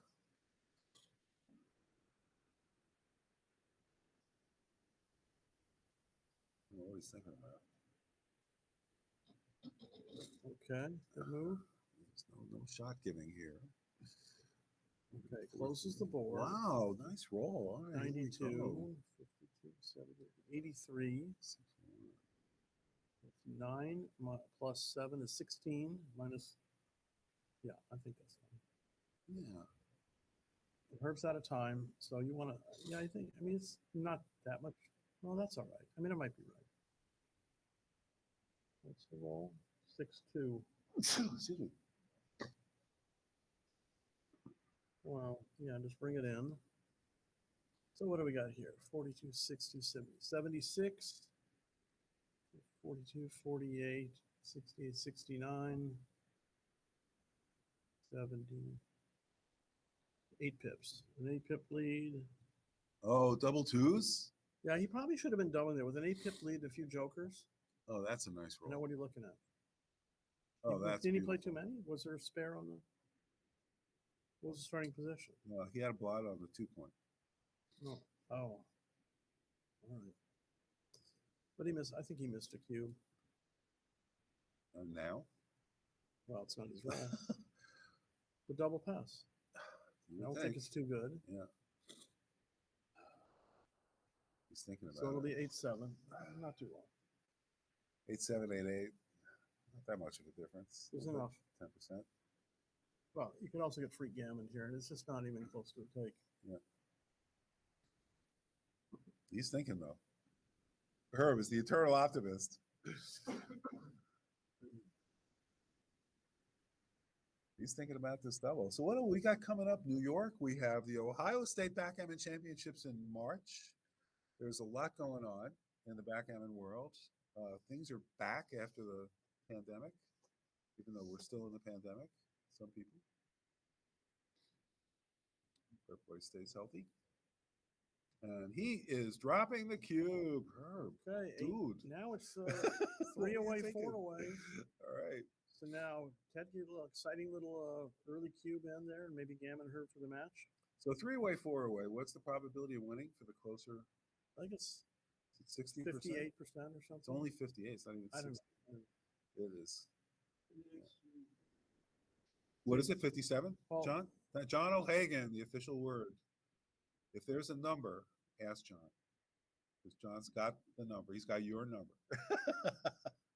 Okay, so actually, the 4 away, he should have brought 2 down. I mean, it's right for money to bring 2 out with a 4-3, Oh, the 4-3? but especially 4 away, 3 away. No, I'm not, you know, so these guys. So the opening roll with the match score makes a difference. Big time. All right, so 22 and 8, duplicating 5-3.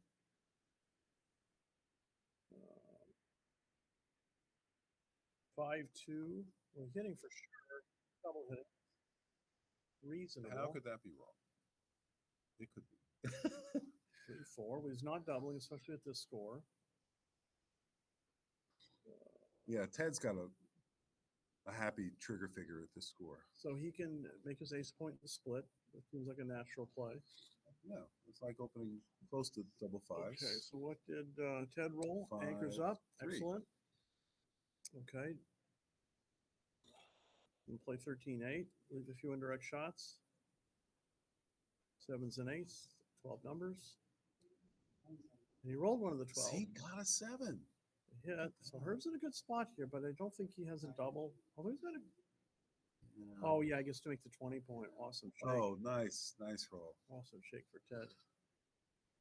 Yeah, what do we got here? 3-6, 3-6. making the 10-point. Very strong. But he's got his ace point made, and Ted's got an advanced anchor, so the cube is not going to be coming anytime soon. 6-3. That's a great shot. Escape the back checker.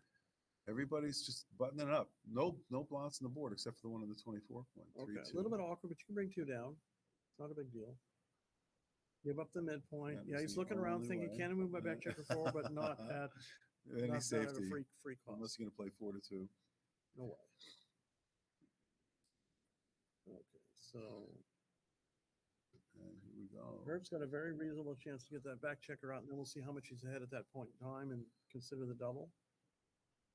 Oh my gosh, double sixes. Not the best. Not the best. I probably would actually take it over a reroll because it's 18 pips. I don't know what you're doing there. You make it to 2-point. It's 18 pips. You're going to get missed a third of the time. I'm sorry, it's 24 pips. You're going to get missed a third of the time, and you're making a new point in your board. You like it? I like it over a reroll. I'm not saying it's my best. Oh, okay. I wouldn't say I want row double sixes, but I would say. And he missed? Oh, 4-2. Yeah. No, 4-2. I thought it was a 5-2. So Herb's got a few awkward numbers here. Let's see. 2-6 leaves a shot. Okay. And what did he roll? Oh, he didn't. What? Oh. He didn't hit? No, I think that's a kind of big mistake. Gosh, if that's the right move, I really learned something. But I mean, 4-way against 3-way. Well, and he left another shot, but he's got to hit it. And he does. Wow. Look at that. Yeah, but I think it was the wrong call, but he got an unfortunate turn of events. And basically, I guess most returns that aren't productive, unless he comes into the 20, he's probably going to have a cube. Wow. He dances. Yeah, this is double pass here. Well, let's see. He's 4-way. He's got to take his time. 8, 11, 14. Head chi. No. Where's the chi in chi? Yeah. Okay. Where's the chi? Let's see. What did he roll? Is it double fours? Maybe it wasn't double pass, but I should have thought about doubling. So maybe what he's looking at here is that he's in such a strong position that he could just basically, at no risk, play it positionally. Because he is fading the double 1, double 2, ace 6, ace 5, deuce 5. I am deuce confused 6. how he could play any other way. I mean, don't you make? Because if you can make a play where you're most likely to get a cube out, then why make a play that has any risk involved? Right. So he could just come all the way out and play to the 9 point, come out to the 16, play to the 12, twice play to the 9. And if that's basically give you a cube out, then you can gain the point. So here you don't you're have no 4-way risk against 3-way, and the pressure is on the guy that's 3-away. Yeah. So let's see. He's going to take a look at this. Oh, he has to leave the 5-4. Yes. Oh, 3 down. Oh yeah, 3 down. I don't know. No, I don't like that at all. I like the 5 point. It's probably correct, but I just want to make sure. 50, 60, 93, 13, 115, 8, 90, 100. Yeah, I guess you make the 5 point just because if your opponent stays out, you actually have a free chance to play for the gammon. Mm-hmm. And if you get a hit, it's not over. Yeah, but there's a lot of numbers that do hit. I know the race is close enough. Yeah, it's not bad. This works too. I wouldn't argue 5, this. 6. Well, Wow. No swing there. Oh. I was just going to come. He would have hit. He would have hit with no, he would have danced. He made the. Oh, if he made the 5 point, he would have danced. So now he comes in. What kind of rules do you play at your club? 5-6, and he's okay. So Herb's hoping to get missed here. Got 23 numbers to hit, which means 13 miss. Although one of the misses is double sixes. Yeah. Deep thought. So what do you think? I would think you shouldn't have been thinking earlier whether to double, not necessarily here, but let's see, 50, 63, 90, 51, 15, 52, 67, 69, 91, 97. He's down pretty far in the race, and his 5 points open. And Herb's got an extremely low take point at this score because a win gets him to Crawford. Even though he has an inefficient recube, a win gets him to Crawford. So that's some analysis, Steve. That's awesome. That's great. Seriously. So it's not a double. I don't think, especially missing the 5 point, you can give much more pressure double after you hit, and he does hit. So yeah, duplicate the 5s, double 5s. be a disaster. And 1-2's duplicating that too. Yeah. It's more than likely if it's a hit doesn't So there's happen, 9 it's going to be numbers double that do pass. well, and that's not one of them. So this should be a double here. Let's take a look at the race here. This seems like an easy. Nice. He nice. just doesn't even right away doubles and Herb. And Herb is going to. Let's see if I get that disgusted flick of the cube off the side with his hand. Take a drink of water and then take a break. I think Herb might take a break here. That's my prediction. He's going to pass and take a break. I think he's mellowed out a lot more than you're giving him credit, Steve. I just like to criticize, regardless of whether it's true or not. Okay, so what's the race here now? 50, 74, 69, 80, 100, 104, 29, 30, and 69, 74. So White's down 5 pips. Yeah, maybe he can squeeze out a take here. He's got a better board. He's slightly ahead in the race. Wow. A win. It's not likely to get Gammon, and a win gets him to Crawford. So he could think about taking this one. It's a really strong double. I like the double, though. That's a great analysis because, it is ultimately the race, and he could get out. There's not a Gammon chance. But it's a super strong double because, he's now 5 in the race, but also 2-way, 3-way. Took? Baby. Good job, took. Herb. No. I hope we're both right here because I think that's great. This is really great backgammon. That's terrific. It's unlikely to be a gammon. Now, does he have double sixes again? He could roll double 6. He could roll 4-6. He could roll 5-6. He's got a bunch of nice numbers. And he there. rolls 5-2. All right. Well, yeah, I don't mind that. Yeah, it looks good. Yes. Ted's unlikely to leave a blot here. Oh, look at this shake. He does leave a couple of blots, but it's very productive. Yeah. You just got to do it. Anything else is. Biggest roll of the match coming up here. Ooh, 6-3 would have hit, but no. Break the 11. But Ted is way down the whole bench, but he has a chance to actually take the lead here. Oh, my God. Oh, awesome shake. What? Now he's got about maybe 15% gammon. He didn't even look at making the bar. I'm sorry. Couldn't. He rolled a 5-3. Oh, I thought it was a 3-2. Okay. All right, so more than likely, Herb's still got a chance here. 6-3. So just bring him in. Don't leave a shop. And if Herb rolls, I think you have to hit. He's too far ahead. 72. I think there's a chance of a game. Yeah, so 16 pip lead. You don't want to leave the shot, not against a 5-point board. Yeah. And if he gets out, you're still favorite. The then you got the 3 builders. Aren't high. If the gammon chances were a lot bigger, then you may. Yeah, that's big bring up a good point. Yeah. So what is he doing? Can he come in? No. Nobody brings both of them in. Gammon chances are down to like 1% maybe. Don't play fancy and slot. Just bring it in. That's good. Your 6s are killed. Let's see. Was he double 4? So he switch 3 times and bring one in. No, wrong idea. This was on the Mochi quiz. Really? Yes. Oh, that's so cool. I'm serious. It was a switch of 3 and bring in one in, leaving the 2. And he wouldn't have gotten out. Right? He would have got out anyway because the 6-point would have been open. But he could have cost his opponent 2 pips. Yeah. But there's few numbers to leave a shot this way. Okay, so wow. Okay. Okay, so it looks like Ted's about to take, I think, his first lead of the match. 9-8. And so 9-8, what's his winning chances? 60-40. 3-way, 2-way. John? Yeah. Thank you. That's correct. I know the 3-ways. Pretty good. Okay, so Herb took a valiant cube there. Yeah, it's a couple of shots. And this is now just about over. It's really. If it mattered, I probably would play 6-5, but I don't think it really matters too much. Because the 5, you don't want to make your big numbers inefficient, and the 5s would have been more a checker off. Yeah.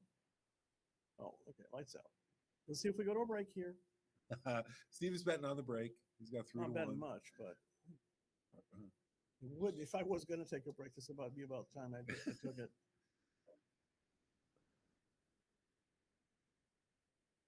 Okay, I don't think they're taking a break. They're resetting the pieces, starting position. Ted finally. First time, here. right? First time in the match, he's got the lead. He's got the first time in this match. He's got the lead. He's 2 away.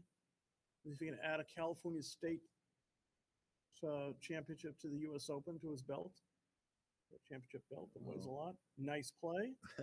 Slotting. It's almost always right to slot. Of course, Herb, you know. Okay, yeah. We don't want him You to actually, I think you're supposed to bring. Oh, Hagen taught me that one like 2 weeks ago.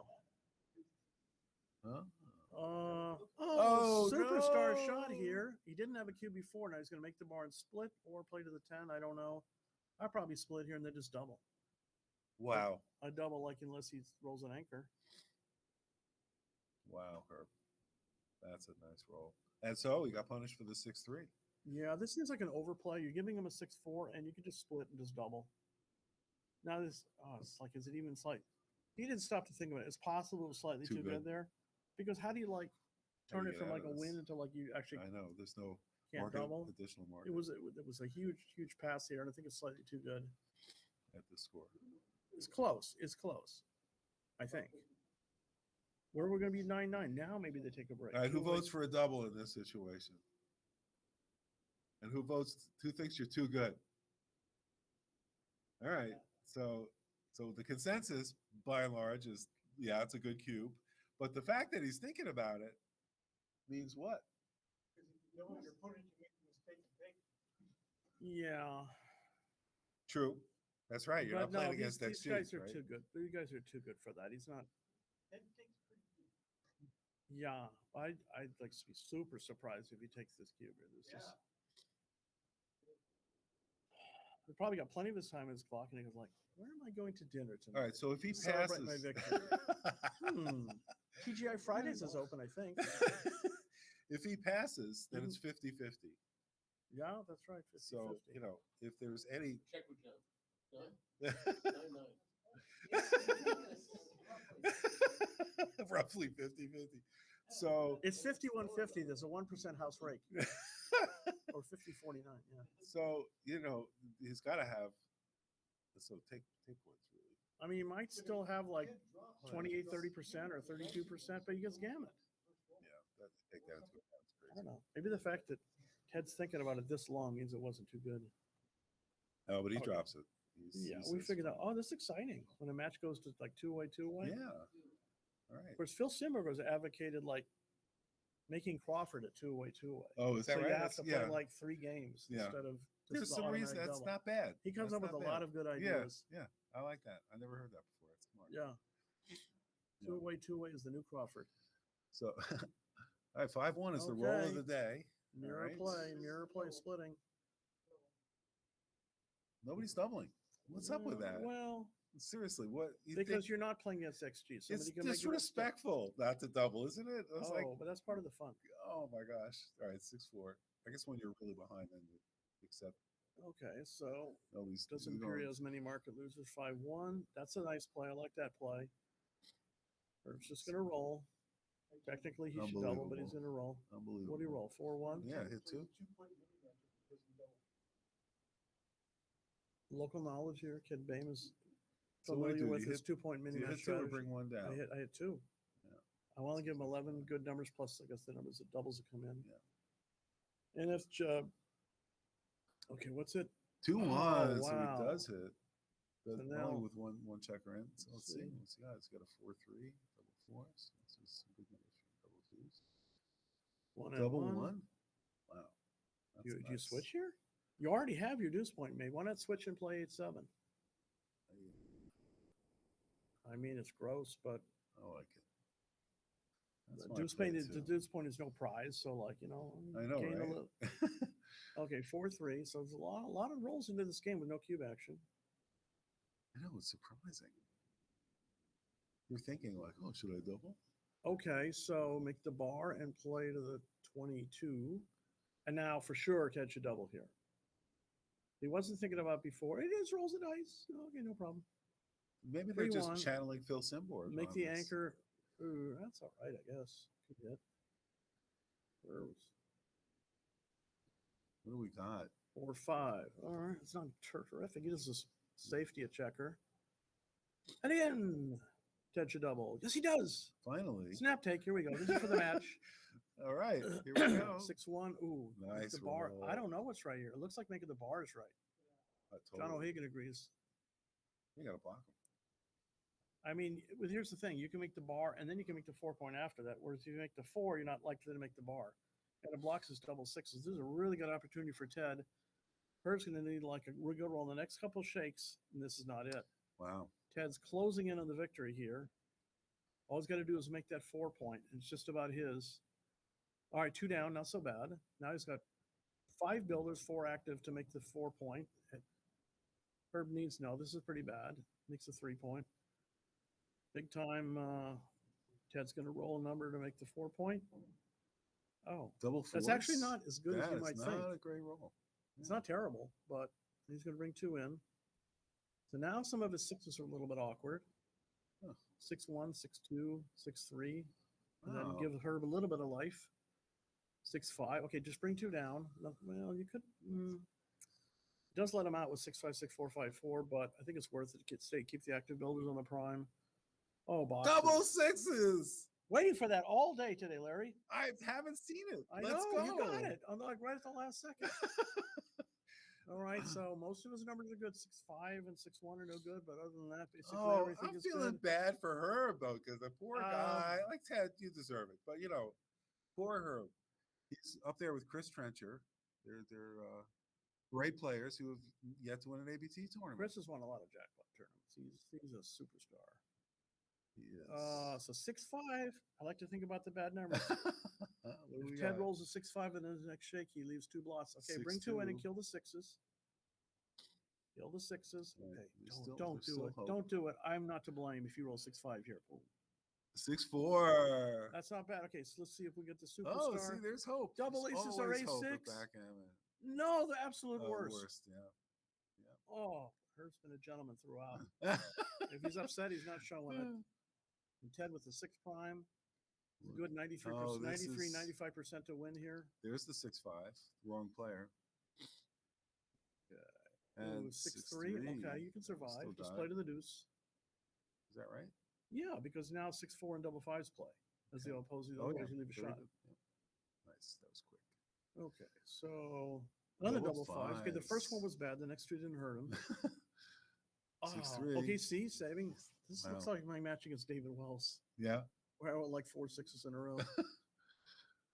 6-2. Okay, you can survive that for a second. Better, but we'll take it. Yeah. Okay, does last he have a chance. 6? 4-1. Okay. But it's got still got a like ugly board. He's thinking about breaking still the 6 got 5 or 6%. That's interesting. I think I just bring 2 in. It's let's go. Let's start taking checkers off, because then he rolls double 6s twice. You need the extra. This might not be too bad, but I would have done the other one. Thing is that Herb's running out of time. If he rolls a 6, he pops out, then Ted can attack. And if he doesn't roll a 6, his board gets destroyed. Yeah. Unless he can roll like a double fourth 5s again. A fourth double 5s. Yeah. He's been good at that. Okay. I don't think it's a big deal. I don't think it's too much of a big deal, because now, now if Herb runs out with a 5, then Ted's got 4 builders to attack with instead of 3, and so it's a relatively safe position. This could be right. Well, double 6s leaves a shot, and then he's got double 6 leaves a shot. Well, not if he maintains the anchor, doesn't. Yeah, I mean if he. Yeah, but if he does run out with 5, then double 6 would leave a shot, and double 5. Right. All right, it's worth thinking about anyway. All that's riding on this is just the California State Championship, so no big deal. And he's taking his time finally. Well, he's got probably 13 minutes left to make this decision. So how do you analyze this over the board? Like, what do you think? You just go through all the rolls and all the scenarios? Naturally, yeah. You want to go through your rolls and also your opponent's rolls, which is basically... So he's thinking, okay, if he doesn't roll a 5, he's going to break. If he doesn't roll a 6, he's going to break. Either way, it's like, so pick one. Yeah. I mean, it's slightly favor, because once you get your checkers in, you're in, Yeah. So all things equal, just bring them in. So he's doing what that. What did he roll? 4-3. Okay. Ted's down to about 4%, maybe. And how many numbers leave a shot here? Like 8 numbers? Not this one. 5-2. But Ted's got a little bit of. Herb's got a little bit of a chance here. Yeah. And if he pops out with a 4 or a 6, which he actually did, now he's got to run all the way. If Ted rolls 6-5 or 5-4, 6-5 leaves 2 blocks. 6-5 is the play. No, he doesn't. Great shot for Ted. 4-2. Study it up. Play the only move that makes sense. Okay. He does it. So, yeah. 6'5". This is funny because this is almost a mirror position what Cara was facing when she was playing Herb. Herb was in the position of white here, had to avoid rolling. Yeah, she had a ace-5 back game, and then it deteriorated. This is almost a mirror position, except Herb's on the wrong side of the equation. Yeah. So just clear the point. I mean, I don't think you can be too paranoid to think, oh, my opponent's going to roll double sixes and win the race. I like clearing the point here. Totally. It's always 6-5, 6-4, 5-4, as opposed to 6-1, 5-1, 6-5. I mean, it's not terrible, but where does he have? Do you have a piece in the outfield, or does he got to go? What is it? Maybe he just takes two No, he off. rolled double threes and he went to his home maybe board. just take two off because the guy's got to go. Yeah. I think I would take two off. Only if he rolls a 4 or 6. Yeah. And otherwise, he'll crash his board. So, yeah, might as well take two off. I don't know. But, That makes sense, I mean, right. if nothing else, you look a lot better off taking two off if you rolls double sixes. Yeah. Yeah. So beyond the case where you didn't have to run with 5-1, 5-2, 5-3. Yeah, but now let's watch her roll double sixes and we'll see. Double ones! Well, he does get to maintain his board, and 6 numbers leave a shot, 11 numbers hits. 66 and 1296, which is 5%. 4-3. Doesn't see it. Now he's going to have to run, and it's lights out. Uh-oh.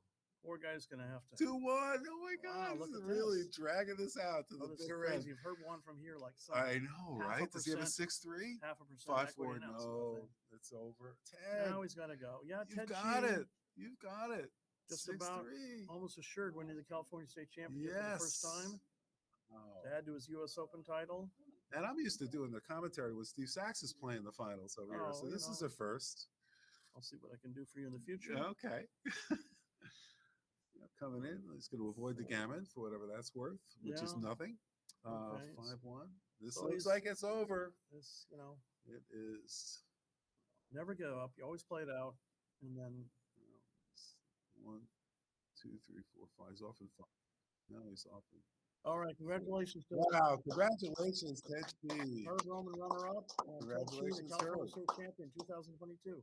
Awesome. Steve Sachs, thank you so much. My pleasure, for Larry. joining me. It's an absolute pleasure. Oh, anytime. I want to thank our audience here live. We're live from the 45th California State Championship. I'm Larry Schiller, voice of Backgammon. We're going to sign off for now. I think we may have the Masters coming up, if I'm not mistaken. I don't know. And I think we've got Bob Wachtina coming in. Bring him in. Bring him in. This is a great honor, Steve. Thank you. Thank you for inviting me. The semifinals was Kazaros against Arubashu, and then I don't know.